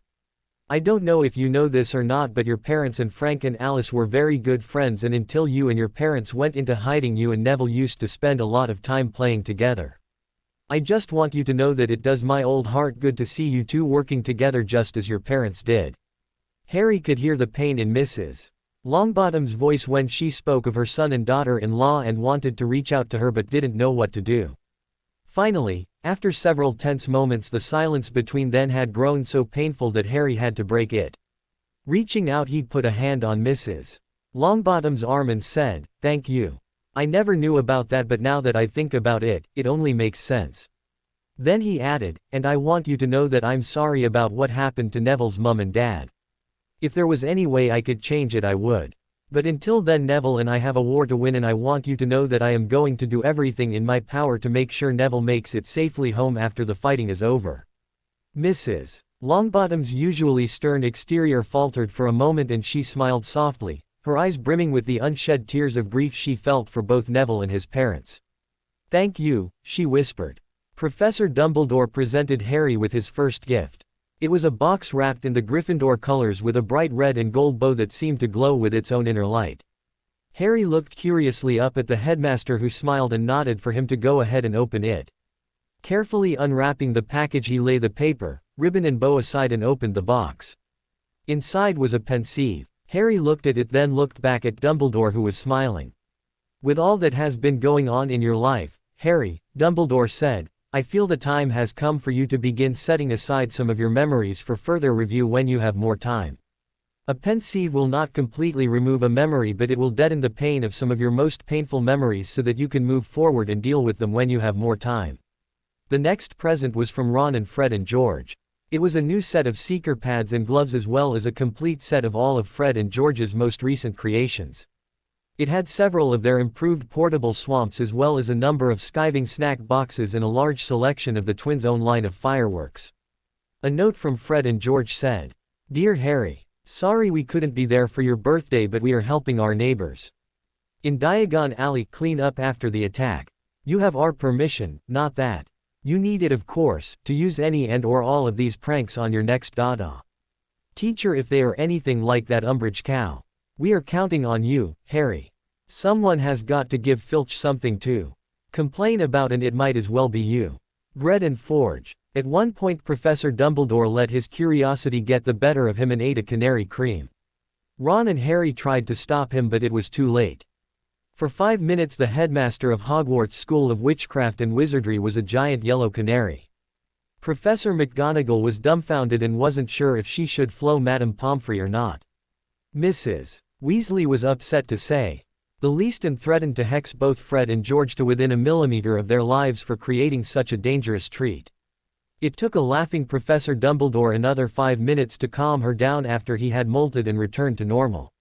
Remus, however, was impressed and made a note to talk to the twins to see what else they had on hand.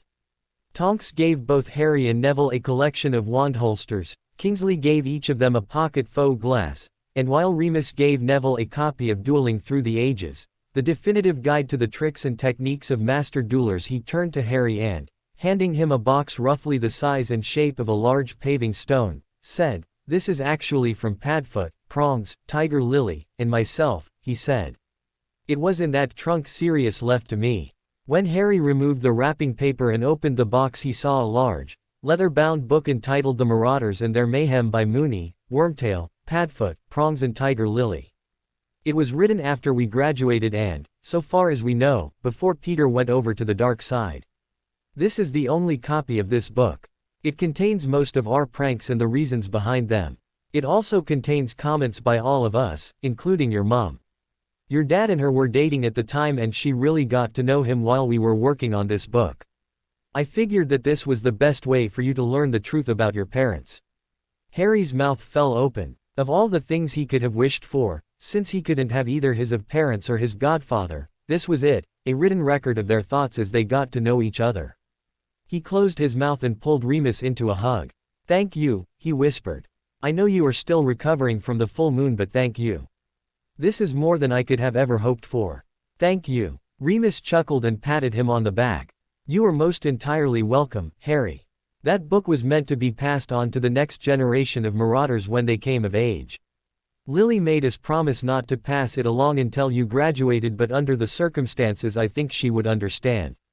However, I don't want to hear about you pulling any of our pranks over the next 2 years unless it is on a Death Eater. If I hear of even one prank that sounds like something we did, I will hunt you down and turn all of your robes pink. Harry stepped back and looked Remus in the eye. Even if it's justified, he asked with a mischievous twinkle in his eye. Remus smirked then smiled. Well, he said as he cautiously glanced over at the headmaster, I'll have to think about that one. It will kind of have to depend upon what you mean by justified. Professor Dumbledore looked around the room. I seem to have gone temporarily deaf, he said. Everyone laughed. I do, however, draw the line at the destruction of school property. The next several packages combined to make up a complete new wardrobe for Harry that actually fit. There were several dress shirts in various shade of green that set off his eyes, several t-shirts, several pair of trousers, some jeans, as well as a few pair of dress slacks. These were all from the various members of the Order of the Phoenix. Professor McGonagall told him that many more had wanted to come but that they had decided to keep it small. The last gift he received was from Mad-Eye Moody. After everything else was opened and the clutter taken care of, he reached unto his robes and pulled out what looked like a miniature trunk.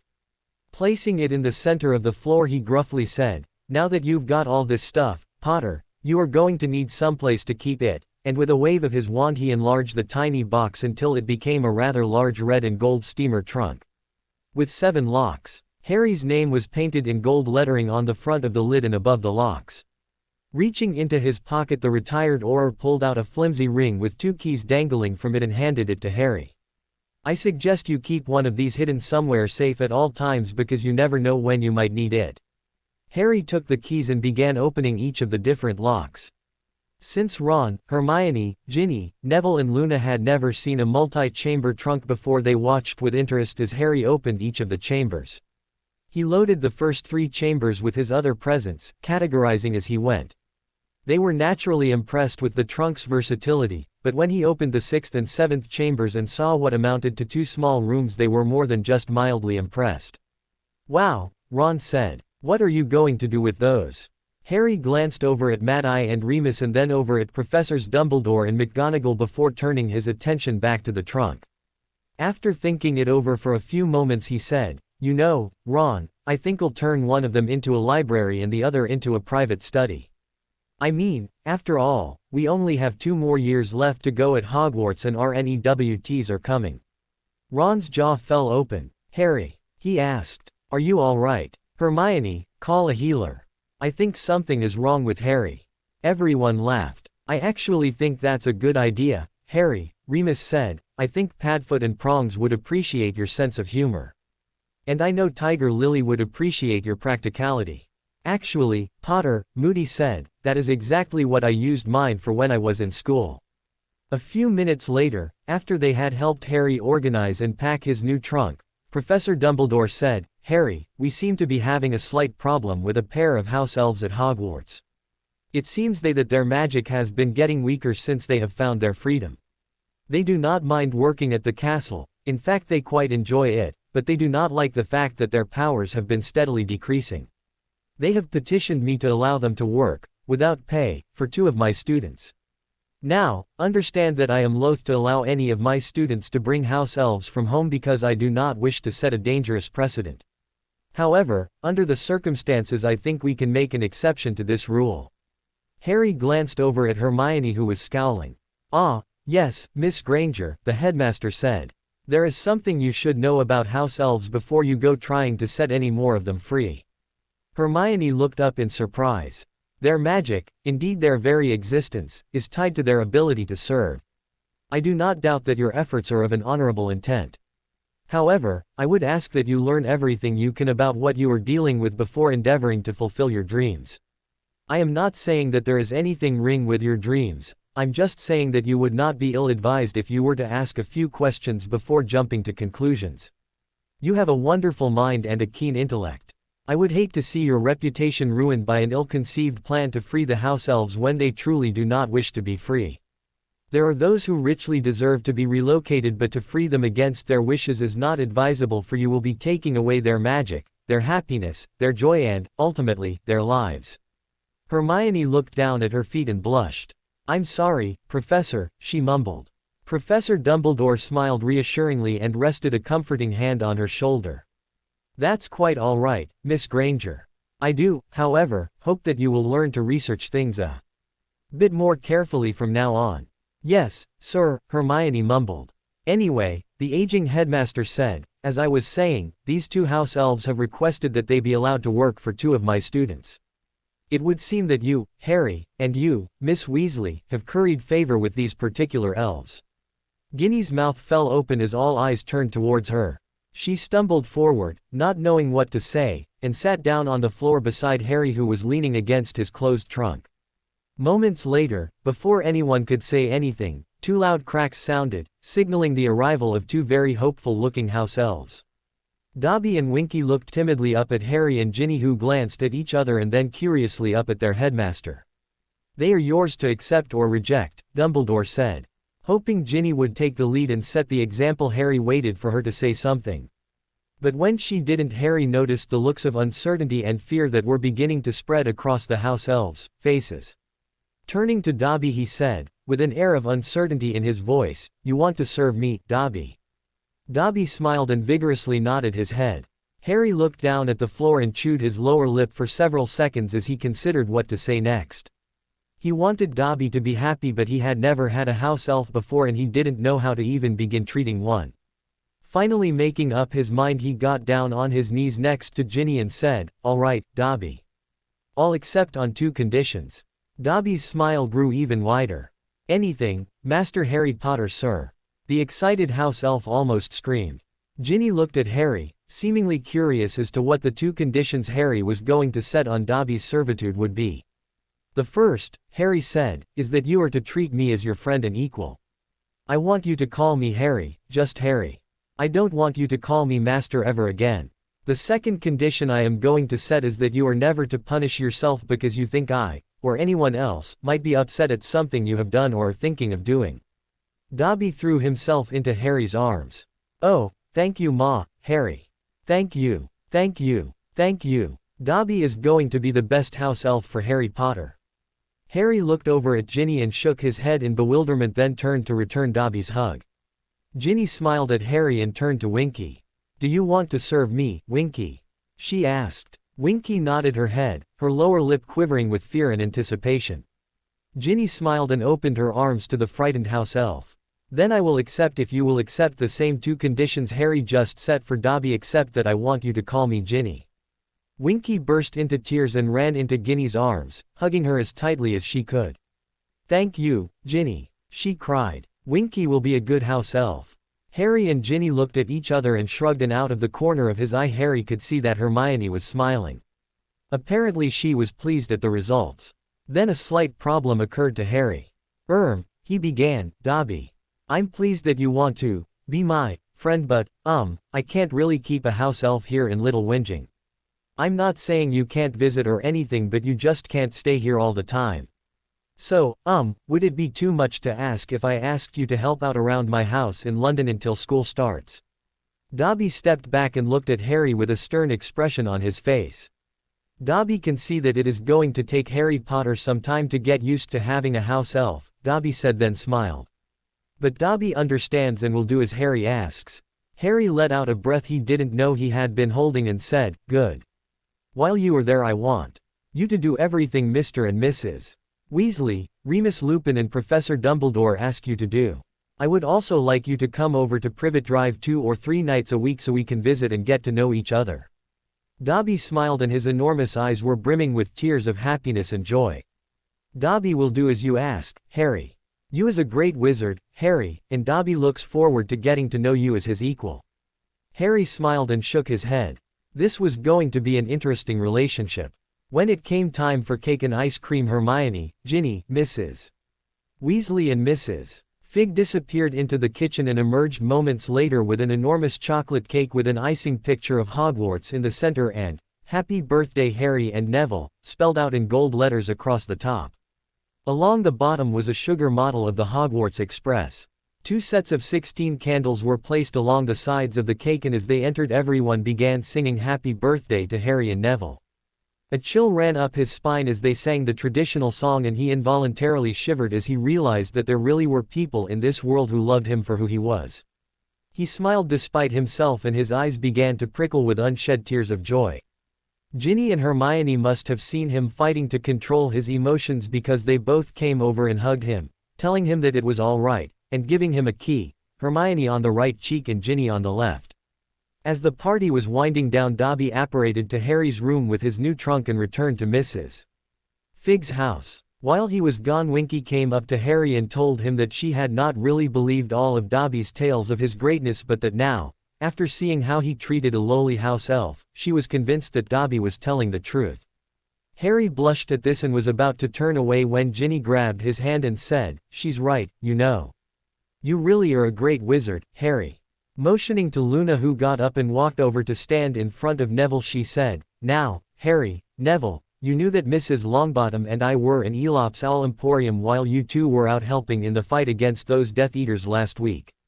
But what you didn't know is that Luna was trapped inside Flourish and Blots, and since we are celebrating your birthdays today, we thought we would take this opportunity to properly thank you for saving our lives."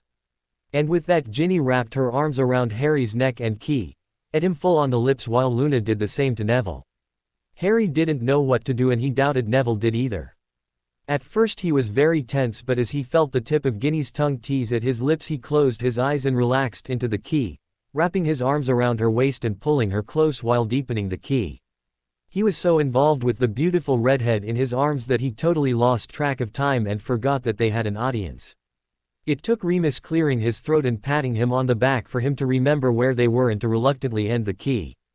Blushing furiously, he looked into Ginny's eyes and murmured, "I'm sorry."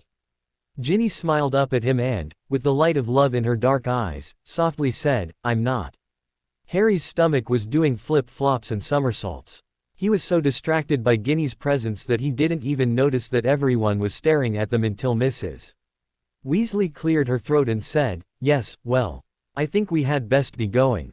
We've still got a lot of work to do to get Harry's house ready for his arrival, and we've only got a few weeks to do it in." Harry glanced nervously over at Ron, who threw his hands up and shook his head.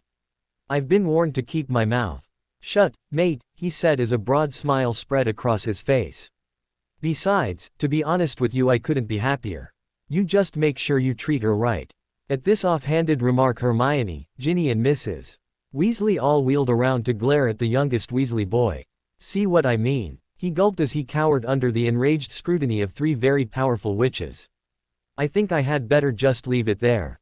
With a curt nod from his mother, Ron took a pinch of flow powder and stepped into the fireplace. Throwing it at his feet, he called out, "Diagon Alley." After everyone else had left, Professor Dumbledore transfigured his robes into a pair of lightweight trousers and a long-sleeved cotton shirt and cast a privacy charm around himself, Harry and Remus. Then he, Remus and Harry left Mrs. Fig's house to walk over to the Dursleys. As they walked the 3.5 blocks to number 4 Privet Drive, Harry turned to Dumbledore and asked, "Professor, so far today I have been warned at least 3 times to be more careful, but no one will tell me why. What's going on?" Dumbledore frowned. "I'm afraid we don't know, Harry. All we know for sure is that the threat level has increased. We know that Cornelius Fudge is in a fight for his political life and that he has pardoned Lucius Malfoy, a known Death Eater, in hopes of finding some political favor and financial support among the wealthy and well-to-do. We also know that the word is out that Lucius Malfoy is out for revenge and that he holds you responsible for his fall from grace." Remus snorted. Dumbledore glanced over at the werewolf and smirked briefly before continuing his dissertation. "Our intelligence also indicates that Tom has begun recruiting and training for a major attack. Although I hate to say this, because I do not like to hear of anyone dying needlessly, apparently most of the attacks thus far this summer have been little more than training runs. The attack on Diagon Alley was one of the few exceptions to this rule." They walked on in silence for a bit, then Harry said, "So what's he up to?" Dumbledore breathed deeply. "That's just it, Harry. We don't know. We have an idea that he might be aware of the magic that is protecting you while you are here and that he may try to neutralize it at some point. But to be honest with you, we really don't know. That is why we want you to be extra careful. I am more than pleased with the progress you and Mr. Longbottom are making in your training, but I must ask you please not to take any chances. If you find yourself alone and in a dueling situation, I would rather you flee than try to hold them off on your own until help arrives." Harry was about to protest, but the headmaster cut him off. "I know it goes against your better judgment and your desire to strike back, but please try to understand that you must exercise both caution and restraint.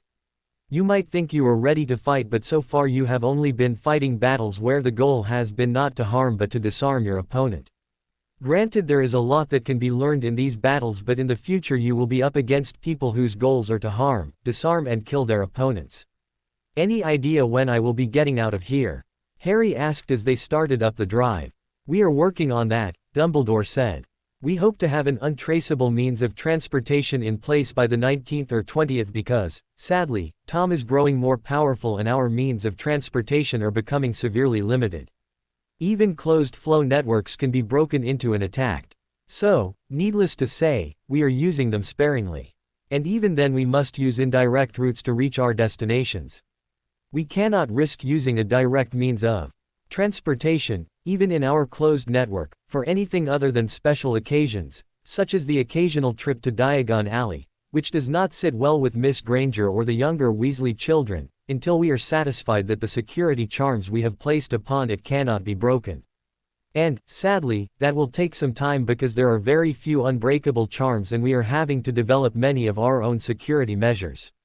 Most of the old ones have been broken, so we are having to build new ones. Harry leaned against the door and looked down at the sidewalk, thinking. After about a minute he looked up into Dumbledore's eyes and said, "Thank you, sir. Would you like to come in? I don't know how my aunt would react to meeting you, but we can always try." Dumbledore chuckled softly. "Thank you for the offer, Harry, but I am afraid I must get back to school.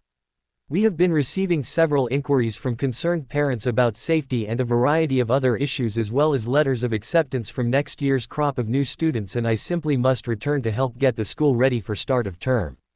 Harry nodded his head and smiled. "I understand, sir," he said. Then, as the headmaster began to turn away, he said, "Oh, sir, before you leave, do you mind if I ask why you apologized again, in front of everyone? You didn't have to, you know." Dumbledore smiled and said, "As you know, we have found ourselves on a rather difficult situation. It is imperative that you get the kinds of information you will need to defeat your adversary as soon as possible. I made that somewhat public apology so that it will make the next few steps I must take slightly easier by comparison." Even though the old man's habit of couching his words in an air of mystery bothered him slightly, Harry found that he had a new respect for what Albus Dumbledore had been through and promised himself that he would learn everything he could from the ancient wizard. "Thank you, sir," he said. After lifting the privacy charm and bidding Harry and Remus a good afternoon, Dumbledore turned and walked down the driveway, and Harry could swear that he heard his headmaster humming a nonsensical tune as he made his way back towards Mrs. Figg's house. Smiling and shaking his head, he opened the door and led Remus into the entryway. Just as they were about to mount the stairs, Harry's Aunt Petunia stuck her head out of the kitchen and said, "Very funny, Harry." Harry looked at her, confused. "Where did you get them?" she asked. "Get what?" Harry asked innocently. "Those rock things you left on the kitchen table this morning." Harry couldn't help himself but burst out laughing. "I'm sorry," he said as he tried to compose himself, "but did Dudley eat any of them?" he said between gasps of air. "No," she said sternly. "He tried, but they were just too hard." Still laughing, Harry said, "A friend of mine from school sent them to me. It wouldn't happen to be one of those red-haired people, would it?" "No," Harry said as he tried to stifle his laughter. "This is actually what this particular friend considers to be good home cooking." Remus, who had been watching the exchange, amazed at Harry's aunt's restraint, looked at Harry and asked, "What did you leave on the kitchen table this morning?" Harry looked at Remus, his face bright red from suppressed laughter, and gasped, "Hagrid's rock cakes." Remus cringed and looked at Mrs. Dursley. "Ooh," he said. "I'm sorry, Petunia. That's even low for me. You see, Hagrid is a half-giant and his rock cakes are all but inedible for anyone but him." Amazingly, Petunia smirked. "That's quite all right. I may actually have to ask for his recipe because maybe then my son would be motivated to lose some weight. The doctors say he is at a high risk for a heart attack and I am starting to get desperate." Harry, seeing the concern in her eyes and hearing the panic in her voice, looked at her and said, "Would you mind if I sent an Altamite potions professor to see if there is anything we can do?" Petunia looked at him with hope in her eyes. "Would you?" she asked. Harry nodded his head and said, "I'll get right on it," before running up the stairs and into his room. The workout and training session on the morning of August 17th had gone exceptionally well. After warming up, Harry, Neville and Remus had run a fast 11 kilometers. Then, once in their protected clearing, had spent 3 hours running through a wide variety of gymnastics and tumbling drills. After that it had been a free-for-all duel between Harry and Neville and Remus, Tonks and Kingsley with Moody officiating from the sidelines. The duel was fairly evenly matched, even with two relatively inexperienced students going up against two experienced Aurors and one very determined werewolf. Harry suspected that Remus, Tonks and Kingsley were taking it easy on them but was too busy defending himself while trying to disarm his opponents to give it much thought. After the first hour the only person without a wand was Tonks. Harry had gotten her with two rapid-fire curses and a tickle charm while leaping to avoid one of Kingsley's binding charms. She had been able to block the curses but the tickle charm had been unexpected and had gotten through. Neville had then hit her with a simple disarming spell while Harry fired curses, charms and a number of transfigured objects at Remus and Kingsley to keep them occupied. As soon as Neville had her wand he banished it to the picnic table, which had been moved to one side of the clearing. Under the rules of engagement for this contest Tonks was then declared out for the duration. 30 minutes later Neville and Kingsley were both out of the running. By some strange fluke, a pair of stray curses had ricocheted off of the boulder near the center of the clearing as well as a pair of trees, catching both Kingsley and Neville unaware. They had both gone down stunned and disarmed. This left Harry and Remus standing to battle it out to determine the victor. They dueled for an additional 20 minutes, both combatants tiring but neither showing any sign of relinquishing their wands without a fight. When Harry transfigured the boulder into a large, black, shaggy, grim-like dog the shock value was enough to give him the split second he needed to disarm his friend. As he caught Remus, wand in his outstretched hand Harry smiled apologetically and said, "Sorry, Remus. I just couldn't think of any other way. You were blocking everything and the only way I could think to get through your defenses was to distract you long enough to let one spell get through." Remus walked over and, laughing, clapped Harry on the shoulder. "That's quite all right, Harry," he said. "It was a duel. You have nothing to apologize for. If I had thought to use it I probably would have done the same thing. Personally I think Sirius would be proud to know that you used Padfoot to defeat me in a duel." After a brief critique of their performance, during which he found very little wrong with their presentations, Moody called it a day and told them that they could have the next day off but that they would be hard at it again on Monday morning so they had better not do any slacking off. Harry had pretty much mastered the art of occlumency and was able to keep Voldemort from entering his mind. He had felt several of Tom's attempts over the past 2 weeks but was able to successfully block him with little or no effort. He had gotten in the habit of erecting a number of protective wards around his mind on a regular basis and could feel Voldemort's frustration at not being able to break through these barriers. In the interest of training and getting some much-needed rest he had learned to ignore the twinges in his scar every time there was an attack. He always made note of them and wrote them down so that the members of the Order knew what was going on but he had learned not to let them bother him anymore. He had heard of people, like Moody, who had developed thick skins when it came to dealing with adverse situations and he supposed that he was developing one himself. It wasn't something he was proud of and it wasn't something he wanted to talk about anytime soon but it was useful. The week previous he and Remus had developed a charm they were fairly certain would rebound the Unforgivables but they couldn't know for sure unless or until it was tested against them and the only way they were going to be able to test it against any of the Unforgivables was in an actual combat situation. They had tested it with a few minor curses and a few fairly powerful charms and it had worked wonderfully but neither of them was looking forward to testing it against the Unforgivables. After dropping Neville off at Mrs. Fig's house Harry and Remus walked over to the Dursleys, where they were greeted by a very pompously dressed Uncle Vernon who was impatiently strutting around the living room. When Harry and Remus walked into the entry the first thing they heard was, "Boy, get in here." Harry and Remus looked at each other and, shrugging their shoulders, walked through the kitchen and into the living room where Harry looked around and noticed that all three of the Dursleys were dressed in their finest apparel. "Yes, Uncle Vernon?" he asked. Harry's walrus of an uncle glared at Harry as if trying to find something wrong with what he had said. When he couldn't he settled for a scowl and said, "None of your lip, boy. Your aunt and cousin and I are going into London this afternoon to attend the opera." He said this last as if simply attending an opera once a year would place them in the same social standing as the Queen. "I want the garden completely weeded by the time we return. We have let you slack off most of the summer but no more." You will weed the garden or you will find yourself out on the street."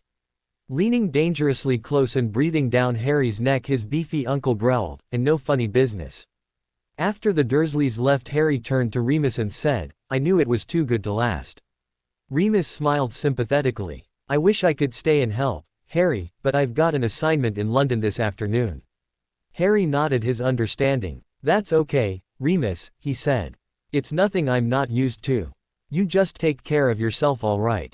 Remus nodded and smiled. "Will do, Harry. You take care of yourself and I'll see you bright and early Monday morning." Harry smiled and shook his head. "Remus," he said, "it's still dark out when you get here." Remus laughed. So it is. Well then I guess I'll see you dark and early Monday morning." Harry let out an exasperated humph but laughed as he let Remus out. After taking a shower to rinse the morning sweat away and changing clothes to something a little more comfortable for working outside in the heat of the day, Harry slid his wand into his leg-new holster, made himself a reasonably sized lunch of 2 ham and cheese sandwiches with a large glass of milk and went out into the garden to enjoy a quick break before he started on the weeds. Almost 2 hours later, as his guards were changing, Harry was on his hands and knees pulling weeds in the narrow space between the low hedge and the garden wall. Suddenly and without warning he felt a tingling sensation in his scar, and a brief silver flash of magical energy caught his eye as the protective wards around the Dursleys' home came crashing down. He threw himself to the ground and waited, listening for some sign that members of the Order were coming to get him out of there. The next 2 sounds he heard, however, almost caused him to give up hope because he knew that whoever his guards had been, they were now dead. Then, just as suddenly, he heard several soft pops as an unknown number of witches and wizards apparated into and around the gardens at number 4 Privet Drive. The next thing Harry heard were several pairs of boots walking up the path towards the Dursleys' home. Struggling to peer beneath the bushes and through the flowers while remaining hidden and out of sight himself, Harry watched in horror as the front door exploded into a hail of splintered wood and glass and metal fragments, and as the unmistakable figure of Lucius Malfoy arrogantly strode into the entryway. Harry silently cursed Fudge for pardoning a known Death Eater and turning him loose on the world. "Search the house," Harry heard Malfoy order his cohorts. "I want him found." Harry wondered briefly what had happened to the Order of the Phoenix, but realized that if his ears had not deceived him, his guards were now dead and he was on his own. In that same instant he realized that since the wards had come down and he was still alive, his Aunt Petunia must be dead. Otherwise the Death Eaters never would have been able to get anywhere near Privet Drive. He wondered what had happened to them, but then, in the same instant, realized that his life was in danger and that he could not stay where he was. Spring up from his hiding place, he vaulted the low wall and began running down the street towards Mr. Fig's house. "There he is," he heard someone yell. "Get him!" bellowed both Lucius and Draco Malfoy. Harry ran down the center of the street and through one intersection, dogs barking as he passed and a few neighbors peering out their windows at him as he ran past. He ran out into the next intersection but came to a screeching halt when he found his path blocked by a line of cloaked and hooded figures. He quickly turned to his left then right and found those routes blocked as well. "Prepare to die, Potter," he heard Malfoy's hiss coming from behind him. "But first I believe my son would like to see you suffer." Thinking quickly, Harry remembered the charm he and Remus had developed and quickly activated the one bit of wandless magic he knew. As an unearthly calm washed over him, everything seemed to slow down. He felt 3 Cruciatus curses as they were being flung at him. But instead of experiencing the pain of 1,000 burning knives piercing his skin, all he felt were the uncontrolled emotions of anger, hatred and rage, and the burning desire to cause excruciating pain that gave these curses their power. Moments later he felt at least 20 killing curses being thrown at him and all of the fury behind each of them. He felt the emotions of those who had cast the killing curses as they cast their spells, their shock, fear and apprehension as they realized that their curses were being rebounded back upon themselves, and the deafening silence that followed as the curses reached their targets and their casters died. The 3 who had cast the Cruciatus curses were still writhing in agony as all of the energy they had initially poured into the spells continually circulated between the shield Harry had thrown up and their casters. Harry didn't know how long it lasted. All he knew is that it lasted long enough for help to arrive. When he finally sensed the presence of friendly forces, one he knew was Remus and the other he felt certain was Dumbledore, Harry dropped the shield and collapsed to the ground, blacking out as he fell. At first there was darkness. Nothing more. Nothing less. Just darkness. In his mind Harry turned, spinning around in every conceivable direction, to see if there was anything more, but there was nothing. Just darkness. He didn't know how long it lasted. All he knew was that as soon as he began to wonder if this is what it meant to be dead, a tiny pinprick of white light appeared in what he thought was the distance but couldn't be sure. The light gradually moved closer, or grew larger as the case may be, until it became a part of him and he a part of it. The next thing Harry knew, he was moving along a golden path bathed in white light, lush green meadows and fields stretching off into the distance on either side of the path, and in front of him he could see a glowing white castle. It looked a lot like Hogwarts, only larger. He didn't know how long the journey took, if, indeed, it took any time at all, because time seemed to stand still while passing at the same time. It was an indescribable sensation of eternity. Before he knew it, he found himself walking through the gates of this Hogwarts and crossing the castle grounds. In the distance the castle doors swung open and a large, shaggy black dog came bounding out, followed by two people dressed in what looked like wizarding robes. The dog leapt down the steps and sprang across the lawns, skidding to a stop less than a meter from him. Harry looked at the all too familiar dog and, stunned, stepped forward. Scratching behind the dog's ears he asked, "Sirius?" The enormous dog closed his eyes and stretched, luxuriating in the attention he was receiving from Harry. Sirius," Harry said, still hesitant but more confident than before. "I hate to tell you this, but you're fat." The dog immediately transformed into a much younger version of Harry's godfather. He looked at Harry with a hurt expression on his face but a smile on his lips and laughed. "I'm not fat, Harry," he exclaimed. "I'm just healthy." "No, Padfoot," one of the other two people who had come out to greet him called. "Harry's right. You are fat." Sirius pulled Harry into a warm hug and said, "Welcome to Hogwarts, Harry." Harry pulled back and looked up into his godfather's eyes. "Hogwarts?" he asked. Sirius nodded. "Yes. You see, everything that exists out there, on the other side of the veil, is an inexact copy of its counterpart on this side." Harry looked up at the castle, then back at his godfather. "So I'm dead then," he said, more as a statement than a question, but with the implied question still remaining. Sirius fidgeted slightly, then said, "Well, yes and no. You are and you aren't."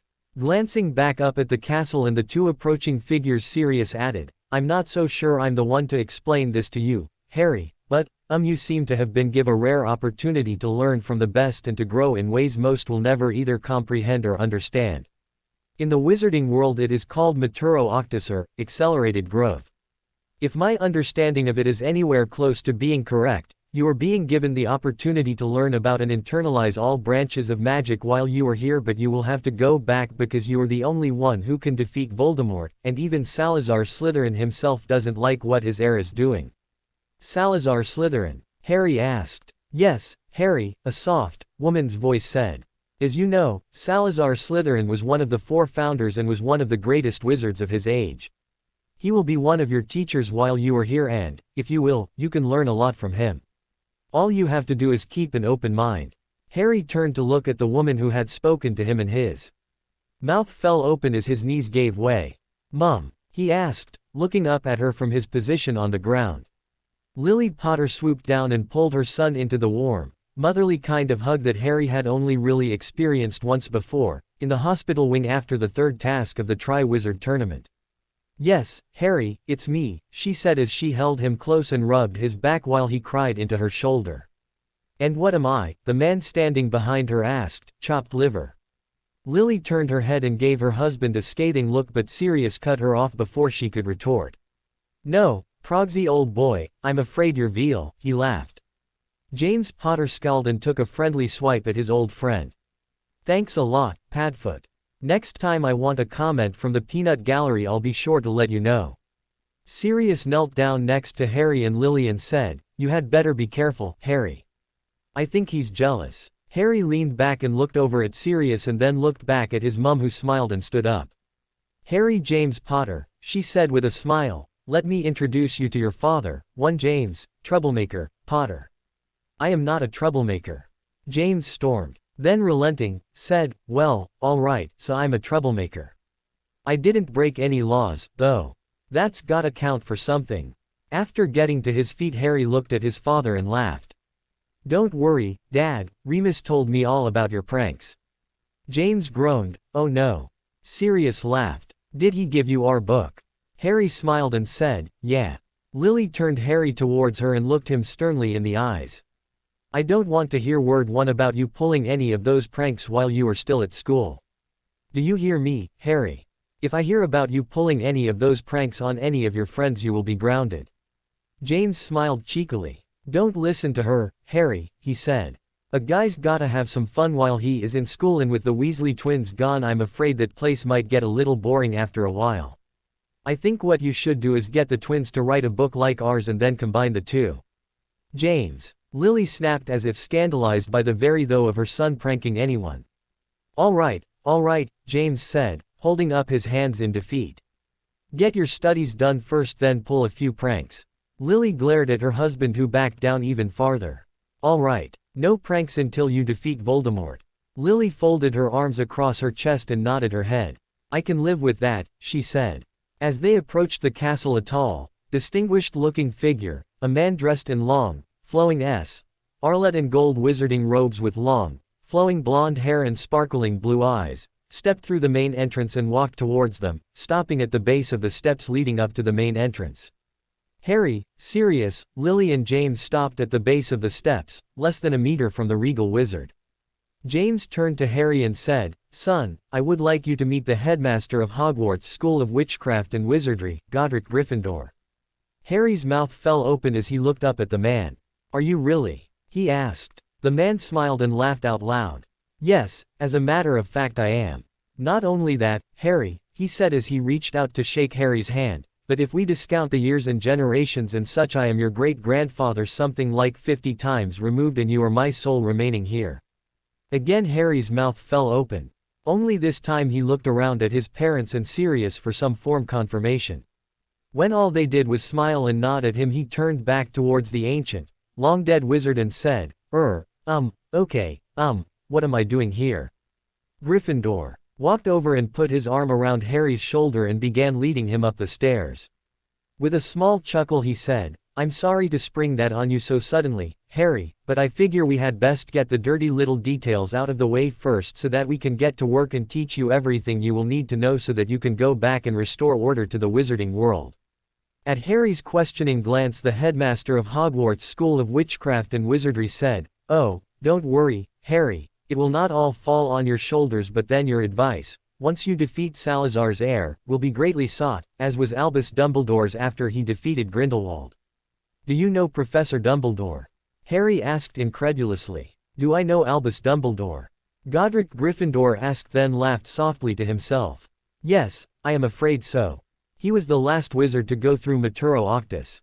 And I must say that even with all of his failings, and here I must say, Harry, that none of us is perfect, he has done a splendid job.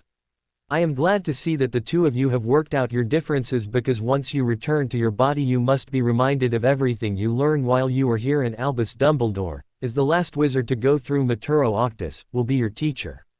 You see, Harry, the responsibilities are great. Not only will you be taught everything you will need to know to defeat Tom Riddle and rebuild the wizarding world after his fall, but you must also be responsible for training the next Defender of the Light. Harry smirked and coughed as he tried to catch his breath. They were walking across the entrance hall now, and as Harry looked around he could see what Sirius meant when he said that everything on their other side of the veil was an inexact copy of their counterparts on this side. The Hogwarts on this side was spectacular. Rather than the dingy gray stones that made up his Hogwarts, this Hogwarts was made of glowing white marble that seemed to pulse with magical energy. When they, Godric, Harry, James, Lily and Sirius, entered the great hall, all eyes turned towards the new arrivals and a hushed silence fell over the hall. Harry looked around nervously and whispered, sir. Who are all these people? The headmaster and head of Gryffindor House laughed. Ah, Harry. Godric Gryffindor said. These are the future students of your Hogwarts. They go to school on this side of the veil to prepare themselves for what they hope to learn on your side. Oh, Harry said. Okay. Not that it's any of my business or anything, but just out of curiosity, are any of them related to me? James and Sirius laughed out loud. Lily glared at them and scowled. Turning to Harry she said, Don't get me wrong, Harry. I love your father to death, but sometimes he can be such a prat. Harry chuckled. That's what Remus has been telling me. James stopped laughing. What has Moony been telling you? He asked accusingly. Everything, Harry said. After I saw what you did to Snape at the end of your 5th year, he thought it best that I know the truth. James hung his head and looked down at his feet. After sighing heavily, he looked at Harry, and Harry could see the regret in his eyes. About that, he said softly. If you get a chance, could you tell Severus that I'm sorry? I'm sorry about all of the stuff we did to him, because I didn't know how rough he had it while growing up, and we didn't realize how mean we were being to him. To us it was just a game. I know we were trying to help the Muggle-borns, but some of the stuff we did was inexcusable. Same here, Sirius said. I know we didn't necessarily see eye to eye on a lot of things, but things on your side of the veil are far from perfect. I only wish we had all prepared ourselves to be better listeners before going through to your side. And that is one of the things you are going to learn while you are here. Another, older-looking wizard with flowing white hair and beard and wearing powder blue robes with a matching hat that rose to a peak almost a full meter above his head. Harry looked at this new arrival as he approached from the direction of the head table, and his jaw almost hit the floor. He had seen pictures of this man, one of the most famous wizards of all time, but he had never expected to meet him.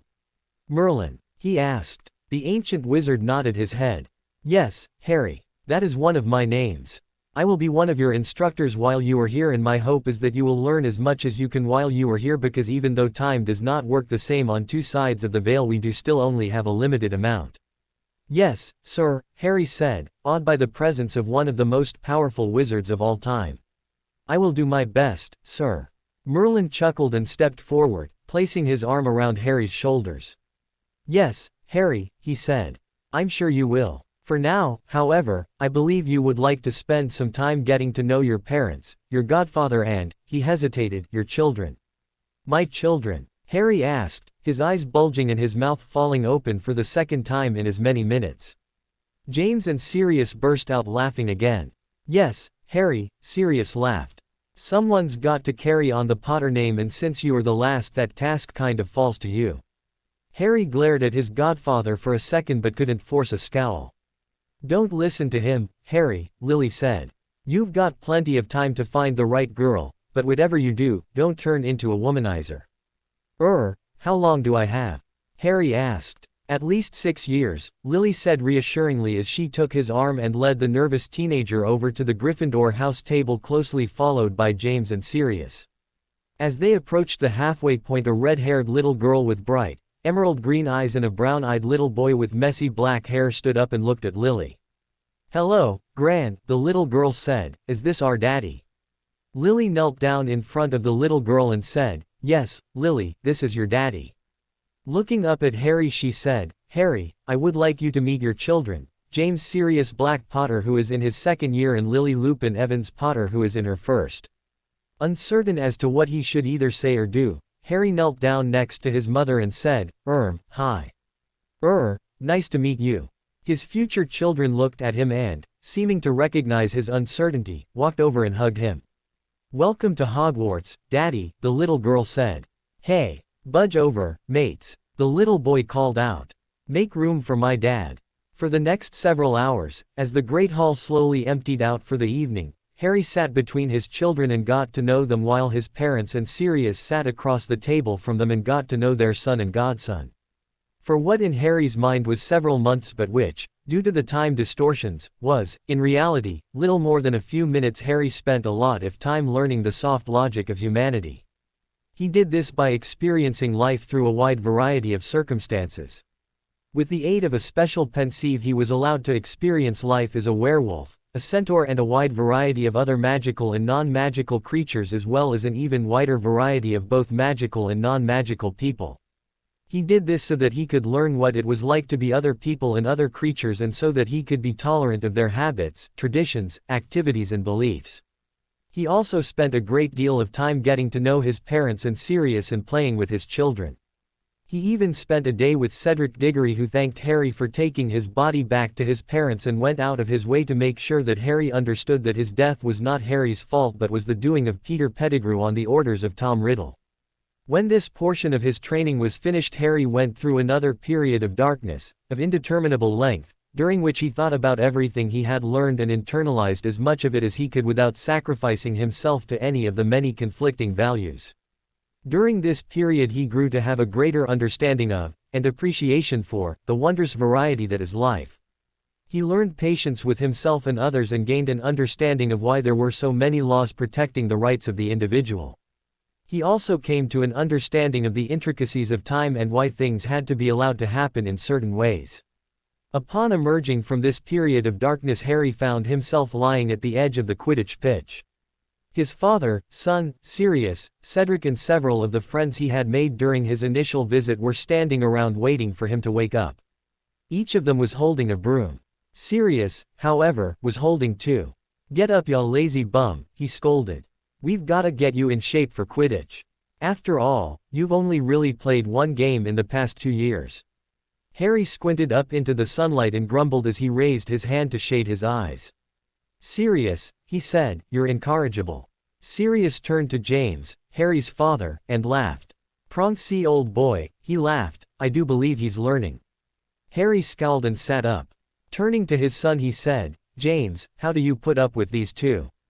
James laughed. "It isn't easy, Dad, but they do kind of grow on you after a bit." James and Sirius looked at each other and didn't seem to know if they should be insulted or not. Everyone laughed at their discomfiture as Harry stood up and faced Sirius. Then, looking down at his son, said, "Good one, James. I think I'm going to like having you as my son." James smiled up at his dad. "What position do you play?" Harry asked. "I play chaser and reserve seeker," his son said proudly. "Takes after his grandpa," the older James said proudly as he affectionately tapped his grandson on the jaw. Harry looked proudly down at his son and smiled. Taking the broom Sirius held out to him, he saw that it was a replica of his firebolt. Mounting his broom he kicked off and yelled, "Last one in the air is a greasy git." Sirius and his father scrambled not to be the last one up. Unfortunately, however, Sirius lost. Harry flew over as Sirius rose into the air and snickered, "Hey, Sirius, how does it feel to be Snape?" Sirius scowled and looked menacingly over at his godson. "Just be glad I'm on your team, Harry. Otherwise I might be tempted to send a bludger your way." Harry smiled sweetly at his godfather and flew away to get set for the start of the game. For the next 3 hours Harry thoroughly enjoyed himself. His father and son and a future Weasley, one of Bill's future children, were the chasers on his team. Sirius and another future Weasley, one of Fred's future children, were the beaters on his team, and one of Ron's future children was the keeper on his team. The other team, with the exception of Cedric who was the seeker, was comprised of past and future Weasleys. It was a tight match from start to finish, and when the snitch finally appeared the score was 210 to 200 in favor of the Potters. Harry and Cedric both spotted the snitch at the same time. From opposite ends of the pitch, the snitch appeared in the exact center of the pitch in the middle of a play. Harry and Cedric both turned sharply and banked into the middle of what promised to be a major wreck. Sweet Merlin, Harry could hear some of the people in the stands gasp, "They're gonna crash." It was a close series of maneuvers, but both Harry and Cedric weaved through the rest of the players while dodging bludgers sent their way by the opposing beaters and approached the snitch from opposite directions at breakneck speeds. At the last possible moment Cedric flinched and pulled up. Harry kept his eyes on the snitch and, as Cedric flinched, reached out and wrapped his fingers around the elusive golden ball. As they floated back down to the ground Cedric flew over to Harry, James and said, "You're a maniac, you know that, Potter." All three Potters looked up and said, "Why thank you, Cedric." Everyone burst out laughing and Harry couldn't remember ever being so happy. As soon as they touched down, however, Harry's mother and daughter raced out onto the field. "Harry James Potter." His mother scolded, "How dare you scare your mother and daughter like that?" Harry blanched briefly, but from the look in his mother's eyes he could tell that she was happy that he was happy. Then, smiling, he said, "It's all a part of the game, Mum. You don't get anywhere if you don't take at least a few risks." His mother just shook her head and smiled as his daughter jumped up into his arms. "But Daddy," she cried, "what would Madame Pomfrey say if she knew what kinds of risks you were taking while you were over here on this side of the veil?" Harry thought about this for a few seconds, then looked his daughter in the eye and said, "She would probably just shake her head and say, 'It figures. After all, she is kind of used to me getting hurt.'" Sirius grabbed Lily out of Harry's arms and swung her around. That's right, Lily Flower. And your daddy is a great seeker. Lily squealed. Uncle Sirius, she screamed. You put me down this instant. Sirius laughed and swung her around again before setting her feet firmly on the ground. Lily, he said to Harry's mother, I do believe you are having a bad influence on your granddaughter. Harry's mother scowled. For the next several months' veiled time Harry studied religion, philosophy, psychology, politics, government and Muggle relations. When he was finished with this course of study he was returned to the timeless void of darkness where he spent an indeterminate amount of time integrating these lessons into the structures of his soul. He knew that everything he was learning while in this other dimension would remain dormant until he was either reminded of it in some way or it was needed in real life. But at the same time he knew that it was his responsibility to lay the foundation and do all of the preliminary work so that he could recall it when necessary. He went through this process, the process of learning and then integrating the lessons learned into his soul, 3 more times, and each time he got to spend more time getting to know his parents, godfather and children. During these visits Harry was happier than he ever thought possible. It was also during these visits that Harry learned what it meant to love and to be loved. He learned that to love is to share a part of one's self with others and to care both for and about the growth, evolution and development of another's soul. And he learned that to be loved is to allow others to share a part of themselves with you and to let others care about your soul. After he felt he had mastered the softer subjects of human relations he moved on to the more concrete subjects of potions, charms, transfiguration and defense against the dark arts. He learned more about potions than he ever knew existed. And, while working with Salazar Slytherin himself, Harry learned to brew many potions that hadn't been used for over 500 years. It was during one of these sessions that he made some comment about Snape being a greasy git and a lousy potions master. At this Salazar laughed and said, yes, well, Severus always has been good at potions but he is not, shall we say, well endowed in the social graces. Harry looked up at this and laughed. Boy, you can say that again. He's good at what he does but he is most definitely not a people person. Salazar nodded and said, yes, that is true. But then again he chose a difficult life for himself so you should not judge him too harshly. After all, have you not seen a few of his childhood memories? Harry grimaced as he recalled the scenes of a little boy shooting flies out of the sky with his wand while his parents argued. Yes, I have, he said somberly. And I'm sorry he had to go through that but it still doesn't give him the right to terrify a bunch of children who are trying to learn. No, it doesn't, Salazar said sadly. But then again, that is one of the lessons he is trying to learn. After he had learned everything he could about the more fundamental and basic branches of magic Harry moved on to a few of the more advanced and obscure fields of study. During these lessons he learned wandless magic, spiritual magic, elemental magic, animagus transformations. He learned that he would have 2 primary animagus forms and several secondary forms he would be able to access over time, metamorphagus magic and ethereal magic, which would allow him to exist as an undetectable, ethereal being, unhindered by the usual laws of magical manipulation. It was during one of these sessions that he was taught how to merge more completely with his physical body's magical core so that he could take full advantage of everything he was learning.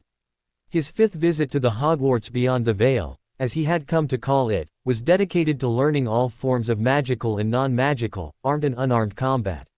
He learned swords, bow and arrow, crossbow and bolt, throwing knives and daggers, throwing stars, karate, kung fu and judo. On his last day there his mother took him aside and said, Harry, I don't want you to be afraid to love or to allow yourself to fall in love because that is your greatest strength and your most powerful weapon. Tom Riddle is a twit and he will pay for all of the pain he has caused but I don't want you to be one of his victims. You know that your father and Sirius and your children and I love you deeply. You have many friends on your side of the veil who love you just as much. They know the risks and they are willing to take them so please, don't chase them away. Besides, you have 2 wonderful children over here who are counting on you and we will all be rooting for you. Harry nodded and said, okay, Mum. I promise not to chase them away. But if you don't mind me asking, is there any possibility you could tell me who my wife is going to be? Lily threw her head back and laughed. Oh, Harry, she laughed. That would take all the fun out of it. But I will tell you this. You already know her and your soulmate is a very caring and sensitive young woman who loves you much more than you know. But I must caution you to take your time getting to know her because you don't want to frighten her away. Several minutes later, as the darkness approached for the 5th time, Harry hugged his parents and Sirius goodbye and knelt down in front of his future children. "You two be good, you hear," he said. "I don't know if it's possible yet, but if I can, I am going to check on you from time to time to see how you are doing." Looking up at his parents and Sirius, he said, "You have 3 of the greatest pranksters Hogwarts has ever known who can teach you a lot. I want you to learn as much as you can from them. But I don't want to hear about you causing too much trouble. And I most definitely do not want you to pull any pranks out of pure maliciousness." Lily and James hugged their father and assured him that they would be good. But as Harry stood up, he recognized the mischievous grin on Sirius' face and turned to his mother. "Mum," he said, "I have a feeling you are going to have to keep an eye on Dad and Sirius to make sure they don't corrupt my children." Lily scowled at her husband and his best friend. "Don't worry about that, Harry," she said as a warning to her husband and Sirius. "I'll make sure they behave." After one more round of hugs, Harry said goodbye to his family and stepped into the darkness. As Harry passed through the final band of darkness separating the two worlds, he focused himself upon the tasks of fully and completely integrating everything he had learned into even the most basic structures of his soul and completely merging with his body's magical core so that he could take full advantage of his newly acquired abilities. His first task, however, was of a more personal nature. He sorted through and stored all of his memories of the times he had spent with his parents, Sirius, his children and all of the other people he had met during his Maturo Octus, and permanently placed them in a special chamber deep within his soul where he could access them at will but where they would be safe from any and or all intrusions. As he completed the last of these tasks, he slowly became aware of several magical, spiritual, intellectual and emotional signatures that seemed to be hovering around his physical body. 2 of these signatures were standing, huddled in a distant corner, discussing the health of their patient. One was concerned with the neurological implications of such a traumatic experience, while the other, a matronly soul, was concerned with the overall health of her charge. Near the foot of one of the beds were 2 more. One, a motherly sort, was a bundle of nerves, trying to solve several problems at once while racing from one to the other, never settling long enough on any of them to consider all of the possible solutions, while the other, her partner in life, was calmer and more reserved. He seemed to be trying to get his wife to calm herself and settle down long enough to think things through. The 5th soul was seated near the head of the bead. She was worried and concerned. But it seemed that years of experience had trained her to hide her emotions from the world and appear stoic and reserved for the benefit of those around her. The other 2 human souls were stationed outside the door to this room. They were worried, tense and concerned. One was worried that he might be in the process of losing the last link to his childhood, while the other was concerned for her friend and terrified that she might lose someone she considered to be a very good friend, even though they had only known each other a short time. Both of them were good at hiding their emotions, but Harry could tell that they were nervous wrecks and that his current condition was tearing them apart. These 2 were guarding this room and protecting its occupants from all but a few comers. The 2 remaining souls were not exactly human but were no less important, as each of them had a deep and abiding love for Harry that they could not deny no matter their circumstance. One of these souls belonged to a proud, yet humble, snowy owl who was currently perched on the metal rails that formed the footboard of the bed next to his own. She was intently watching her friend, master and companion, fretting for his health and welfare. The other soul was that of an excitable house elf who feared that he might lose his master and friend, a young, powerful and great wizard who insisted upon treating him as his equal and friend and who refused to treat him as anything less than human. This elf was nervously pacing the length of the room. The next thing Harry experienced was the sudden shock and pain as his body's physical senses returned to his conscious awareness. The pain was so intense and excruciating that he wanted to scream out, but he had not yet regained control of his physical abilities, so he had no choice but to wait it out. Gradually the pain subsided and he became aware of his physical surroundings. He was lying in a bed. The room was warm yet cool and smelled of a variety of medicinal potions. The sheets were soft yet crisp. The sounds came next, and the most prominent of there were the hushed conversation being carried on at the foot of his bed and the worried hoot of an owl nearby. "What's going to happen to him, Arthur?" a woman's voice whispered urgently. "He has no family now. I don't know how he survived, but you know who is sure to try again. What if he never wakes up? Oh, Arthur, what's going to happen?" Calm yourself, Molly, a man's voice said gently. We'll cross that bridge when we come to it. All we can do right now is wait and hope and pray.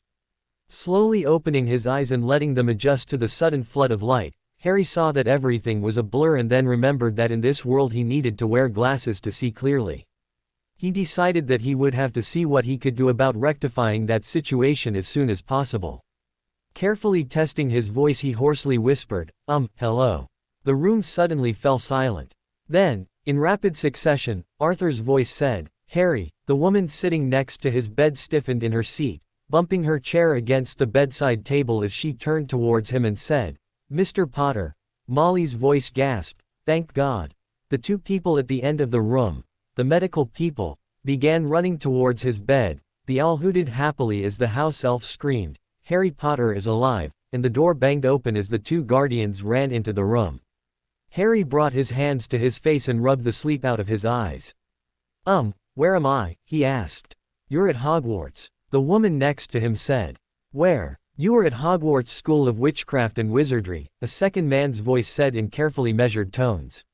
Suddenly Harry's mind was flooded with memories. The memories of Hagrid and the cabin at sea, the Sorting Hat, Ron, Hermione, Professor Quirrell and the Sorcerer's Stone, Ginny Weasley and the fiasco with Tom Riddle's diary, Quidditch, Professor Lupin, Dementors, confronting Sirius Black who turned out to be his godfather, the Triwizard Tournament, the death of Cedric Diggory, Voldemort's return, his trial at the Ministry of Magic, Dolores Umbridge, Professor Snape, Sirius' death, Professor Dumbledore and the prophecy. Harry closed his eyes and groaned. I suppose I'm in the hospital wing again, aren't I? He said. Yes, Harry. You're in the hospital wing, the second man said gently. How do you feel? I don't know, Harry said honestly. Everything seems to work, he said as he tested his arms and legs and hands and feet. I don't know. It's like waking up from a long, complicated dream. I'm just a little lost. That's all. What happened? You were attacked, a third man's voice said happily despite the recognized seriousness of the situation. Harry closed his eyes as he remembered the day 20 or more masked wizards had appeared out of thin air at number 4 Privet Drive. He remembered running down the street and being surrounded at an intersection. Then he remembered the blinding green lights issuing from his attackers' wands as they screamed, Avada Kedavra. How many? He asked. 23, the third man's voice said a bit more somberly. Apparently the charm works, Harry, and it is powerful enough to defeat multiple killing curses while fending off 3 Cruciatus curses. I'm sorry you had to be the one to test it, the as yet unnamed but very familiar voice said, but at least now we know it works. The 20 who cast the killing curse died instantaneously. The 3 who cast the Cruciatus curse were held in place until you passed out. The Dursleys? Harry asked. Dead, the woman next to his bed said stoically. Harry sighed resignedly. Well, I guess that's that then. All of the blood protection is gone. How much do the papers know? They know that you were attacked and they know that you survived, the woman sitting beside his bed said tiredly. Harry suddenly recognized her voice and, turning to face the woman, said, Professor McGonagall, how are the rest of the students? They are nervous, Mr. Potter. They are all very frightened and very nervous, she said as she handed him his glasses. Then, glancing at her watch, she stood up suddenly and said, I must be off. The sorting ceremony is about to begin and Albus asked me to inform him of your status as soon as you awoke. Putting his glasses on, Harry sat up on the edge of his bed. He felt a little dizzy at first but it soon passed. And where do you think you are going, Mr. Potter? Madame Pomfrey said sternly as she stepped in front of him, placing her hands on his shoulders to steady him and then gently push him back down. Harry braced himself and then looked tiredly up into her eyes. I'm sorry, Madame Pomfrey, but this is important. One of Voldemort's main weapons is fear. It may not be much, but if I can give the students and their families even a little bit of hope by showing up at the feast tonight, then that is a sacrifice I am willing to make. I may be weak and I may need help getting there, but this is something I feel I have got to do. Madame Pomfrey loosened her grip on his shoulders and looked over at the doctor from St. Mungo's for an answer, but he had none. After a lengthy pause, Remus stepped forward and said, He's right, Poppy. A part of every war is the psychology of fear and uncertainty. Right now Voldemort holds all of the cards. Anything we can do to give our people hope is worth the effort. An unfamiliar-looking man, a man who had been carefully observing him from a distance, stepped forward and said, "I will have to agree with you, Mr. Lupin. However, I must insist that he drink this restorative draft before going any further. My name is Dr. Francis Stone, Mr. Potter, and my specialty is the neurological effects of spell damage. And I must say that I have never seen anyone come through anything even remotely similar to this in my life. You are now the only person in the history of our world to survive the killing curse, not just once but 21 times." Harry looked at Drive. Stone warily then groaned. "Great. That's all I need. Next time why don't we make it 121? Tonks, in her natural state and with a smile plastered on her face that Harry felt sure would take more than just a crowbar to remove, stepped forward and looked him in the eye. Gripping his shoulders firmly, she very nearly blubbered, "Harry Potter, don't you dare talk like that. I don't think I could stand the thought of losing you again," as tears streamed down her cheeks. Harry grinned sheepishly then, as he began to blush with the realization as to how much his friendship really meant to the clumsy Auror, said, "Don't worry, Tonks. I won't do it again unless absolutely necessary." Then, turning expectantly towards Madame Pomfrey, looked at her questioningly for several seconds until she finally gave in. "All right," Madame Pomfrey said reluctantly. "But I insist on accompanying you, Mr. Potter." Harry looked cautiously between the two medical professionals and said, "Fair enough." Then, looking at the vial in Dr. Stone's hand, asked, "What is it?" "This, Drive," Stone said, "is a restorative draft that counteracts the effects of prolonged comas. But I must warn you, it makes pepper-up potions seem mild by comparison." Harry looked apprehensively at the vial, then, closing his eyes, lifted it to his lips and drank the contents in one swift gulp. His eyes flew open and bulged as steam rose from every pore on his body, obscuring his view as a dense fog rose around him. The stench that surrounded him as the fog lifted was enough to make him gag, but before he could either say or do anything he felt himself being enveloped in a refreshingly cool, soothing breeze that removed the stench and cooled and dried his skin. Looking up, he saw Dobby standing on the bed across from him with a broad grin spread across his face. "Hey, Dobby," he said. "Thank you for that." "You is most welcome, Harry," the excited house elf squeaked. "Is there anything else Dobby can do for you?" Harry thought for a moment, then said, I could do with some clothes if you have a moment." Dobby smiled knowingly, glad to be able to once again serve his master after 15 long and painful days of uncertainty, and snapped his fingers. What appeared to be a freshly laundered and folded school uniform appeared on the bed next to Harry. "There is your clothes, Harry," Dobby said happily, and Harry could not help but smile at his friend's obvious joy. Looking apprehensively into Remus' eyes, Harry smiled shyly and said, "Well, at least we know it works." Tears of joy sprang into Remus' eyes as he realized that Harry was going to be all right and that his sense of humor was intact. The werewolf jumped forward, pulling Harry into a bone-crushing hug that Harry felt could easily rival one of Hagrid's rib crushers. Returning the hug, although with somewhat less vigor, Harry couldn't help but smile. Several minutes later, after Remus, Mr. Weasley and Dr. Stone had helped Harry change into his school uniform, Harry, with Hedwig on his shoulder and flanked by Tonks and Remus and closely followed by Molly and Arthur Weasley, Madame Pomfrey and Dr. Stone, followed Dobby out of the hospital wing and began walking slowly towards the Great Hall. Every so often they could hear muted cheers as the first years were sorted into their respective houses. Then, a little later, they heard the school song being sung to at least 100 different melodies. When the last notes died away, there was a brief silence. As they entered the final leg of their journey, Harry could hear Professor Dumbledore delivering his start-of-year announcements. "And finally," he said as they approached the Great Hall, "you will notice that we do not have a defense against the dark arts instructor this year. This is due to the fact that with Voldemort's return I have decided to take this course in hand myself. I may teach a few of your classes, but for the most part you will be taught by a number of people who are experts in their fields and, if I am not mistaken," he said, glancing up as Harry and his entourage crossed the threshold into the Great Hall, "one or two of your peers as well." "Ah," he said, peering over his glasses at Harry and smiling in acknowledgement, "Harry. It's good to see you up and about." The Great Hall was suddenly silent as everyone turned towards Harry and his entourage. "A word, if you please. I believe the acting Minister of Magic would like a formal statement." "Stay close," Harry whispered to Tonks and Remus. I get the feeling it is important for them that I enter under my own power. But stay close in case I need you. Let me do as much of it as I can on my own. As Harry slowly walked the length of the Great Hall towards the teacher's table, he picked up 2 additional guards as Kingsley Shacklebolt and Mad-Eye Moody stepped in behind him from their posts on either side of the enormous double doors, and was supremely conscious and uneasily aware of almost everyone in the room watching his progress. He wanted to look for Ron and Hermione but was afraid that if he moved his head too fast he would lose his balance. He was so focused on walking that he didn't even hear the first claps. But as the applause grew louder, he became aware of the fact that he was receiving a standing ovation from most of the students and almost every teacher.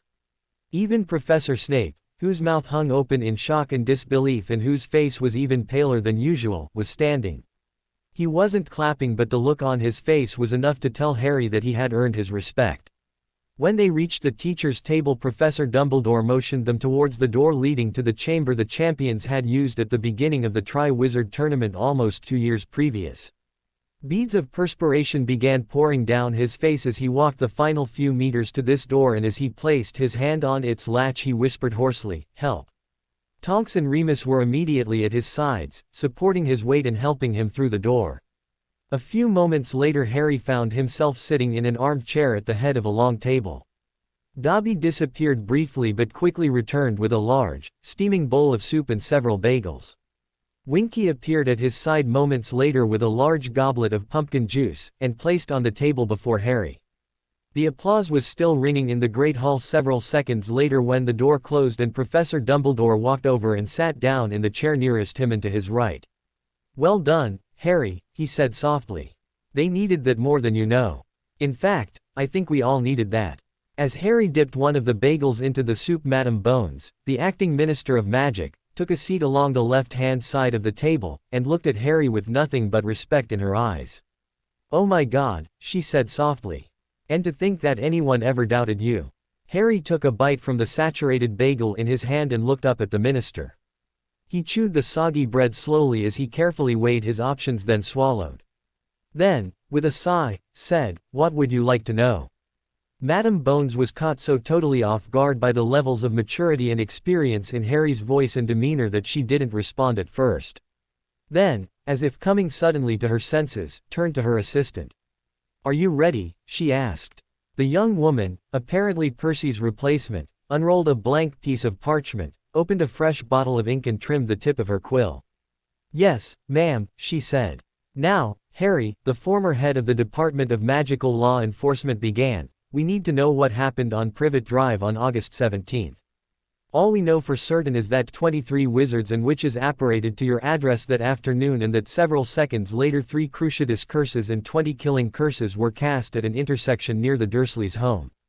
Aside from that, all we know is that when help arrived 20 known or suspected Death Eaters lay dead, and that 3 students, who have since been expelled and sentenced to life terms at Azkaban, were being held in the grip of their own curses. What we do not know is how you, without the use of your wand, as it was still in your leg holster when the Aurors arrived, were able to defeat 23 witches and wizards. Whatever defensive maneuver you used was so powerful that it was off the charts. No one had ever seen anything like it before. Could you please fill us in on what happened?" With Remus' help, Harry spent the next hour describing the research they and Hermione had done on the defensive charm and its development and the events leading up to the attack. "We had only tested it against a few basic charms and curses before the attack," Harry concluded, "but since I was outnumbered and I knew they were going to try to kill me anyway, I had no choice but to put the charm to the ultimate test." Picking up the last bagel and dipping it in his soup, Harry looked over at the Madame Bones and said, "I know I probably broke several laws while defending myself this summer, ma'am," Harry said, "and if you want to take me in I will go peacefully." "No, Harry," Madame Bones said softly while shaking her head. "No. You are not going to be expelled, and you are most definitely not going to go to prison. Professor Dumbledore has informed me of your circumstance, and in my opinion you did what you had to do. We are here to help. You tell us what you need and we will do the best we can. But first we need to know about this charm. What are its components and how does it work?" For the next hour Harry, again with Remus' help, described the charm he had used to defend himself against the Death Eaters. When they were finished, Professor Dumbledore smiled and nodded his approval. "Well done, Harry," he said, obviously pleased. "It would seem that you, Professor Lupin and Miss Granger have solved a centuries-old wizarding problem using Muggle means." "Yes," Madame Bones agreed. "This is very advanced and, I might add, very powerful magic." "I don't know about that," Harry said tiredly, "but I do know that I would like to go over it with Professor Flitwick before we release it. I don't want all of its inner workings released just yet, but as soon as we get it perfected I would like it released to the public through all media outlets." "Good idea," Madame Bones said as Professor Dumbledore excused himself and returned to the Great Hall. "Now, Harry," she began hesitantly, "we have to figure out what to do with your guardianship." "My what?" Harry asked, looking up in surprise. "Your guardianship," the Madame Bones said uncomfortably. "Technically, and under the law, you are still a minor. With the Dursleys, deaths you have no legal guardian. There is no real problem so long as school is in session, but you still have 2 years to go. We need to find you a family."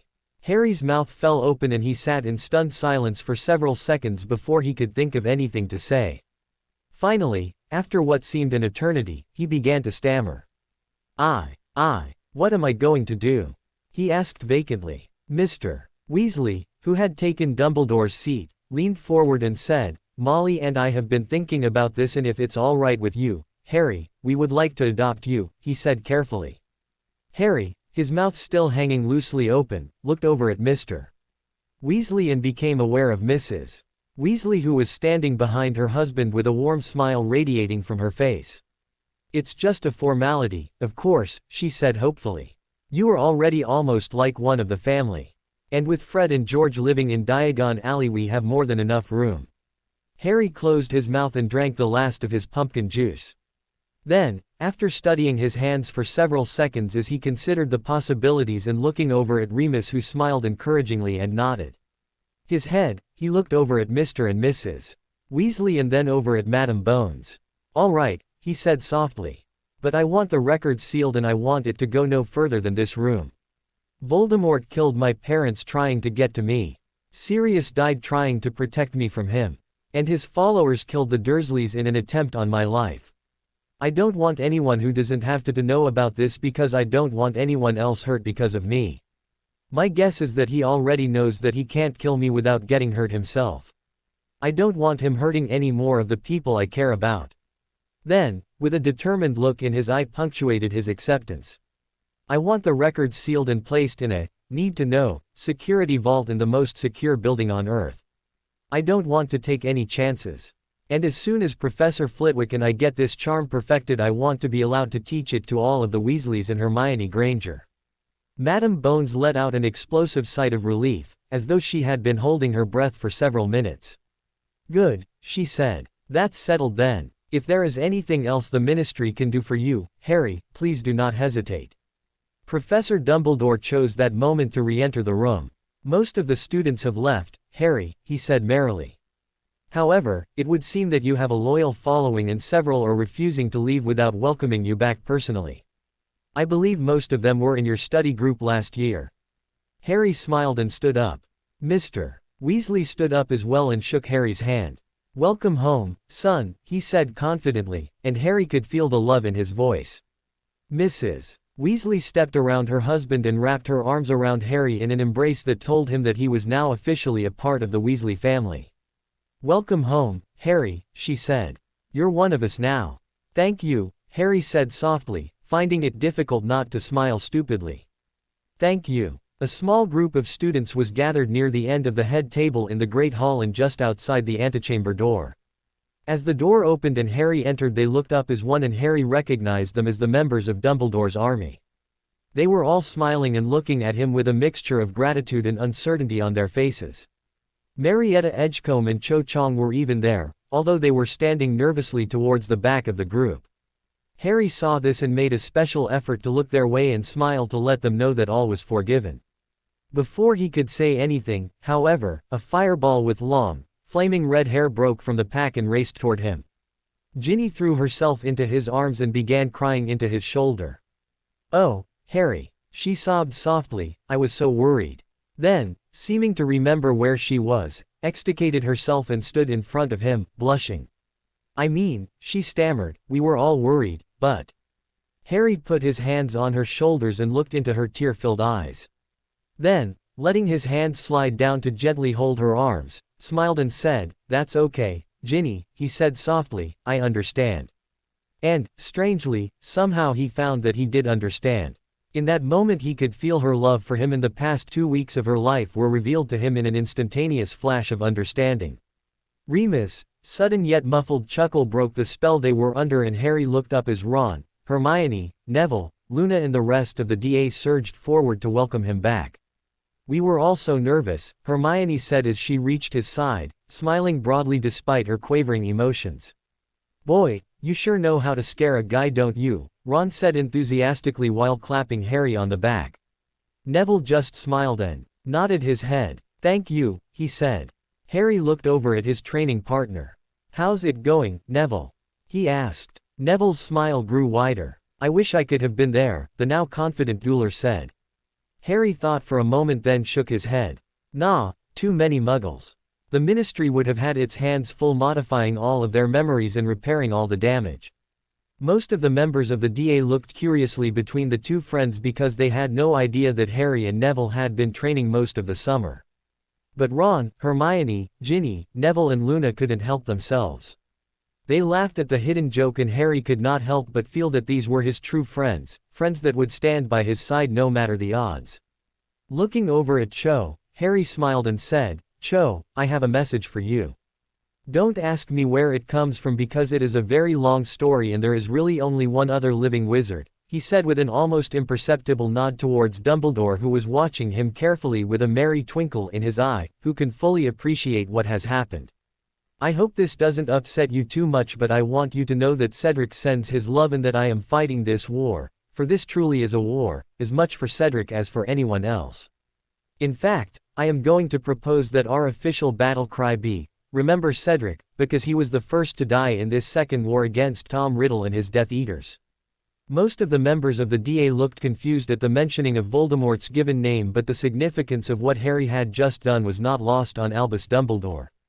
"Yes," the aging headmaster said lightly, as if an idea had just occurred to him. "I believe you are correct, Harry. Tom has terrorized far too many people over the years with his fictitious name. I believe the time has come for us to reveal this little truth about our foe." When he had everyone's attention, Professor Dumbledore completed his thought. "I believe the time has come for the people to know that Voldemort's real name is Tom Marvolo Riddle." Harry could feel Ginny tense slightly at the mentioning of the Dark Lord's true identity, so he pulled her into a tender embrace and whispered, "It's all right, Ginny.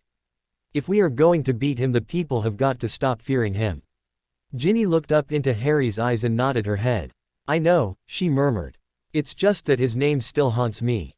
Harry hugged her a little tighter. "I know," he murmured. "And I'm sorry." Ginny returned his hug and rested her head against his chest. In that moment, as Ginny shivered in his arms, Harry knew that he wanted to protect this beautiful creature from the man who had tried to destroy her during her first year at Hogwarts. Several seconds passed as those who did not know of Ginny's involvement in the Chamber of Secrets fiasco looked on with curiosity at Ginny and Harry's reactions, and those who did know of her involvement looked on with sympathy and understanding. Cho Chang finally broke the silence. "Remember Cedric," she said as if trying it on for size. "Yes. I like that. Remember Cedric." The others nodded their agreement, and the new battle cry was quickly adopted. As they voiced their approval of the new slogan, Harry turned to Hermione and asked, "How are you doing, Hermione?" "I'm doing fine, now," she said as tears of happiness threatened to spill from her eyes and a broad smile spread across her face. "How are your parents?" he asked. Hermione's smile suddenly vanished and she wiped the tears from her eyes. "They're terrified," she said. "How much did they know?" "Not much," she admitted, sadly shaking her head. "I don't want them to be afraid, but I don't know how much to tell them. They know something is going on and they know it has me frightened, but I don't know what to tell them. I don't want them to be afraid, but..." Harry stopped, turned back to the acting Minister of Magic and in a strong, clear, commanding voice said, "Madam Bones, we need to talk. Now." The great hall grew suddenly silent and time seemed to stand still for several seconds as everyone turned to look at the new Harry Potter. Even Peeves, who had been lurking in the shadows, stopped and stared at the 16-year-old student who had just addressed the Minister of Magic so forcefully. Madame Bones worked her way through the small crowd of onlookers. "Yes, Harry," she asked. "What can I do for you?" "We have got to lift the veil of secrecy," Harry said forcefully. "The Muggles, especially the parents of the Muggle-born students, have got to know what is going on. I'm not saying we should reveal ourselves to everyone in the Muggle world, but we have got to let the people know what is going on. One of Voldemort's greatest weapons is fear. Our greatest weapon in combating fear is understanding. It may not make it any easier for them, but at least they will have some idea as to what is going on and what we are up against. And since one of Voldemort's main weaknesses is a blatant disregard for anything Muggle, we might be able to enlist a few of them to our cause. And they might just be able to find something we can use. I also want you to dispatch teams of hid wizards, in Muggle clothing of course, to guard the families of all of the Muggle-born and half-blood students at Hogwarts. This is a war, ma'am. And we are going to begin treating it as such." Turning to Ron he said, "Ron, you are a chess master, correct?" Without waiting for an actual response, Harry said, "I want you to start thinking about this war as a real-life game of wizard's chess. What I want you and Hermione to do is conduct a little research and learn everything you can about Voldemort's capabilities. I know you don't particularly care for Professor Snape, but he is going to be one of your most valuable resources, and I want you to use him." Turning to Hermione he said, "Hermione, you grew up in the Muggle world. I know it's asking a lot, but I need you to organize all of the Muggle-born students at Hogwarts and brainstorm to see what technologies exist in the Muggle world that might be of some use. I want you to explore every possibility. I want no stone left unturned." Turning to face the headmaster he said, "Professor Dumbledore, I know I'm probably overstepping my bounds here, but I need you to contact the headmasters of all of the wizarding schools and ask them to organize themselves along these lines and prepare for war. I want them to tap all of their resources because I want Ron to have a chess set that cannot be beaten." And finally, turning back to face the acting Minister of Magic he said, "And finally, Madame Bones, I would like you to please contact every Minister or Secretary of Magic in the world and enlist their aid. Use whatever diplomatic channels you deem appropriate, but I want everyone on board." A stunned silence filled the Great Hall for several seconds. Gradually he became aware of the stares of disbelief he was receiving from his friends and the other members of the DA. Then he became aware of Ginny, who was standing beside him with a look of shock, disbelief and admiration on her face and a glow of love in her eyes. He turned to face her, took her hands in his and looked into her eyes. "Ginny," he said softly. "He's hurt you. He's hurt me. He's hurt a lot of people, but this time Tom Riddle has gone too far. If he wants a war, then that is what he is going to get, and I'm not going to stop until he is utterly and totally defeated." Then, he looked over at Cho and nodded. "Remember Cedric, Cho," he said.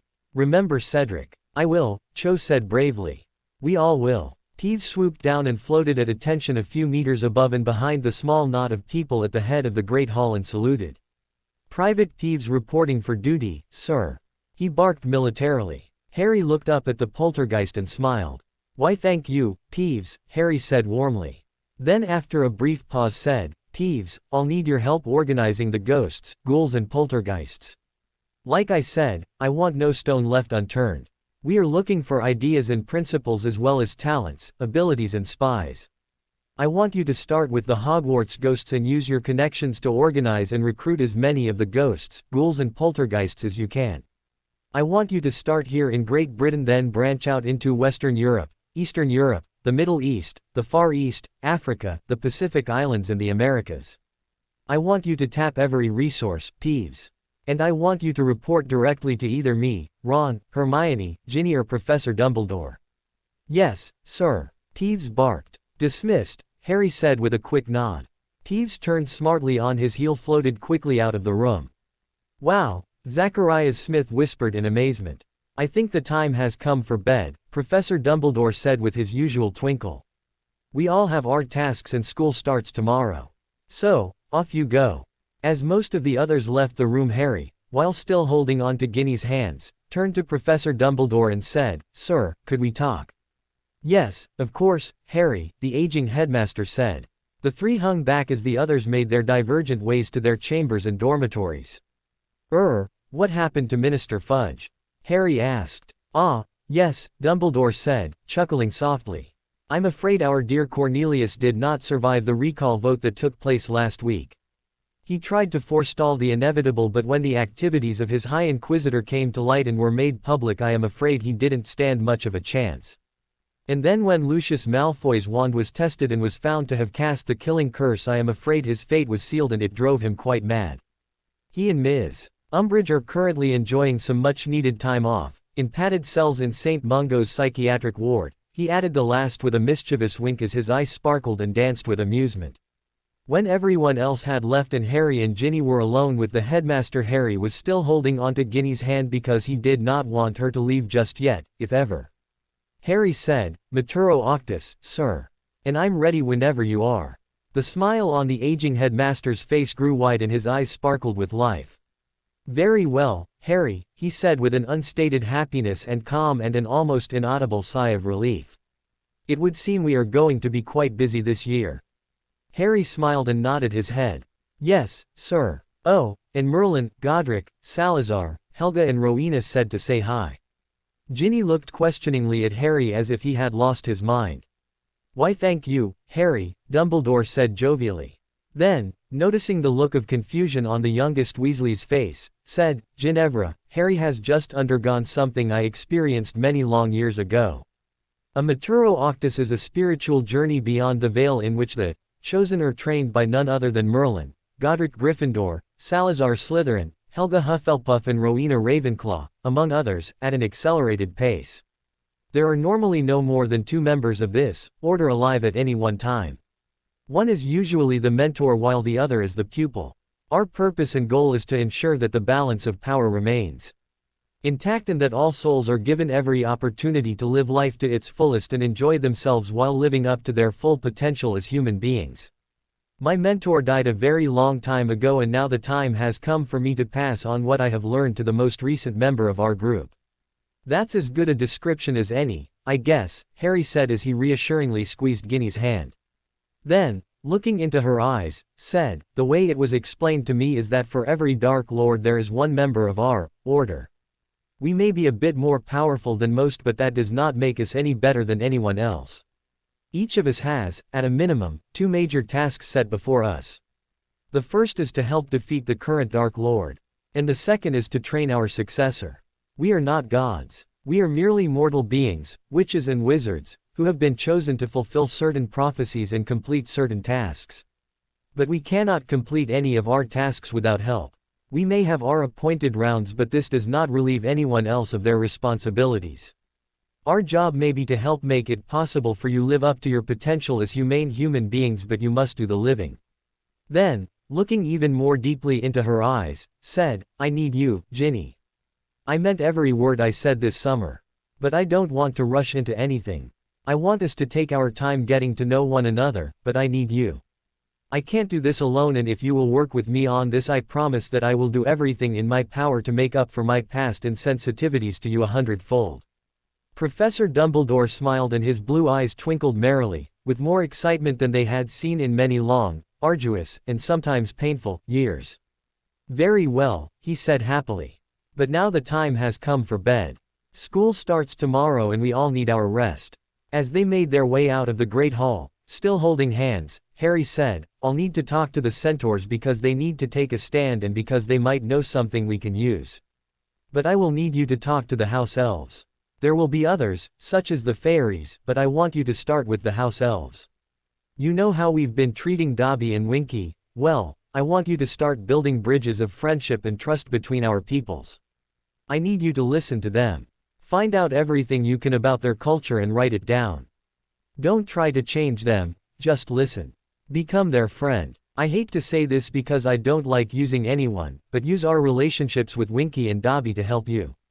I know they are all fairly eager to please, but we need to go beyond these surface features and dig for understanding.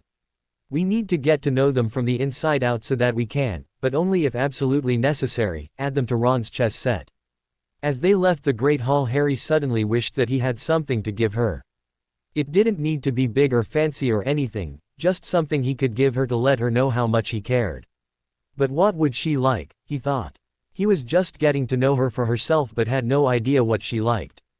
As these thoughts passed through his mind, Harry felt a lump in the pocket of his trousers and, as memories of the Sorcerer's Stone replayed in his mind, he reached in to retrieve whatever it was that had suddenly appeared in his pocket. As he pulled his hand out, he glanced down and saw that it was a short, squat, purple, scented candle that smelled of some kind of fruited berry. Stopping on the stairs several steps below the portrait of the fat lady, he looked into her eyes and handed it to her. "What's this?" she asked. "I don't know," he said nervously. "Just something I thought you might like." Then, taking a deep breath, he steeled himself and plunged ahead. "Ginny," he said softly, "I know I've said this before, but I really am sorry I ignored you. I know this may not sound very convincing because I'm really not very good at these things, but I want to get to know you, Ginny. I want to get to know you as you, not as my best friend's little sister, or as anyone else's little sister for that matter. I just want to get to know you as you." He closed his eyes and waited, not sure what to expect. As the seconds ticked by, he could feel his heart pounding in his chest and he held his breath waiting for some sign from Ginny that it was all right to breathe again. Then he felt it. Her hand was gently caressing his cheek. "I'd like that," she said softly. "I'd like that very much."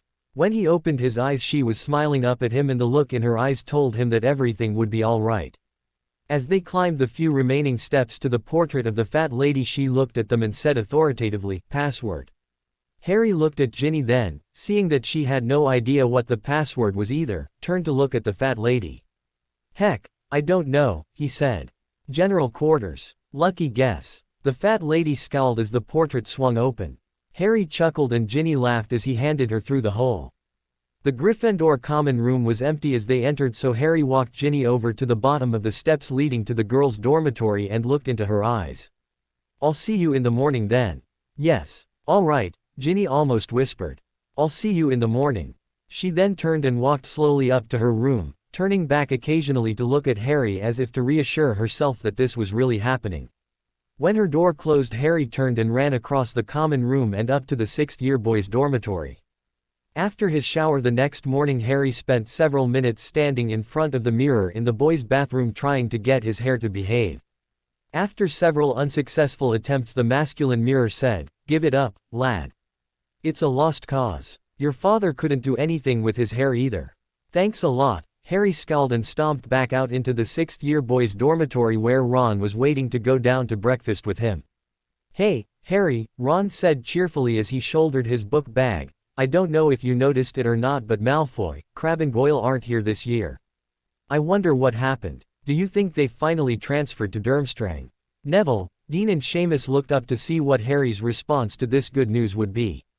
They were expecting him to at least be happy about it but were unprepared for what came next. "Try life sentences in Azkaban," Harry said dryly. "They were there." "Oh," Ron said quietly. "I'm sorry. I had no idea." "That's okay," Harry said softly, shouldering his bag. "You had no way of knowing." The other three looked over at their friend with a mixture of curiosity and respect. Whatever had happened to him over the summer had moved and changed him deeply. He seemed different somehow. He seemed calmer, quieter, more reserved and yet more confident and determined than ever before. Harry felt the play of these emotions but chose to ignore them. He had changed and he knew it. He would help them if he could, but they would have to deal with the changes on their own terms and in their own ways. He had more important things to worry about. At the bottom of the stairs, Ron pulled Harry out of the flow of traffic and into the center of the common room. "Shall we wait for the girls?" he asked. Sure," Harry shrugged, wondering if Ron had any idea how he felt about Ginny. They didn't have to wait long as Ginny and Hermione descended the stairs moments later, their book bags slung over their shoulders, deep in a whispered conversation. "Mind letting us in on your conversation?" Ron asked as Ginny and Hermione joined then in the center of the room. "It's just girl talk," Hermione said as she winked at Ginny. "You wouldn't understand. You want to try me," Ron said, rising to the challenge. "No," Hermione said flatly. Ron was about to respond with a sarcastic retort and Harry could feel an argument coming on.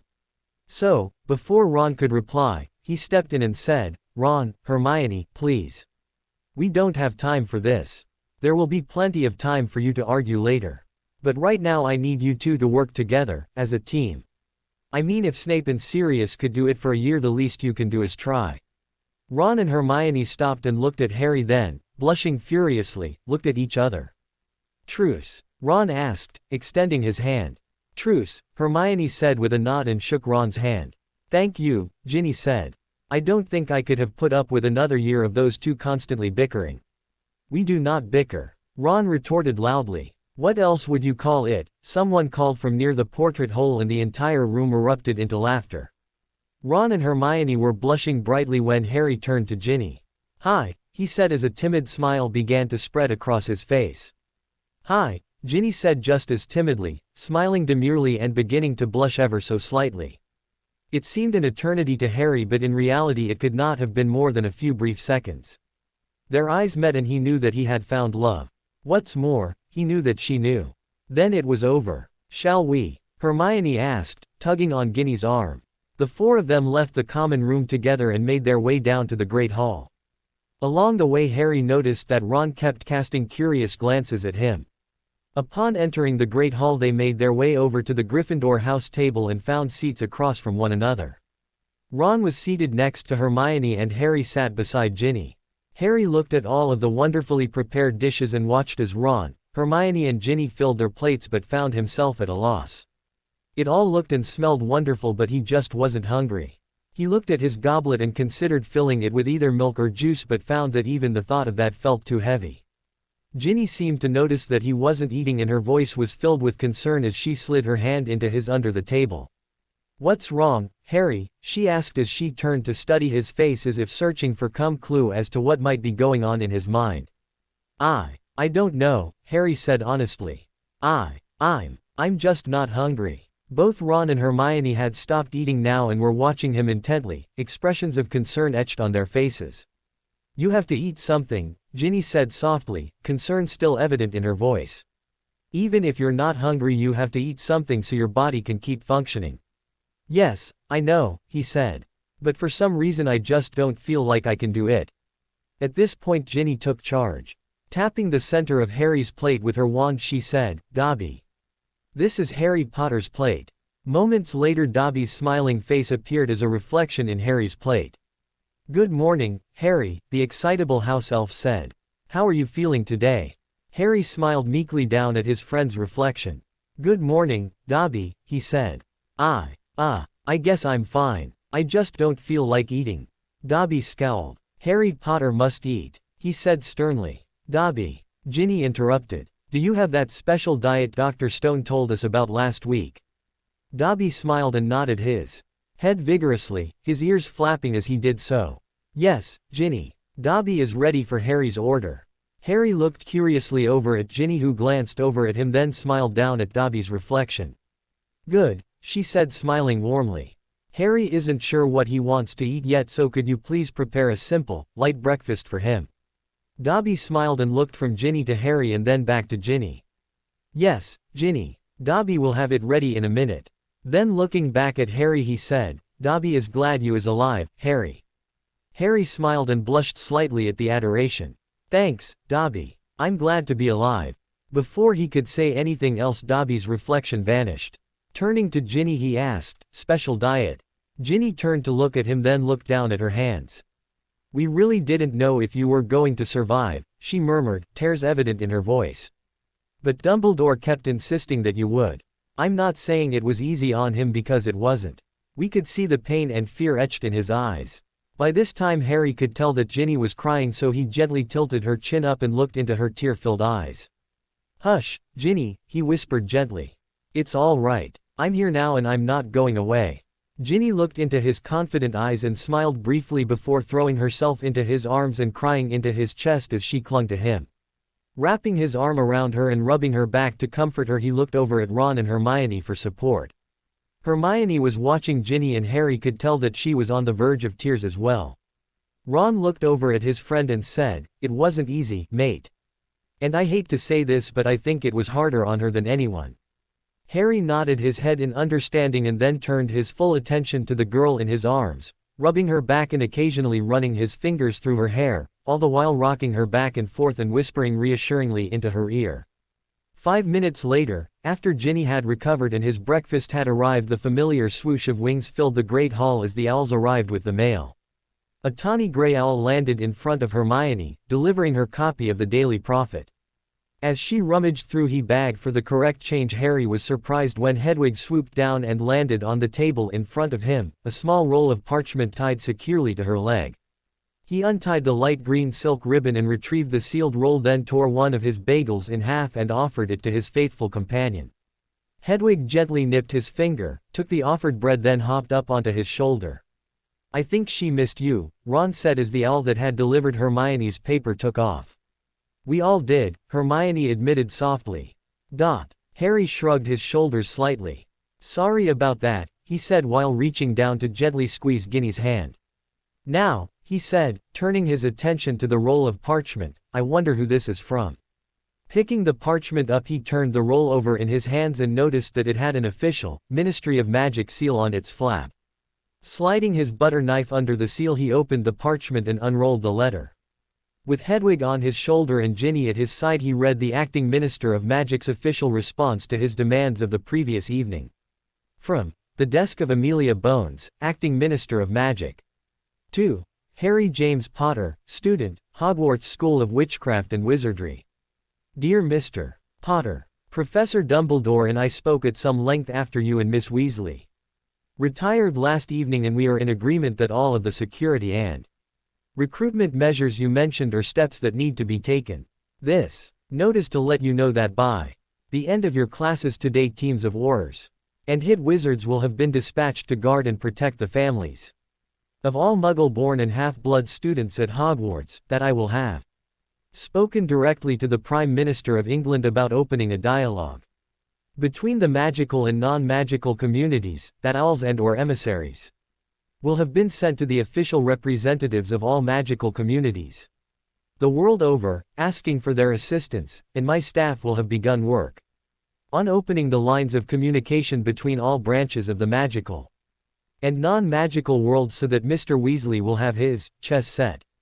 In addition, Mr. Potter, I thought you should know that we are using your name in many of these letters because, whether you like it or not, and I have been assured that you do not, you really are much more famous than you realize.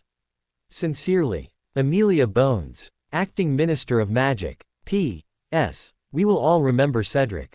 Well, Ron asked, who's it from? Harry looked up as Ginny squeezed his leg under the table. She had been gripping it since he had unrolled the parchment and begun reading.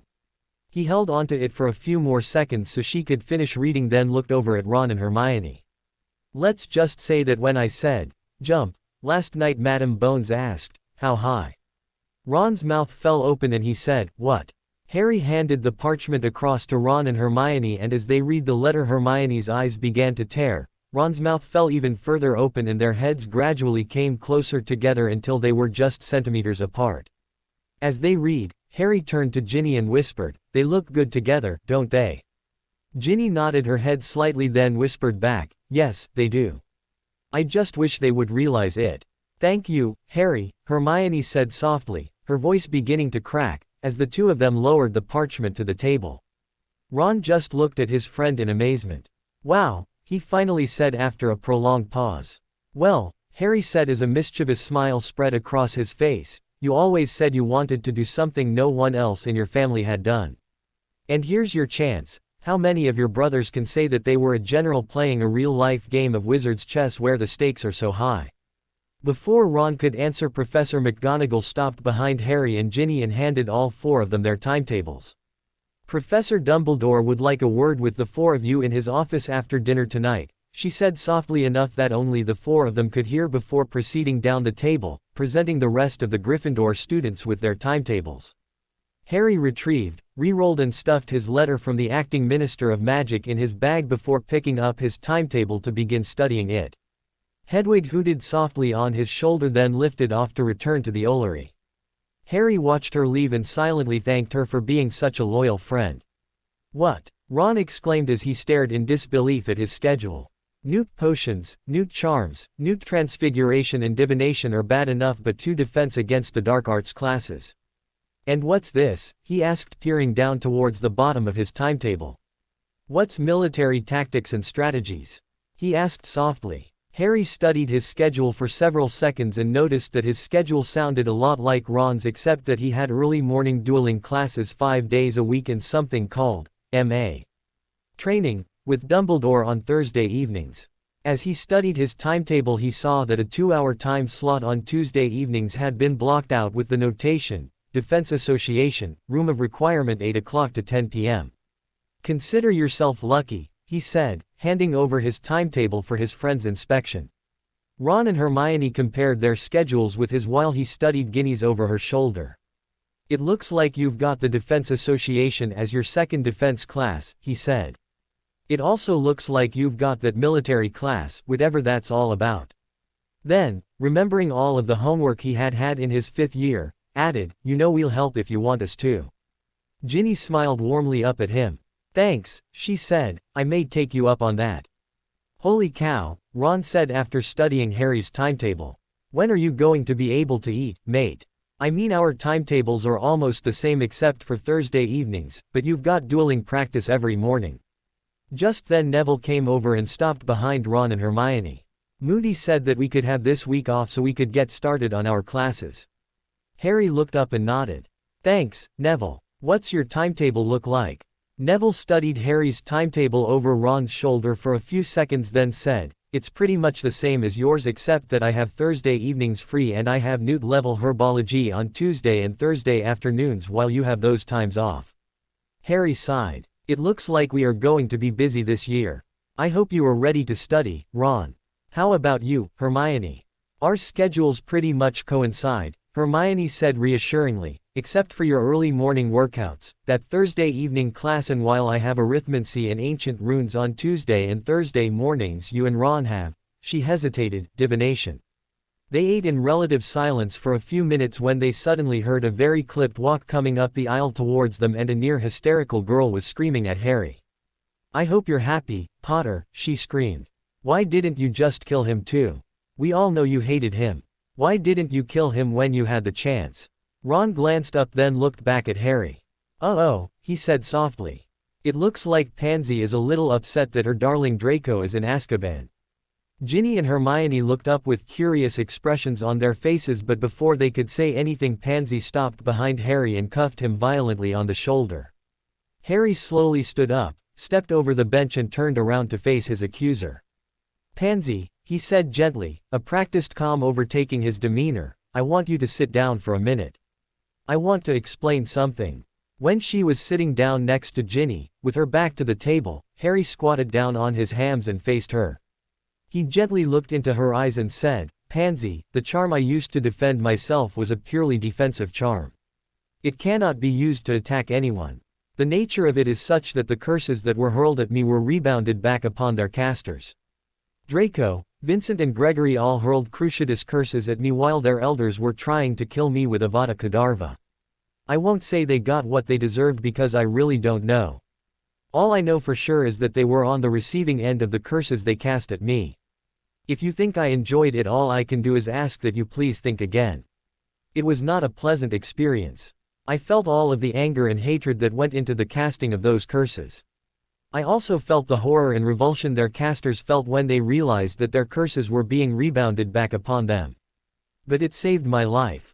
For those who died there was nothing after that. I simply felt them die and it was not a pleasant experience. But for Draco, Vincent and Gregory there was pain, anger and hatred beyond belief. I almost wish I could communicate some small portion of the anger and hatred Draco felt as he cast his spell, because I want you to know what you were getting yourself into. Suffice it to say, Pansy, that before you get seriously involved with anyone else, I can only suggest that you take a good, long, hard look at that which lies within, because you are going to have to deal with their inner worlds on a daily basis. Oh, you may have gotten some of Draco's money, power and prestige, but the emotional price you would have paid would have destroyed you in the end." As he stood up he noticed that the great hall was as silent as it would have been in the dead of night, and yet it was packed and full. He also noticed that Professors Dumbledore, McGonagall and Snape were standing a few meters away, poised and ready to break up any fights that broke out, but with bemused and curious expressions on their faces. He helped Pansy to her feet and nodded towards Professor Snape, who came forward and took Pansy back to her seat at the Slytherin table. Professor McGonagall let out the breath she had been holding, shook her head and walked back up to the teacher's table. Professor Dumbledore nodded, smiled and winked at Harry before he too returned to his seat at the teacher's table. Wow, Hermione breathed as Harry sat back down. Where did that come from? Harry looked at her tiredly and shook his head. Please don't ask because you really don't want to know. Ron's eyes were wide and his mouth was hanging open yet again. Harry looked over at his best friend. You might want to close your mouth, Ron, he said, because we aren't going to feed you, and if you aren't careful Pig might mistake it for a new roost or something. Ron snapped his mouth shut and then shook his head as he laughed nervously at the depths of the wisdom his friend was showing. Ginny rubbed her hand along Harry's thigh, took his hand in her own and leaned her head on his shoulder. Now I know why I've loved you all these years, she said softly to herself, but Harry heard her anyway and gently squeezed her hand. Retrieving his timetable from Hermione, Harry glanced at it briefly and said, "It looks like we've got defense first then charms. And after lunch it's transfiguration and potions." Then, turning to Ginny, he asked, "How about you? What does your day look like?" Ginny studied her timetable for a moment longer then said, grimly, "I start out with potions." This was met with groans of sympathy from the other three. "Then it's herbology." Then, brightening, she continued, "But this afternoon I have defense and charms." As they got up from the table a few minutes later and prepared to leave the Great Hall, Harry turned to Ginny and said, "Thank you." "What for?" she asked in surprise. "For just being you," he nodded as a small, grateful smile began to fill his features. Beaming up at him, Ginny's eyes sparkled as they met his and a warm smile of friendship and love spread across her face. "You're welcome." Harry felt himself falling forward into the depths of her eyes as time seemed to stand still for them. It was almost as if the rest of the world had been put on hold and their two hearts were becoming one. The atmosphere was charged with an energy he could not explain and he felt himself opening up to the world around him, and to this beautiful girl in front of him in particular, more thoroughly than he had ever thought possible. It was as if nothing else, none of the sad and sometimes painful events of the past 15+ years of his life, mattered anymore, as though he had been given a new lease on life and a chance to start all over. This was home and this girl standing in front of him was love, all of the love he had been missing out on since his parents had been taken from him so long ago. He didn't know how long it had lasted when the spell was suddenly broken as another student accidentally brushed his shoulder on their way to class and twisted his torso just enough to cause him to break eye contact. Harry blushed and smiled again. "Sorry about that," he said. "That's quite all right," Ginny said, blushing shyly. "I guess we had better get to class." "Yeah," Harry whispered. "Will I see you at lunch?" "Of course." Out in the hall Ron pulled Harry aside and said, "You fancy her, don't you?" It was a statement more than a question and Harry didn't know how to respond. This was Ron, after all, and Harry had no idea how he would feel about his best friend falling deeply and madly in love with his little sister. Finally, after several seconds of sheer panic, Harry decided that telling his friend the truth would probably be the best approach. "Yeah," he said apprehensively. "I can't explain it, Ron, but it's like I've finally found what I've been looking for all my life. It's peace. It's life. It's love. It's acceptance. It's indescribable really. And to top it all off it's like going home. I can't explain it, Ron, but I think I love her." "You do," Hermione said from behind him. "And she loves you too. She always has and I think she always will." Blushing, Harry turned to face his other best friend. "Yeah," he said, "I just hope I'm good enough for her. The important thing," Ron said, "to me anyway, is that she's happy. The only thing I ask, Harry, is that you treat her right." "Ron," Hermione scolded sharply. Harry laughed and smiled despite himself. "You too," he laughed. "When will you ever learn?" Then, still smiling, said, "Don't worry, Ron, I learned a lot last summer and I promise that I will treat her with all of the tenderness, love, devotion and respect she deserves." Ron smiled and nodded his head, seemingly a little surprised at Harry's words, and said, "That's all anyone can hope for, Harry. And it's not that you need them or anything but you have my blessings." "Thanks," Harry said. Then, putting his arms over the shoulders of the two people with whom he had shared so many adventures, said, "Now if we don't hurry we are going to be late and I really don't want to miss this class." With that, the tree friends strode off to class, and an aura of glowing white light seemed to envelope and energize them as they made their way through the crowded corridors. Professor Dumbledore stood up from where he had been resting on the teacher's desk as they entered the Defense Against the Dark Arts classroom and calmly strode over to close the door. Harry, Ron and Hermione scanned the room for empty seats and found 3 in the back row between Neville Longbottom and a Ravenclaw boy Harry did not recognize. As they made their way to their seats, Professor Dumbledore cleared his throat. "Now that we are all here," he began confidently, "I fear that I must issue an apology." The room fell suddenly silent as all whispered conversations stopped and everyone turned their attention to the headmaster. Harry, Ron and Hermione quickly found their seats and, sitting down, gave all of their attention to the man standing before them. "For the past 5 years you have gone through 5 Defense Against the Dark Arts professors. The first proved to be potentially more lethal than anyone could have imagined. The second proved to be little more than a pompous fraud. The third," and here he paused, "was perhaps the best teacher you have had thus far but has the unfortunate handicap of being a werewolf. The fourth, although many of you did learn a few things from him, was, in the end, proven to be a fraud. And last year's professor was little more than an overzealous bureaucrat." Professor Dumbledore hung his head briefly, and when he looked up again Harry could see a tear trickling down the headmaster's cheek. "I am sorry," he said.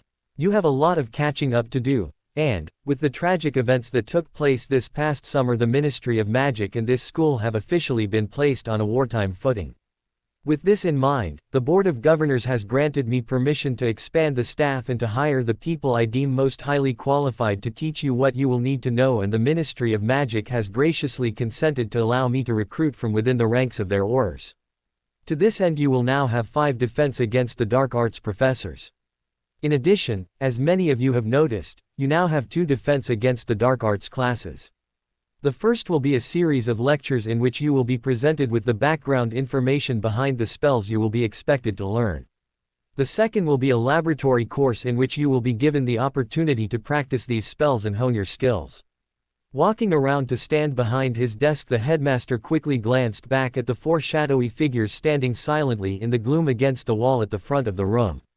Harry hadn't noticed them before, but now that he did, he felt a certain sense of foreboding, almost as though he was about to be introduced to 4 of the most difficult taskmasters he would ever face. "Before we begin, however, I believe a number of introductions are in order," Dumbledore said with a hint of sternness in his voice. "The first person I would like you to meet is Miss Nymphadora Tonks." Hermione gasped delightedly. Miss Tonks is an Auror and a Metamorphagus, which means she has the ability to change her appearance at will. She will be teaching courses in concealment and disguise. Tonks stepped forward, her blue, shoulder-length hair sparkling in the torchlight, and smiled sheepishly. As she stepped aside, her hair cycled from blue through violet to red, orange, yellow, green and back to blue. Lavender and Parvati giggled while most of the others gasped audibly. Harry, Ron, Hermione and Neville, however, just smiled in appreciation as their friend left the stage.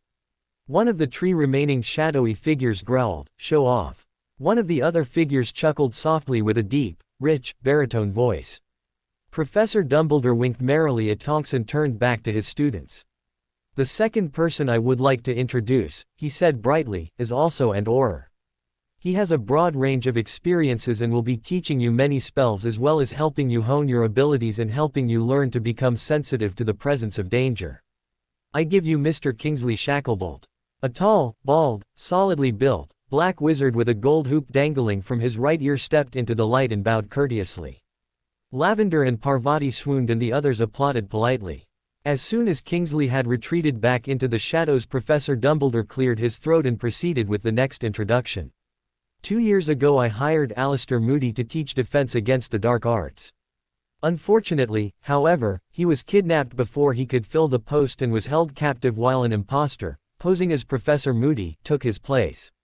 The real Alistair Moody, this Alistair Moody, has agreed to come back and give you the benefit of his many years of experience as an Auror during our current foe's last reign of terror. With the familiar clump of his wooden leg, Mad-Eye Moody stepped out of the shadows and into the light, his magical eye spinning in its socket and the many scars on his face casting odd shadows that made him look even more frightening than he really was. 3 of the 4, Gryffindors in the back row, who had had many encounters with the retired Auror, applauded enthusiastically.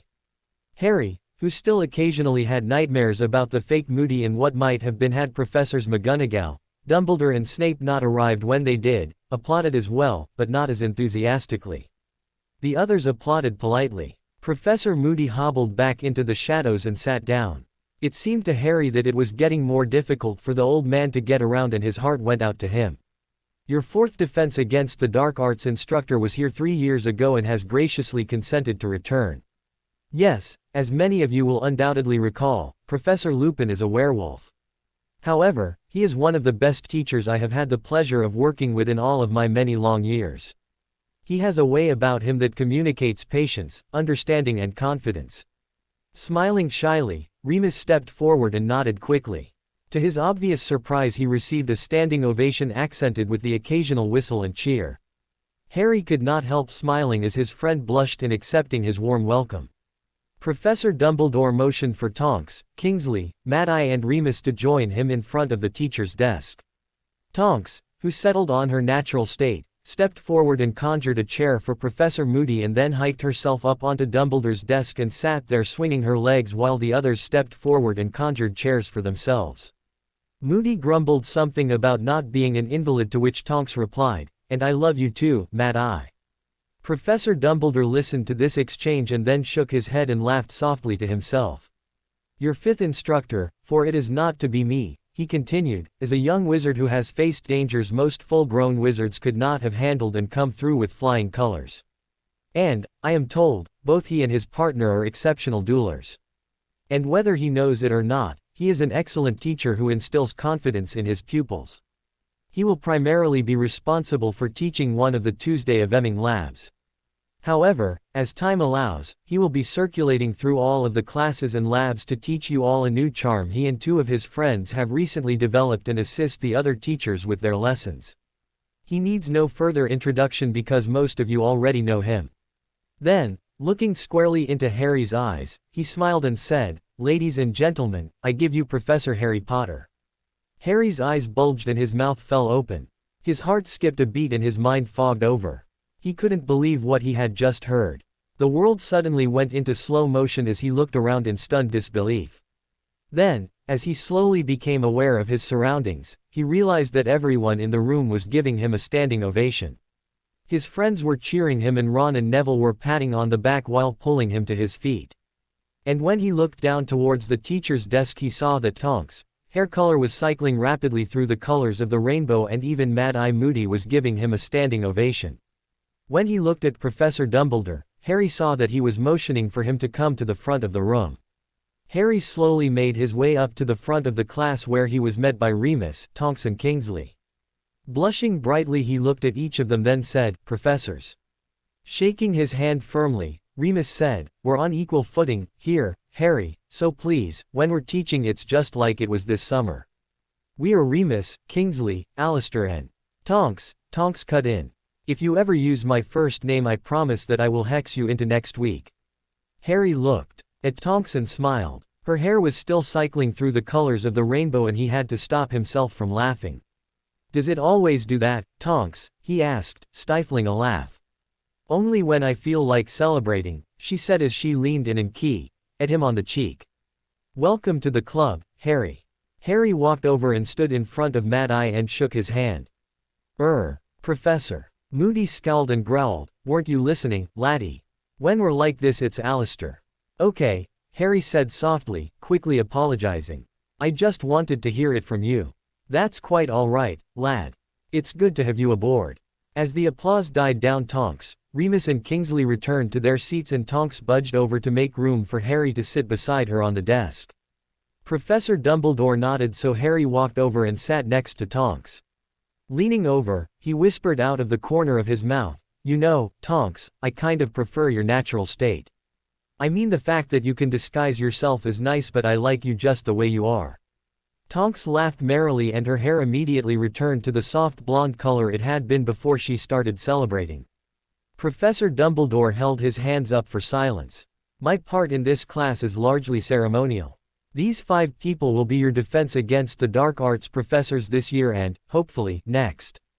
For the remainder of this period I will step aside and listen as they tell you a little bit about themselves and what they are going to be teaching you this year." The blood drained from Harry's face and he looked over at Tonks for support. As Remus stepped forward and started telling the class about his experiences, not as a werewolf but as a freelance horror, Tonks leaned over and whispered into his ear, "Just pretend you are standing in front of one of your DA classes and relax. Tell them about the charm and go from there." Harry nodded and whispered back, "Thanks." After Remus came Kingsley, then Mad-Eye, then Tonks. With 15 minutes left to go, Harry stood up and, looking nervously out at the sea of faces before him, tried to start. He faltered, then glanced back over at Tonks. "Go on," she mouthed encouragingly. "Go on. Just relax and talk about what you know." Harry shook his head, squared his shoulders, looked up, cleared his voice, made eye contact with Ron and began. "Most of you probably already know how I got this scar, so I won't talk about that. And most of you probably remember the 3 tasks of the Triwizard Tournament, so there's no use talking about that either. What most of you probably don't know about, however, apart from rumor and gossip, is what really happened when I was helping to protect the Sorcerer's Stone.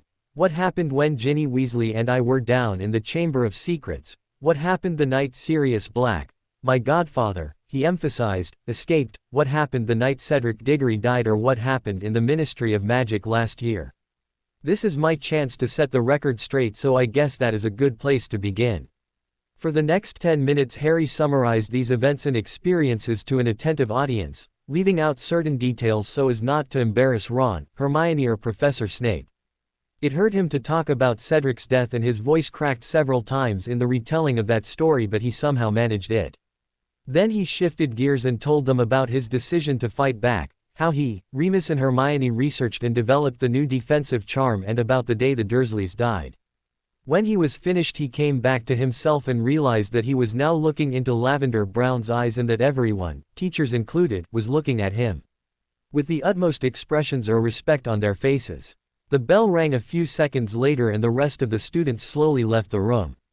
On his way by, Ron held up Harry's book bag so that Harry could see that he had it. When it was just himself and the other teachers in the room, Harry turned to them and softly asked, "What happened? How did they find me, and how did they get by the order?" "As to how they found you, Harry," Dumbledore said, "we do not know. We suspect Cornelius Fudge may have sold that information to Mr. Malfoy, but we have no proof as of yet. As to how they got past the order, all we can say for sure is that they must have been watching both you and us for quite some time, because we tried to vary our shifts enough to keep anyone guessing. But as it turns out, all of our precautions were not enough. They caught us at a shift change and killed 4 of our people as they were comparing notes." "Oh," Harry said, biting his lip and looking down at his shoes. Ron and Hermione met him just outside the door as Harry left the Defense Against the Dark Arts classroom, and as Ron handed him his book bag he smiled and said, "Bloody brilliant, Harry. You're a professor now." Harry shushed him and sternly reprimanded his friend. "Keep it down, will you, Ron? It'll be all over school before lunch, but I don't want to make a big deal out of it. I'm just in charge of the DA.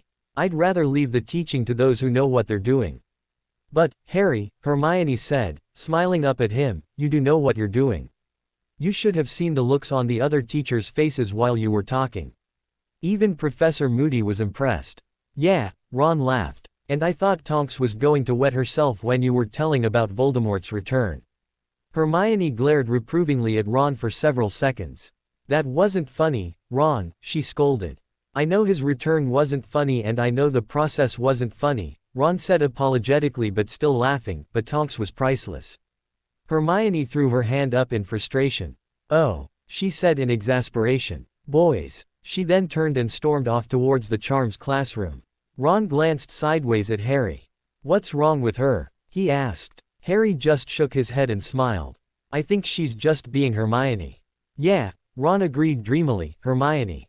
I think we had better catch up to her or we're going to be late," Harry said as they set off through the crowded corridors. While they were making their way to the Charms classroom, Harry realized that Ron had said Voldemort's name without so much as a flinch and made a note to ask him about it later on. Hermione was still fuming when they found her in Professor Flitwick's classroom and sat down on either side of her. "You're going to have to learn to lighten up a bit," Hermione," Harry said softly as he took out a fresh roll of parchment and prepared to take notes. "For what lies ahead, we are all going to have to find some reason to laugh."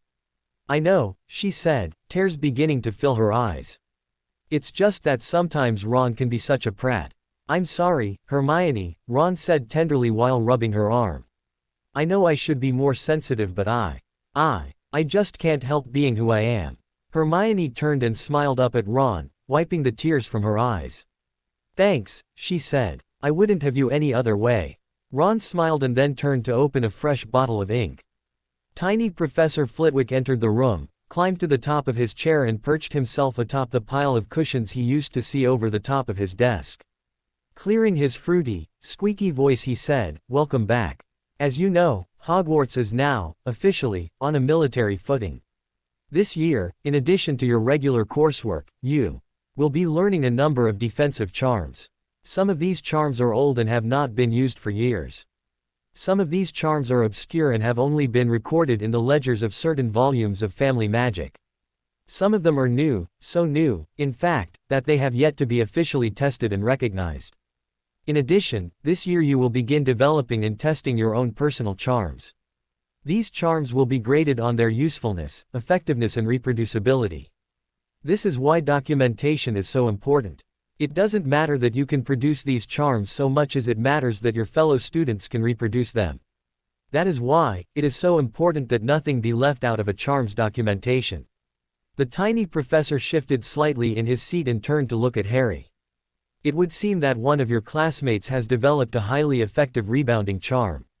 Professor Dumbledore and the acting Minister of Magic have asked me to help Mr. Potter test this charm, prepare its documentation and get it ready for release. With Mr. Potter's permission and assistance, I would like him to give us a basic understanding of this charm and how it works and then provide us with a brief demonstration." Harry looked up and grimaced resignedly. "This is getting out of hand," he grumbled. Then, pushing his chair back from the table, stood up and reluctantly made his way to the front of the class. Professor Flitwick nodded, turning the class over to him. Harry took a deep breath, once more made eye contact with Ron and began. "This charm is a purely defensive maneuver," he said. "It is a rebounding charm based upon some of the principles associated with a few of the Muggles' more spiritual philosophies. Its component parts, therefore, if the texts are to be believed, are as old as time itself." He paused and briefly scanned the faces of his fellow students. Hermione, he could see, was watching him with rapt attention. He knew that she knew most of the inner workings of the charm, but he was still grateful that she was such an attentive listener. "Now I will grant that it is not an easy charm to master, as it is equal parts philosophy, faith and magic. The philosophy borders on religion, the faith is a matter of degree, and the magic lies in the orderly arrangement of the pieces within your hearts and minds. This charm will not shield you from experiencing the thoughts and emotions of the person or persons casting the spells, but it will shield you from the effects of those spells. In addition, the effectiveness of this charm depends, in large measure, upon the uses to which it is put. This charm is not a toy and should not be used lightly. In a few minutes I will use it to demonstrate its power. After Professor Flitwick and I have completed its documentation and have begun teaching it, you should use it for learning and practice purposes only, unless or until you find yourself in a situation where you need it to defend yourselves against hostile forces. Before we launch ourselves into a full-blown discussion of this charm, there are a few more things you should know about it. The first is that it is a powerful piece of wordless and wandless magic. The second is that the use of this charm taps directly into the infinite power of creation, and your body becomes, in essence, your wand. The third thing you should know about this charm is that it is a very powerful bit of magic and can be very draining in cases of prolonged exposure. After all, he quipped with a friendly smile, the last time I used it I wound up in the hospital wing for 2 weeks. A nervous laughter rippled through the room as Harry strode to the blackboard and pulled out his wand. For the next hour Harry described the charm in detail, using his wand to create illustrations and three-dimensional models as he went. Professor Flitwick watched in silence and closely studied the charts, diagrams and models Harry was using to illustrate the finer points of the charm, obviously impressed with what he was both seeing and hearing. When it was over, Harry looked up and said seriously, "I need a volunteer. I need someone to cast a spell and try to hurt me. I don't want anything too dangerous because this charm is very effective. After all, 20 Death Eaters gave their lives in the original proof and I don't want anyone hurt. Neither do I want anyone to get sick or belch slugs for an hour. The spells you cast should be something you can deal with and should have an easy counter curse. Several seconds passed as Harry's students glanced nervously around, wondering who would be the first to volunteer. Finally, Harry, after scanning the sea of apprehensive faces, said, Ron, Hermione, Neville, Dean, Seamus, Parvati, Padma, Lavender. Could you all come forward please?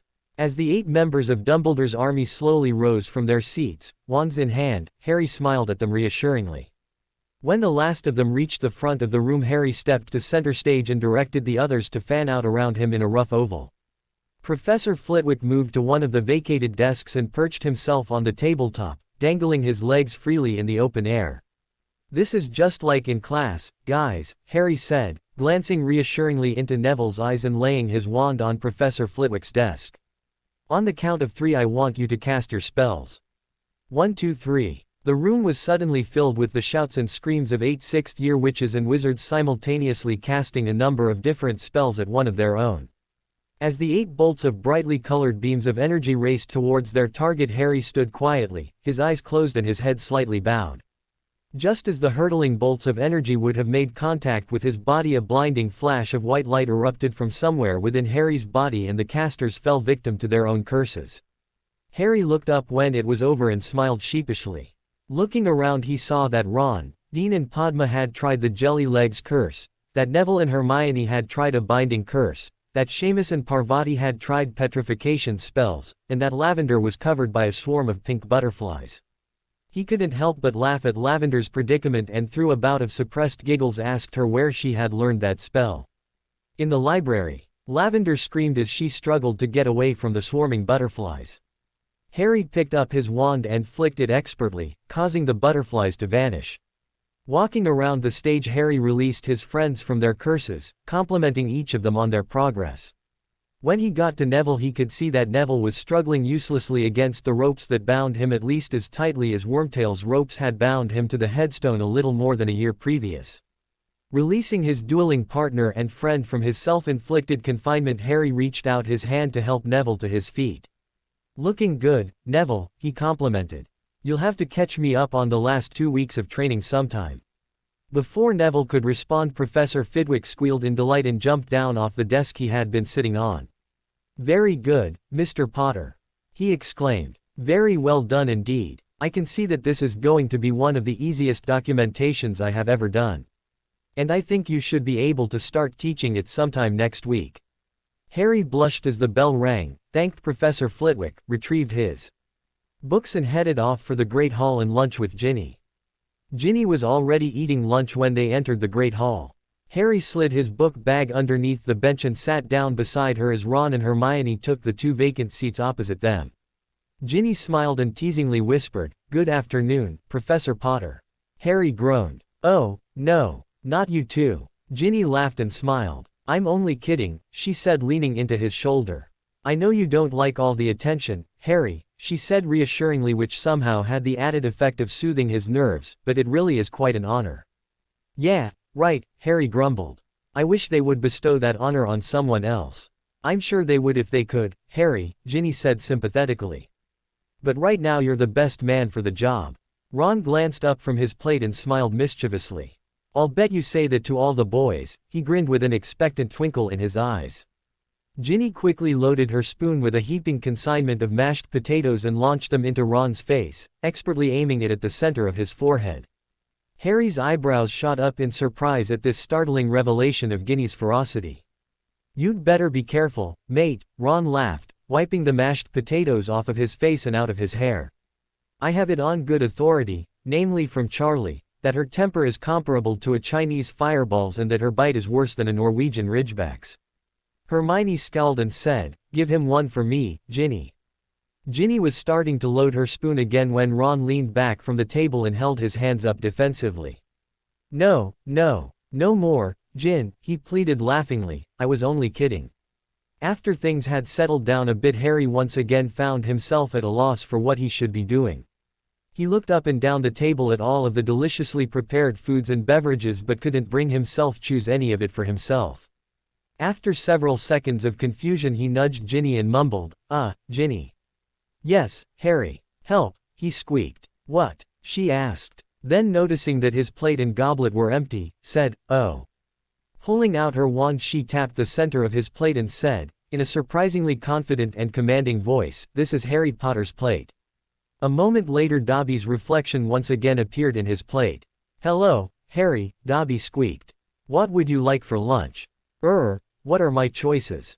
Harry asked hesitantly, then immediately regretted it as the excitable house elf began listing a variety of dishes. Harry smiled to himself, then held his hands up, interrupting Dobby's recitation of the meals on his special diet. I'll tell you what, Dobby, he said as a friendly grin spread across his face. I'm free Tuesday afternoon. If you have some time we can meet in the 7th chamber of my trunk and go over the menu. Until then, why don't you just surprise me? You know my tastes and I trust you. But I must say that those bagels are really quite good. Dobby smiled up at Harry and said, yes, Harry. Lunch will be ready in a few minutes. Harry looked back at Ginny, the confusion in his eyes communicating a desire to understand. Dobby has been given a list of recipes and a special meal plan to help you adjust, get your appetite back and, according to Professor Dumbledore, provide you with the extra energy you will need while you are learning about your new abilities. Like I started to explain at breakfast, she said after a brief pause, Professor Dumbledore was sure that you would survive and come back to us. With the help of some of the unspeakables from the Department of Mysteries and the dietitians at St. Mungo's, he and Dr. Stone developed a special diet for you and made sure that both Dobby and Winky could prepare all of the meals on every menu. Both Dobby and Winky? Harry asked. Ginny nodded. Winky insisted that she be allowed to help. She may technically be my house elf, but she is also my friend and I want her to be happy, so, when she asked to be allowed to help. I get the picture, Harry smirked. So how do I go about placing an order? All you have to do is tap the center of your plate and say, this is Harry Potter's plate, and either Winky or Dobby will prepare your meals for you. Harry sighed deeply and bowed his head. Why me? He asked softly. Why can't I be just like everyone else for a change? Ginny squeezed his hand and looked up into his eyes. You already know why, Mr. Maturo Octus, she said softly. Harry groaned. Yeah, I know. That doesn't mean I have to like it though. Before Ginny could respond, Ron looked up and uncomfortably and asked, Harry. How much of this past summer do you remember? Harry looked down at his plate and began picking at the salad that had just appeared. It was several seconds before he responded, but when he did he looked tiredly into his friend's eyes and saw the concern written on his face. I don't know. Most of it, I guess. Why? What do you remember about the attack? Hermione asked hesitantly. Harry looked into her eyes and could feel her nervousness and apprehension. He knew that she did not want to be the one to have to ask this question. But at the same time he knew that she felt that it was her duty and obligation to him as a friend. He sighed and put his fork down. Hermione, he began gently, what can I tell you? I remember seeing the wards coming down and hearing the pops as the Death Eaters apparated into the Dursleys' garden. I remember jumping over the wall and running down the street. I remember being surrounded, activating the charm and feeling the curses as they were cast and the effects they had on their casters. I also remember most of what happened afterwards, on a spiritual level, but that is still kind of private, so I would really rather not go into that just now. Ron nodded meaningfully. Dumbledore said something like that might have happened, he said earnestly. You, my friend, have had what the Muggles call a near-death experience. He said that we might be noticing some changes in your personality, which we have, by the way. He also said you will need us now more than ever to help you come to terms with who and or what you have become. Harry looked around at his friends and could feel their unease. After several painstakingly silent seconds he squeezed Ginny's hand and smiled across at Ron and Hermione and said, thanks, guys. You don't know how much that means to me. For the rest of the meal Harry ate in silence as he contentedly listened to Ron, Hermione and Ginny recount their holiday adventures, which weren't really all that exciting as they had spent most of their time cooped up at Order of the Phoenix headquarters redecorating. He learned from Ron that the headquarters had, indeed, been transformed into a major command post from which Dumbledore could easily manage the entire war if need be. From Ginny, he learned that the entire headquarters had been redecorated, in accordance with Sirius' wishes, in Gryffindor colors, and that Phineas' portrait had been moved into the Situation Room so that Dumbledore could more easily communicate with Order members in times of crisis. And from Hermione he learned that Buckbeak had been renamed Witherwings and returned to the Forbidden Forest in Hagrid's care. As the meal ended they retrieved their book bags from beneath the benches and Harry and Ginny walked side by side down one side of the long table while Ron and Hermione did the same along the other. At the entrance to the Great Hall Harry, Ron and Hermione bid farewell to Ginny, who smiled and headed off for her first defense against the dark arts class of the year while they shouldered their bags and proceeded to Professor McGonagall's classroom and Transfiguration. On their way to class Harry noticed that while Ron was reluctantly trudging through the corridors Hermione was quietly encouraging him and patiently explaining some of the finer points of Transfiguration. He also noticed that her voice was unusually soft and gentle. He wondered at this and was about to say something when Colin Creevy's camera flashed in his face. "Hi, Harry," the excitable fifth-year Gryffindor boy chirped. Blinking his eyes as he struggled to regain his sight, Harry groaned. "Hi, Colin," he said, smiling weakly. "I'm really glad you're all right," Colin said excitedly. "I understand you are going to be teaching Defense Against the Dark Arts this year, Harry." "Sounds like fun." Harry frowned and looked to Ron and Hermione for support. Ron just rolled his eyes and shook his head while Hermione smiled weakly and looked sympathetic. "Yeah," Harry mumbled sarcastically. "Loads of fun." Professor McGonagall was pacing nervously in front of her desk when they entered the Transfiguration classroom and looked up as the last of her students found their seats. "These are not normal times," she said tersely, the strain clearly showing on her face. "We are at war. As such," she continued, "we will be spending a great deal of time this year learning some of the most advanced transfigurations that can be used to disguise both yourselves and your equipment, as well as a number of conjuring techniques and transfigurations place in the dueling environment. We will begin by reviewing some of the transfigurations you have already learned and then move on from there." For the next several minutes she listed some of the transfigurations they had to look forward to over the coming months. Then, looking seriously into their eyes, said, "The last thing we will study this year is the Animagus transformation. It is a very complicated combination of spells and I do not expect many of you to be able to achieve its levels of proficiency. However, Professor Dumbledore has asked me to give you the benefit of my experience and to teach as many of you as I can so that if you should ever need to use it you will have the ability." Harry, Ron and Hermione looked at each other in surprise. This must really be serious if they are going to be teaching the Animagus transformation in 6th year, Ron whispered to Harry. "I assure you, Mr. Weasley," Professor McGonagall said sternly, "that this is very serious. And I expect you all to apply yourselves to the learning of these transformations," she said, turning back to address the entire class, "because someday your lives may very well depend upon your ability to use them."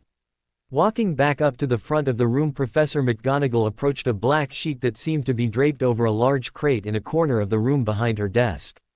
Lifting the sheet she revealed a series of stacked cages, each of which contained a single guinea fowl.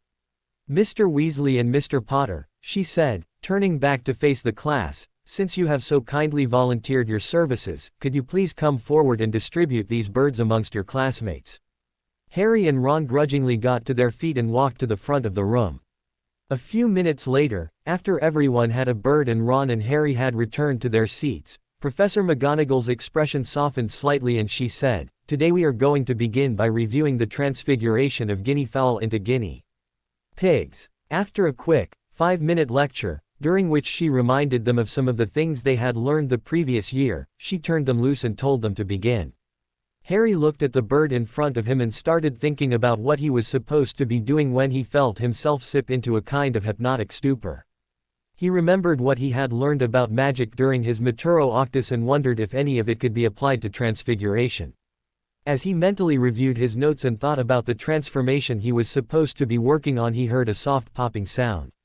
"Harry," Hermione gasped. "Your wand." "Huh?" Harry asked, shaking his head to clear his mind of the seemingly impenetrable fog that was clouding his conscious thoughts. "Your wand. You didn't use your wand," she whispered in shocked surprise. Professor McGonagall, who was across the room helping a Ravenclaw girl, looked up and quickly strode over to stand in front of Harry's desk. She glanced down at the perfectly transfigured guinea pig in the cage in front of him and noticed that his wand was lying quietly on the table. "What did you say, Miss Granger?" she asked. Hermione looked up at her favorite professor with a confused expression on her face and said, "I was just picking up my wand to begin the transfiguration when I heard a soft pop. When I looked up I saw that Harry had already finished it. Then I saw his wand and realized that he hadn't used it." Professor McGonagall cocked her eyebrows and looked inquisitively at Harry for several seconds. Finally, after what seemed an eternity to Harry, she looked at him even more sternly than she had before and said, "Can you perform the reverse transfiguration, Mr. Potter?" she asked. Harry began and reached for his wand. "No," she said, quickly placing her hand over his wand so that he couldn't retrieve it. "I want you to do it without your wand." Just do what you did before," she said more softly. "Only this time transfigure the guinea pig into a guinea fowl." Harry had the uncomfortable feeling that everyone in the room was watching him, but he did as he was told and, closing his eyes, allowed himself to fall back into the trance he had experienced before. He had no sooner closed his eyes than he heard a soft pop, which was immediately followed by Ron's awestruck voice saying, "Wicked." Harry opened his eyes and saw that the guinea fowl had been returned to its original state. It was looking at him a little reproachfully, but for all intents and purposes seemed to be fine. "Very well, Mr. Potter," Professor McGonagall said. "It would seem that you are able to perform wandless and wordless magic, which usually takes years to master. I will suggest that you keep it under wraps for now.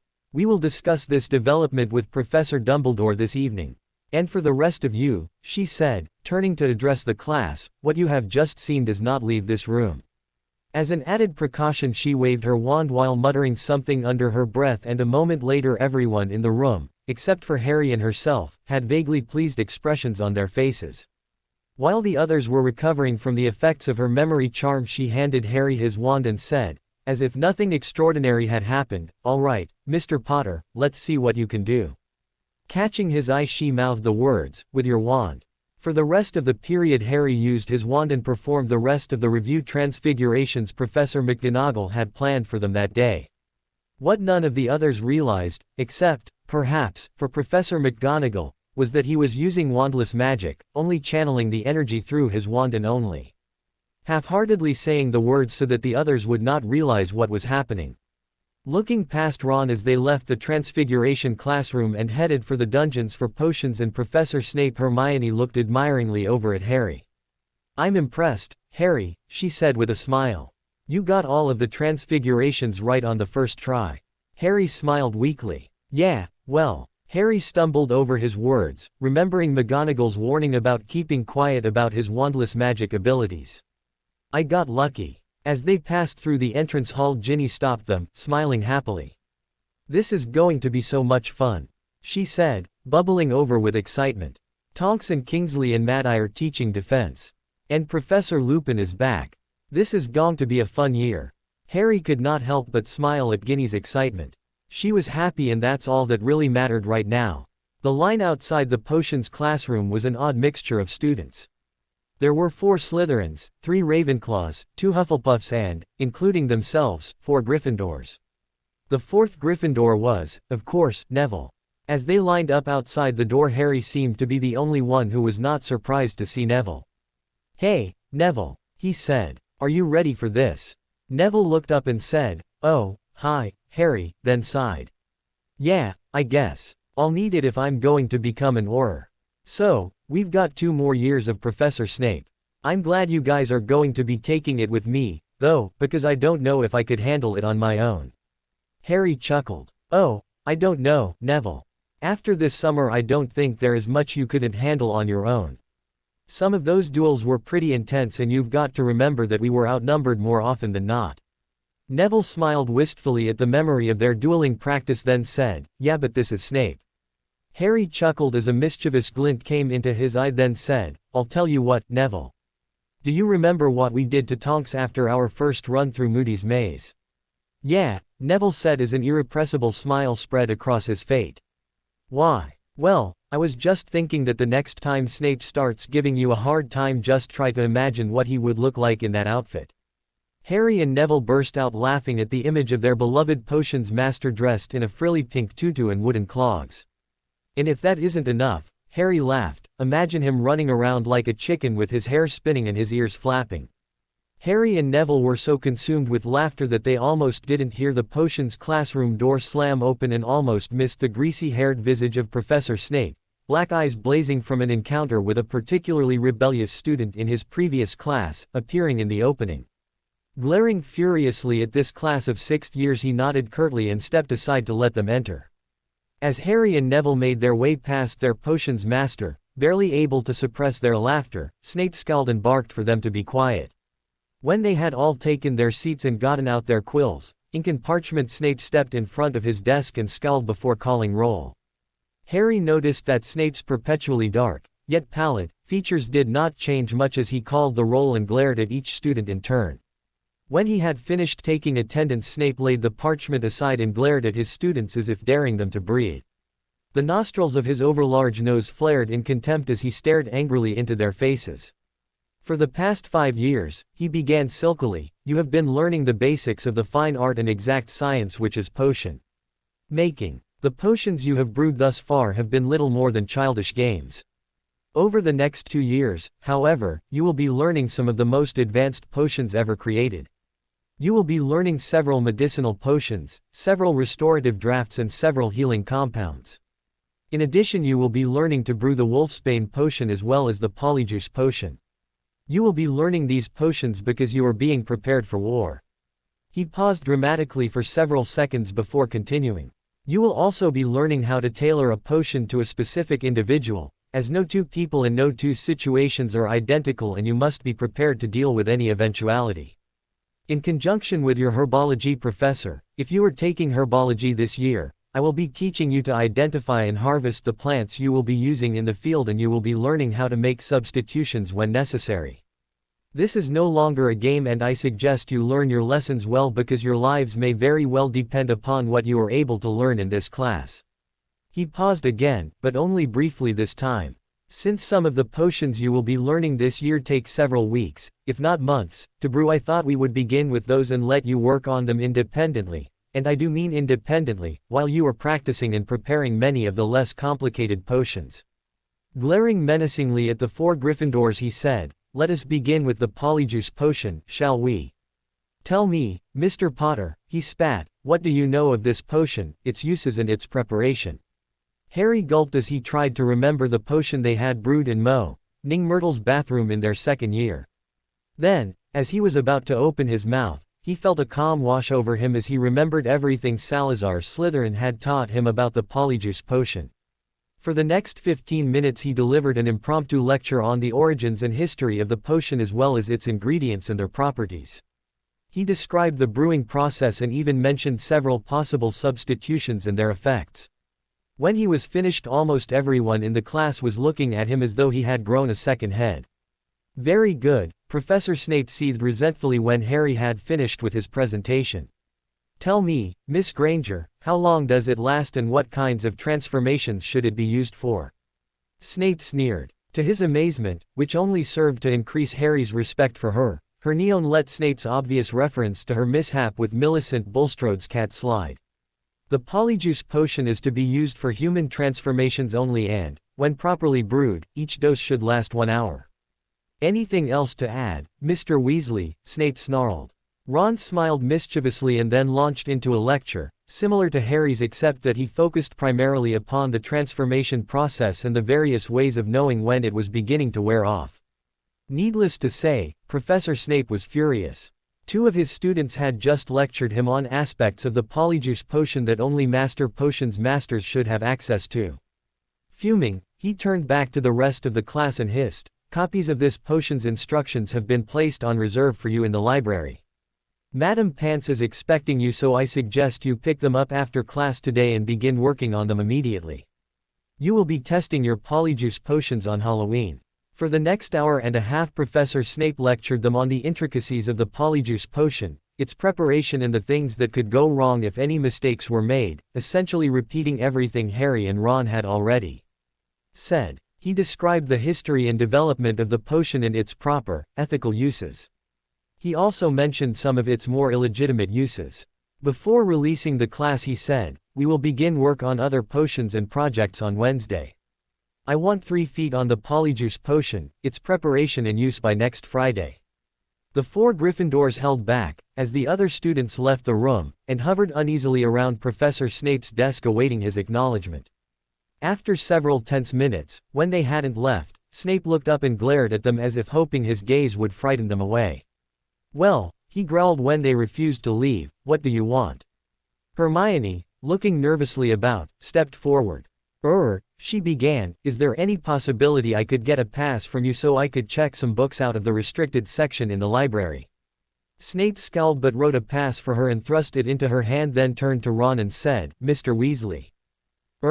Nothing," Ron said as he stumbled back from the professor's desk. Stammering slightly, Neville stepped forward and said, I want to thank you, sir." Harry, Ron and Hermione looked at their friend with surprised expressions on their faces as Professor Snape raised an inquisitive eyebrow and curled his lip.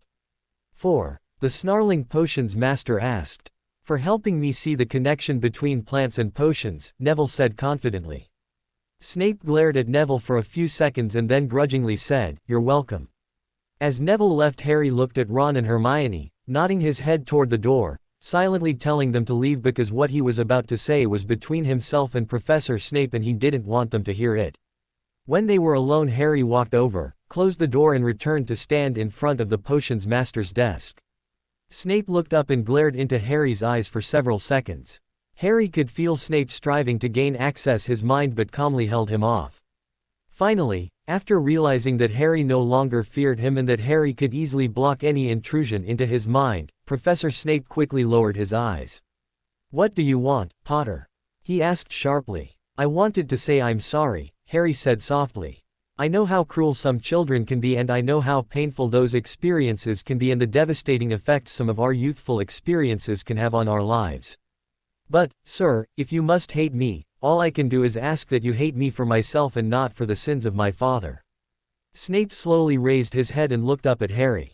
When their eyes met again, Harry reached out and easily broke through Snape's defenses but stopped himself from going any further. Snape seemed to realize that Harry was at least honorable enough to respect his privacy and did not look away. "I don't know what happened to you while you were dead, Potter," he grudgingly mumbled, "but I thank you. Let's just say that I understand things a little more clearly now," Harry said. Then, as he broke eye contact and headed for the door, stopped and said, "And you are welcome, sir." At dinner that evening, Harry and Ginny once again sat across from Ron and Hermione. Ginny," Harry asked hesitantly, "how does this plate thing work again?" "All you have to do is tap the center of your plate with the tip of your wand and say, 'This is Harry Potter's plate,' and either Dobby or Winky will take your order," she explained gently. Harry looked into her eyes and smiled a thank you, then glanced over at Ron, who shrugged his shoulders. Hermione was watching him expectantly, so Harry took out his wand and hesitantly tapped the center of his plate and, somewhat uncomfortably, said, "This is Harry Potter's plate." Moments later, a reflection of Dobby's face appeared in his plate. "Dobby is pleased to see you, Harry. How was your day?" Dobby squeaked. Harry smiled down at his friend and said, "It was actually pretty enjoyable, Dobby." "Thank you. How has your day been going?" Dobby smiled back and then looked quickly to his side. "Dobby is having a wonderful day, Harry. Winky and Dobby has been helping the other house elves and making sure Harry and Ginny's things are in order. Dobby and Winky is hoping you like what we did to the last 2 chambers of Harry's trunk." Dobby was suddenly pushed out of the way as Winky's face appeared as a reflection in his plate. With Harry's permission, the tiny house elf squeaked, Winky would like to prepare Harry's dinner. Harry couldn't help himself as a broad grin spread across his face. "Hello, Winky," he said. "How are you doing?" Winky smiled up at Harry, then briefly scowled off to the side before looking back and smiling pleasantly. "Winky is doing fine, Harry," she said. "Dobby is being a bad house elf, but Winky is doing fine. What would Harry like for dinner?" Like I told Dobby at lunch today, I really don't know what I want to eat yet. You two already know more about this diet than I do, so why don't you surprise me?" Winky smiled at this and was about to step away to begin preparing Harry's dinner when he stopped her. Winky," he said, "Dobby and I are having a little meeting about this diet tomorrow afternoon. Would you like to join us? Winky smiled broadly and Harry could swear he saw tears of joy beginning to form in her eyes. Oh, yes, Harry. Winky exclaimed. Winky would like to join you very much. Harry smiled down at the second house elf he hoped to call friend and said, good. That's settled then. You can fix whatever you think I might like for dinner and I will see both of you in the 7th chamber of my trunk tomorrow afternoon. Winky nodded happily, her ears flapping wildly, told Harry that his dinner would be ready in a few minutes and disappeared. Half an hour later, as he placed a bowl of vegetables inside an empty soup bowl, he noticed that Ron and Hermione seemed to be getting along quite well. True, he thought, they might just be honoring their truce. But somehow this seemed different. There wasn't the usual tension in the air that seemed to follow them around everywhere they went. Something was different. He couldn't put his finger on it, but somehow something seemed different. After dinner, as they were walking up towards the Gryffindor common room, Ginny stopped. Oh, she gasped. We've got a meeting with Professor Dumbledore tonight. The others stopped and looked at her then, as realization dawned, they all turned and began running through the castle, towards the headmaster's office. There's no reason to run, Remus chuckled as they skidded to a halt in front of the gargoyle entrance to the headmaster's office. The meeting doesn't start for another 5 minutes. The 4 young Gryffindors looked sheepishly at their friend and professor whose amber eyes twinkled with an impish mirth that more accurately reflected his age than his prematurely graying hair and haggard look. Chuckling to himself, Remus muttered the password and the stone gargoyle sprung aside revealing the slowly rising spiral staircase behind. The 5 friends mounted the stairs and let them carry them to the landing just outside the headmaster's office. Now, there's one thing you must understand, Remus said, reaching for the doorknob, in these meetings everyone is on a first-name basis. It may be uncomfortable at first but you'll get used to it. Opening the door, Remus led the way into the entry to the headmaster's office. He walked over to a large, contoured bookcase and ran his finger up the spine of the 3rd book in from the right, on the 4th shelf up of the center section. This one isn't on the map, he murmured, stepping back as the center section of shelves slid back and up into the wall revealing a large, circular room lined with bookshelves filled with books. A large fireplace interrupted the continuity of shelving on the far wall. 2 tall wing-backed chairs stood before the crackling fire and it looked to Harry as though both were occupied. A large, circular, wooden table that looked to be made of oak stood in the center of the room and several people were seated around it in various postures of repose. As they entered the library, the bookcase slid shut behind them and the room brightened considerably. Glancing around quickly, Harry noticed that the sorting hat stood on a small table to his right and a tall, framed object mounted on a wooden base stood near one of the bookcases, shrouded in secrecy, hidden beneath a loosely draped brown dust coat. The room itself was warm and inviting but Harry felt a certain, indescribable, emotional uneasiness emanating from the people seated within. As they stepped forward, approaching the 5 vacant seats on the near side of the table, the headmaster stood up from one of the wing-backed chairs and approached the single vacant seat on the far side. I believe we all know one another, he said calmly, smiling across at the new arrivals, his blue eyes twinkling as he gazed intently over his half-moon glasses, so I do not think any introductions are necessary. However, he said taking his seat, one of the ground rules of these meetings in this room is that we are to address one another by first names only. The hoped-for goal of this requirement is that this will help to mold us all into a strong, cohesive, working unit. Harry looked around at the other participants and saw that besides himself, Ron, Hermione, Ginny and Remus Tonks, Alistair Moody, Kingsley Shacklebolt, Professor Snape, Professor McGonagall, Neville Longbottom and Luna Lovegood were also in attendance. I am no exception to this rule, the headmaster continued, looking into each of the students' eyes in turn. From now on, while we are either in these meetings or in this room, you will call me, Albus. Tonks cleared her throat and Dumbledore grinned. The only possible exception to this rule might be Nymphadora, who prefers to go by her last name, Tonks. The headmaster touched the tips of his fingers together and gazed contemplatively over the steeple they formed at the new arrivals for several seconds before opening the meeting. Then, with a slight nod of his head, his flowing white hair and beard reflecting a pale blue in the room's light, he said, "Welcome to the Order of the Phoenix." Ginny and Hermione gasped with delight, Ron sighed with relief, letting out a breath he had apparently been holding, and Harry, unsure of what to think, sat quietly studying the headmaster's face while Neville looked on in confusion and Luna sat calmly gazing around the room. You have been chosen to join the Order, as its youngest members, because this is as much your war as it is ours. You have been chosen, Ron, because of your planning and strategic abilities as well as your bravery, courage and loyalty to your friends and your dedication to our cause. You have been chosen, Hermione, because of your willingness to stand up and fight for what is right, for your organizational abilities, your courage, bravery, loyalty, dedication, drive and determination. You have been given unrestricted access to the whole of Hogwarts' main library and I am giving you access to my personal library, this library, so that you can conduct your research with minimal restriction. I will suggest, however, that you study Muggle as well as wizarding texts because we want to be able, as you, Harry and Remus have done, to exploit Voldemort's weaknesses. You have been chosen, Neville, for your bravery, courage, dedication to the cause of defeating Tom Riddle and his followers, your loyalty to your friends and, believe it or not, for your potions abilities. Neville's mouth fell open and his eyes threatened to bulge from their sockets as he looked around the table. When his eyes came to rest briefly on Professor Snape, the potions master smiled grimly and nodded his head. Luna, the headmaster said, hoping to gain her attention and succeeding, you have been chosen for your courage, loyalty, intellect and your bedside manner. You will all be learning basic first aid and a few basic healing charms, but you, Luna, will be spending a great deal of time with Madame Pomfrey, learning many of the more advanced healing charms you will need in emergency situations. I am basing this decision on your natural aptitude towards the healing arts and sciences. I have made arrangements with our school nurse for you to do your homework in the hospital wing if you wish and to spend as much of your leisure time as you desire studying, with her as your mentor and guide.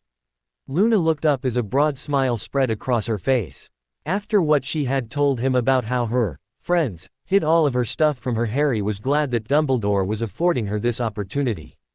You have been chosen, Ginevra, the headmaster said, turning to Ginny, for your purity of heart, your dedication to your friends and to the cause, your substantial magical abilities and your compassion for beings most considered to be less valuable than humans.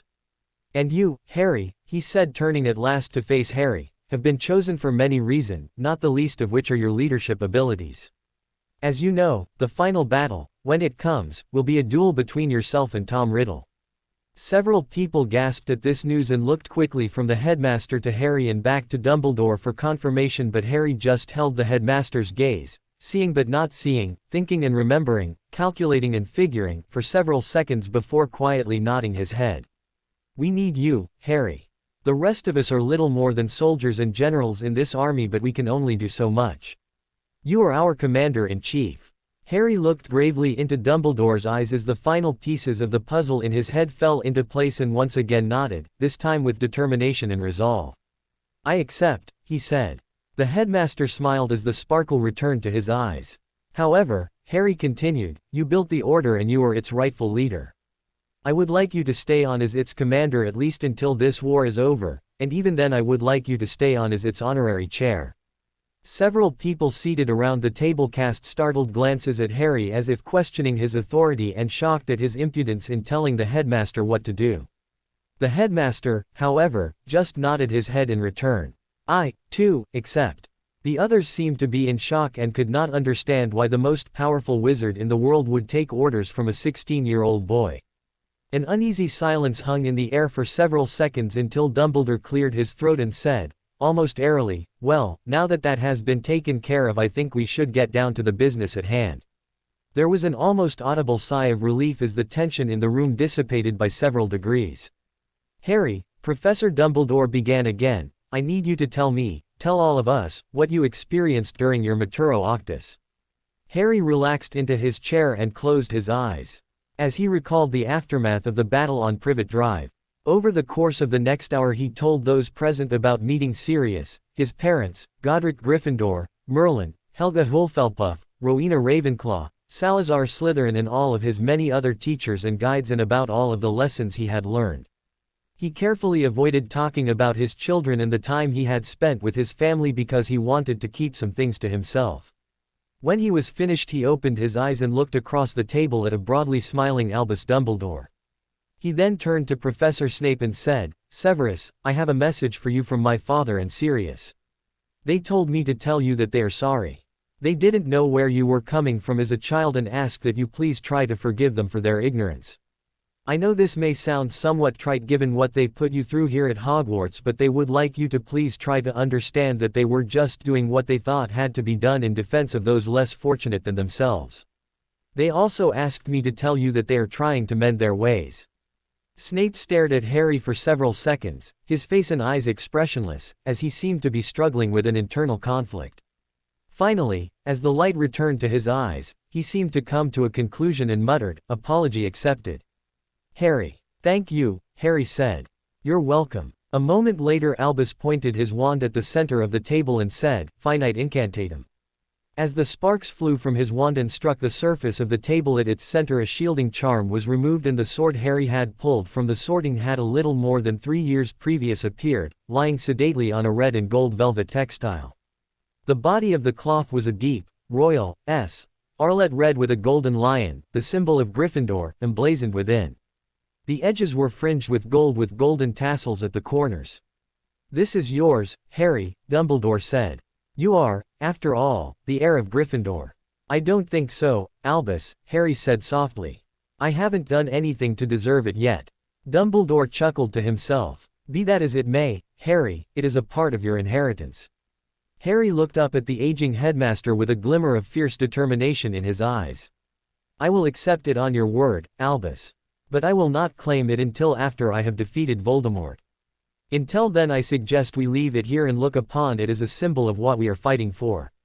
Dumbledore nodded. "Well said, Harry." Then, turning his attention to the others, said, "I believe the time has come for us to revisit one of my least favorite subjects. You all know how I feel about the subject of divination." Hermione and Professor McGonagall both sniffed disdainfully.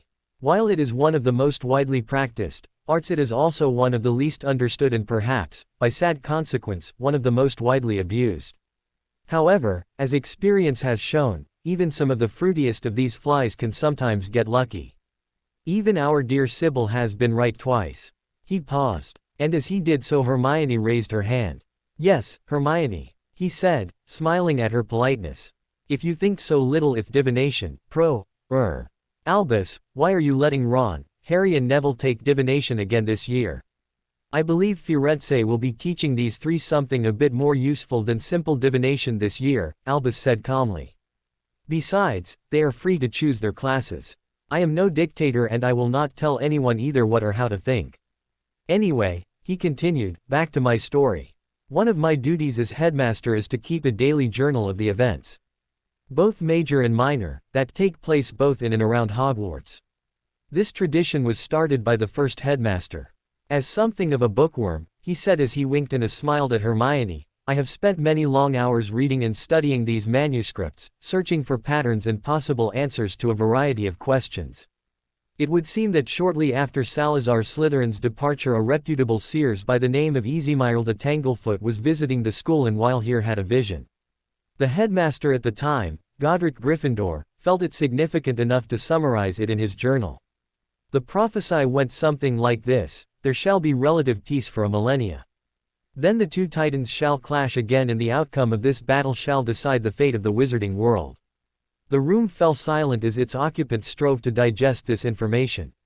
Harry knew, and he knew Professor Dumbledore knew, what it meant, but he didn't want to be the one to break the silence, so after briefly making eye contact with the man seated directly across from him he let his eyes wander and studied the faces of the other people seated around the table. At one point he thought he saw the flicker of a shadow moving in one of the wing-back chairs in front of the fireplace, but when he looked again it was gone, so he ignored it.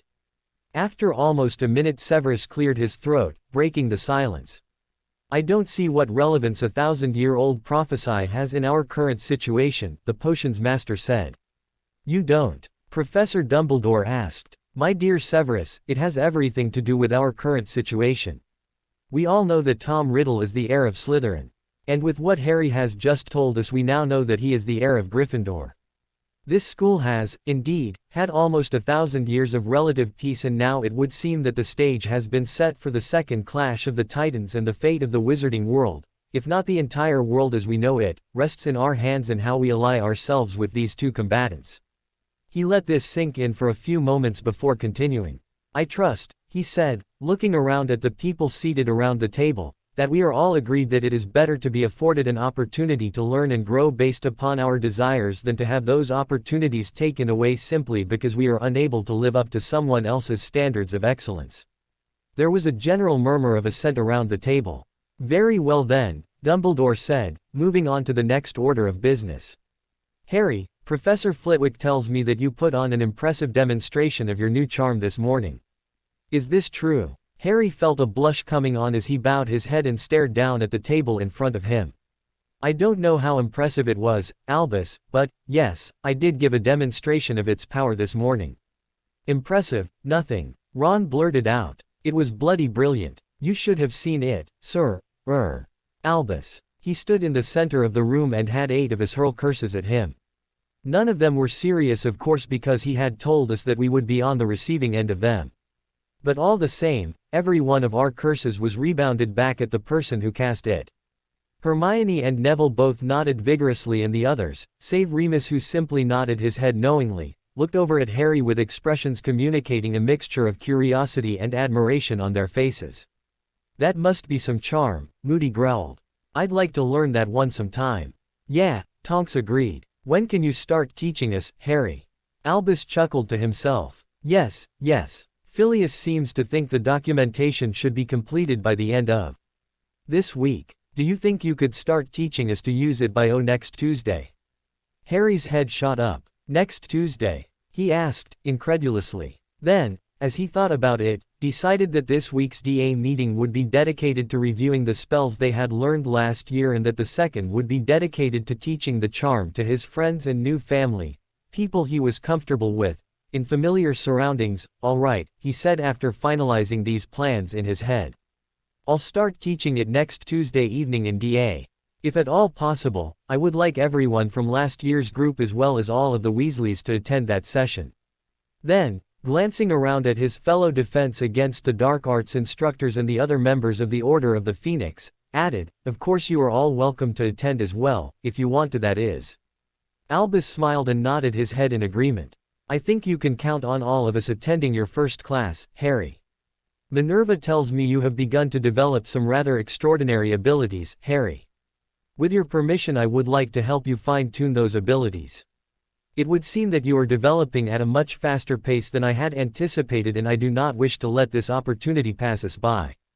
Harry glanced over at Professor McGonagall for confirmation, then, noting her slight nod, looked into Albus' eyes and, finding a form of comforting reassurance he knew he could trust, said, all right. And with what you have told us of your Maturo Octus, I would like to begin helping you harness your new abilities as soon as possible. That is why you have that special class with me on Thursday evenings. You and I both know our roles in the present situation, and I would like your permission to begin fulfilling the requirements of my second major task. Everyone in the room except for Harry and Ginny, who had been present when Harry and Albus had been discussing it the night before, looked curiously at the aging headmaster, but Harry just smiled and nodded his head. All right, Albus. I will be here and ready to learn Thursday evening. The headmaster then pushed himself back from the table and stood up. I believe, he said, walking calmly over to the Sorting Hat, that the time has come for you to try this hat on yet again, Harry. Oh, don't worry, you are not going to be resorted, but if the journals are to be believed, then I have a very strong suspicion that it may have something for you. The headmaster lifted the hat from its pedestal and carried it around the table.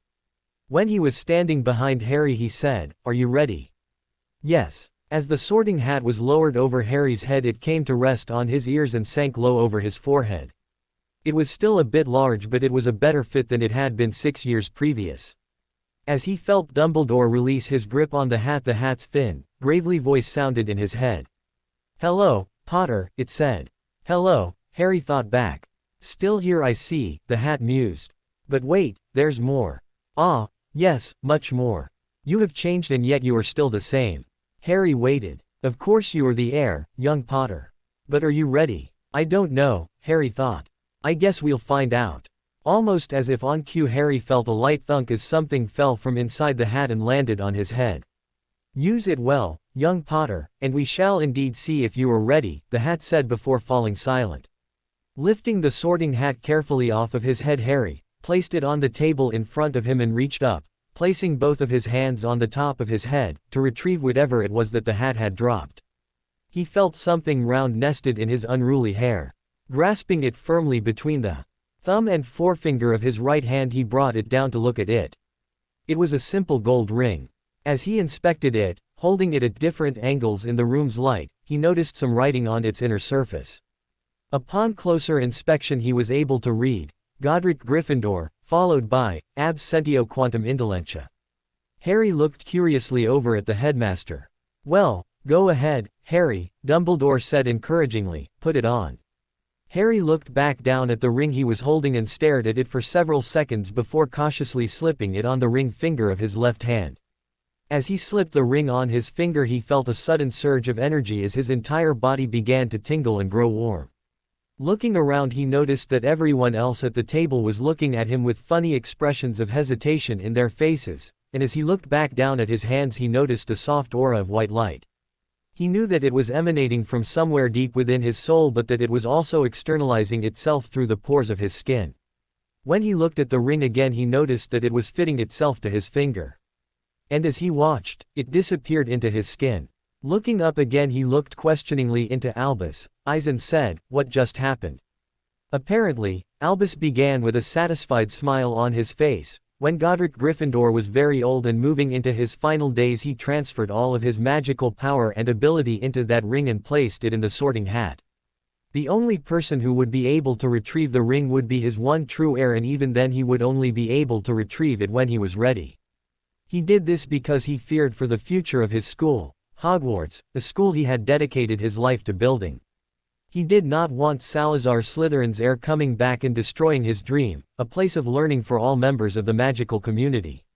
This additional surge of power should prove both useful and beneficial to you as you begin fulfilling your roles in the magical community and accomplish those tasks set before you.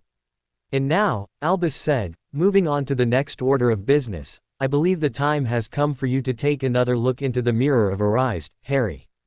Your initial desire has, if I am not mistaken, been at least temporarily satisfied by your Maturo Octus. And so the time has come for you to take another look into the deepest and most meaningful desires of your heart. The headmaster walked over to the sheet-draped structure and, flicking his wand, caused the sheet to fall off and tumble to the floor. Harry hesitantly stood up and walked over to stand in front of the mirror as he had in his first year. When he looked into the mirror this time, however, he saw himself standing on the front steps of Hogwarts, with Ginny at his side and two small children, James and Lily, at their feet, welcoming the students back from a summer's holiday. Something about the quality of the image told him that Voldemort had fallen and that all of his Death Eaters defeated. Well, Harry, Remus asked, what did you see? I saw Hogwarts, Harry edited, after the fall of Voldemort and the defeat of the Death Eaters. Ah, Albus said, knowingly, you have truly made the transition, Harry. And you are the true heir of Gryffindor, for this, in a manner of speaking, was Godric's heart's desire as well. One of the last entries in his journal was his wish that Salazar Slytherin's threats of retaliation, for there were many, should be defeated and that Hogwarts should continue in its service to the magical community. Now, Albus said, moving on to the next order of business, if I remember correctly, Hermione, you used your relationship with Miss Skeeter to your advantage last year and successfully distributed Harry's story to the wizarding world through Luna's father's paper. I would like this relationship to continue. However, now that the Ministry of Magic has recognized Voldemort's return, the Order has chosen to expand upon your idea and has engaged the services of a media consultant to handle any and/or all press releases made by the Order. I want the four of you, Harry, Ron, Hermione and Ginevra, to understand that he has come to us with a history. He is young and he is still learning, but he has come to us because he truly and honestly wants to help. Harry wasn't really paying all that much attention when it happened, but suddenly, as the occupant of the second wing-back chair stood up, he could feel the tension in Ginny's body mount and heard her begin to growl fiercely as Ron grabbed the edge of the table, the knuckles of both hands going white as his entire body began to shake with rage, and snarled, "Get!" Harry looked up and recognized the familiar horn-rimmed glasses and curly red hair of Percy Weasley. The young man's face and expression reminded him of the haunted look on Sirius' face at their first meeting in the Shrieking Shack in his third year. Harry could tell that Percy was sorry for his behavior the previous year and that it haunted him to know that he had been wrong. And yet he could understand the reactions of the people on either side of him at seeing their brother whom they obviously considered to be a traitor to family loyalty. Not knowing what to do or how to react, Harry smiled briefly, tilted his head slightly to one side and softly acknowledged Percy's presence. "Hello, Percy," he said softly. Obviously shaking from the fear of retribution by his youngest brother and sister and from not knowing how their friends would react, Percy hesitantly approached the table and stood quavering between Professors Dumbledore and McGonagall. "I'm really sorry," he whispered, almost inaudibly. "I don't know what else to say, Ron, Ginny. I screwed up. All I can do now is hope and pray that you will be able to find some way to forgive me." "Forgive you?" Ron exploded out of his chair. "You traitor. How can we forgive you after what you did to Mum and Dad? It's bad enough that you didn't believe us and turned your back on the family. But then you had the nerve to return Mum's Christmas present unopened and then you slammed the door in her face when she tried to talk to you. How dare you come here and ask for forgiveness?" Harry stood up and put his hand on his friend's shoulder.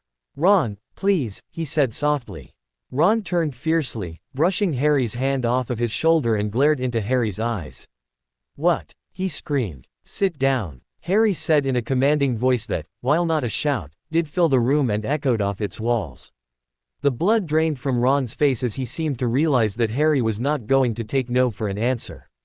He closed his mouth and shakily resumed his seat, all the while glaring at Percy. "He should apologize to you more than anyone else," Ron growled under his breath.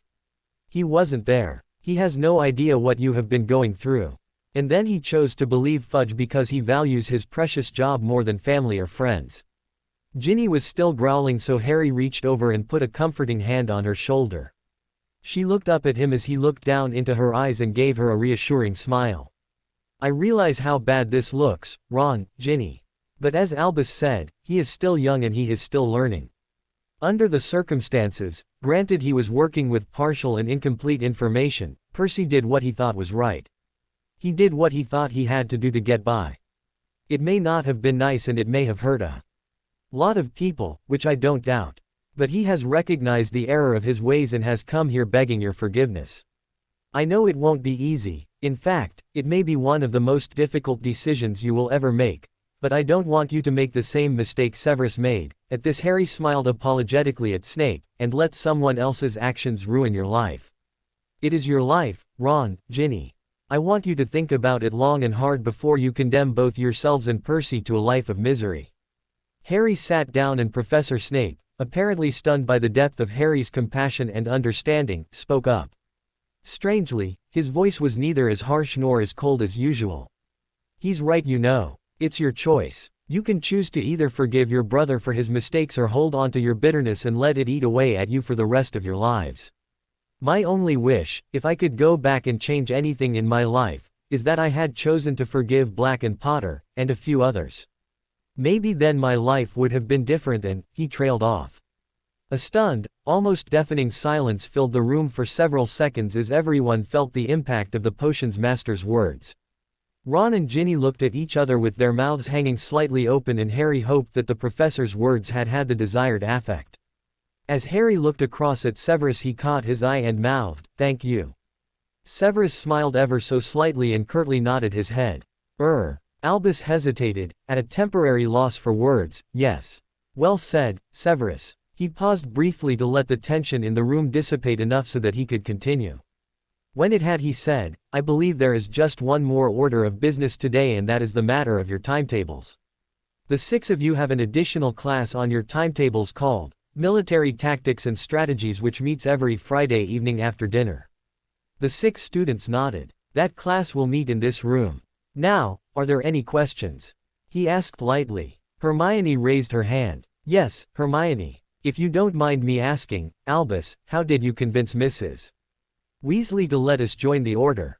"Albus can be very persuasive when he needs to be," Moody chuckled.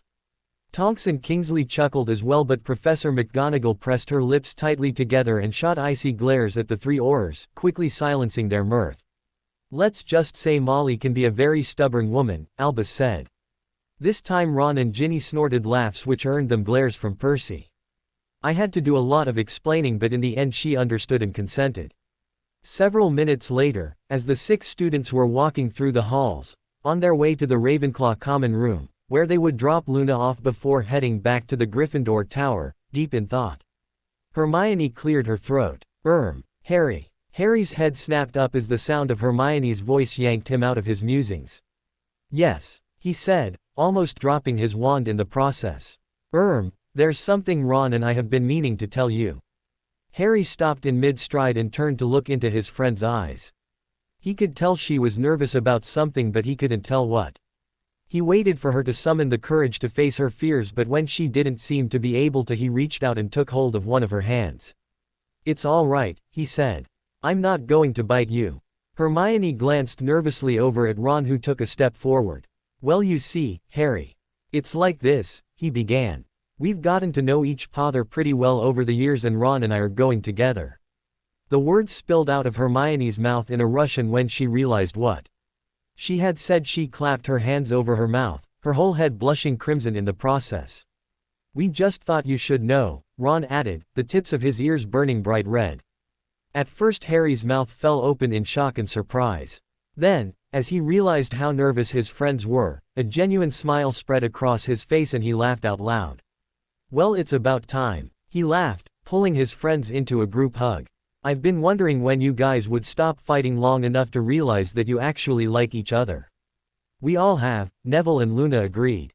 How long has this been going on? Harry asked. Oh, a couple of months, Ron said noncommittally. What sealed it, though, Hermione said, was that Death Eater attack. Yeah, Ron said, his voice quavering slightly. When we didn't know if you were going to live or die, we finally realized how much we really needed each other. And how much we meant to each other, Hermione added. Ron blushed again. Yeah, that too. Hermione scowled up at her boyfriend and then just smiled and shook her head. If it's been going on so long, why didn't you tell me? Ginny asked accusingly. Ron flinched. Well, we kind of wanted Harry to be the first to know, he said apologetically. We would have told you if Harry hadn't lived, Hermione added comfortingly, but so long as there was a chance we wanted to wait. Can you forgive us? Ginny smiled up at Harry and, seeing the glow of happiness in his face, smiled and said, yes. I can forgive you. Good, Ron sighed with relief. After what you did to Malfoy last year, I didn't want to be your next victim. At this, Ginny tilted her head back and laughed out loud, her merriment filling and echoing throughout all of the hallways and corridors in the castle. Turning to Neville and Luna, Harry asked, so what about you two? It would seem that the 4 of us are spoken for, so what are the possibilities of you two getting together? Neville looked nervously over at Luna, who seemed to be sizing him up. Well, he said hesitantly, it's kind of up to her. I mean, I'd really kind of like to get to know you, Luna, but I don't know if you would like to get to know me. Luna smiled warmly at Neville and said, I'd like that, Neville. I can tell you've changed a lot over the summer, and I would like to get to know the new Neville Longbottom. Neville smiled shyly back. Somehow I get the feeling you have changed quite a bit too, Luna, and I would like to get to know the new you too. Gently slipping her hand into one of Neville's, Luna led him away towards the Ravenclaw common room. He'll see you guys back in your common room, Luna called over her shoulder as she led Neville away. As the 4 remaining Gryffindors made their way back to the Gryffindor common room, Harry and Ginny and Ron and Hermione holding hands, Harry got the uncomfortable feeling that the occupants of the portraits were watching him with a renewed sense of awe and urgency. When they reached the portrait of the fat lady, she glanced up from her reading and said, "Password," then, looking again, immediately dropped her book, got to her feet and curtsied. The 4 teenagers looked at each other and then back at the fat lady. "My lord," she said, bowing to Harry. The others turned to stare at him. Harry looked at his friends with a blank expression on his face, then shrugged his shoulders, remembering that he was the heir of Gryffindor. "Comes with the territory, I guess. Must be nice," Ron smirked. Harry scowled at Ron, then looked at the fat lady. "Madam," he said patiently, "I am going to ask you to help me with something." "Anything, my liege," she said, only too happy to serve. "While I am the heir of Gryffindor, I am still little more than a student. I wonder if you could pass the word along to the others that until further notice I do not want any special treatment from anyone above and beyond what is absolutely necessary while I am attending classes." Yes, my lord, she said as her portrait door swung open. Harry scowled again. And that includes passwords, he said in frustration. Yes, my lord, the fat lady blushed. And would you please stop calling me that? Harry cried out in exasperation. Yes, sir, the fat lady said almost as if snapping to attention.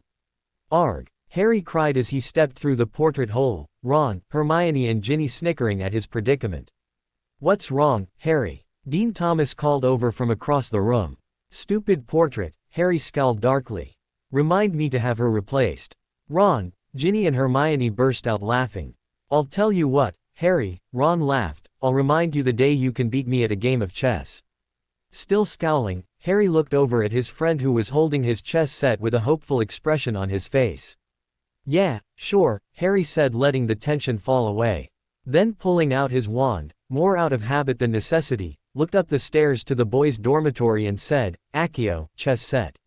I think I'll get started on my potions essay, Hermione said offhandedly as Ron rolled his eyes in disbelief. I keep trying to get her to relax and have a little fun but nothing seems to work. She's scared, Ron, Ginny said as she watched her best girlfriend disappear up into the girls' dormitory. What's she got to be afraid of? Ron asked with an honestly innocent and confused expression on his face. Think, Ron, think, Ginny scolded. What is Hermione's heritage, and what is this whole thing with Voldemort all about?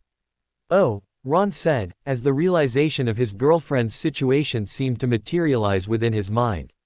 I forgot. I guess I always took it for granted that no one would question her abilities.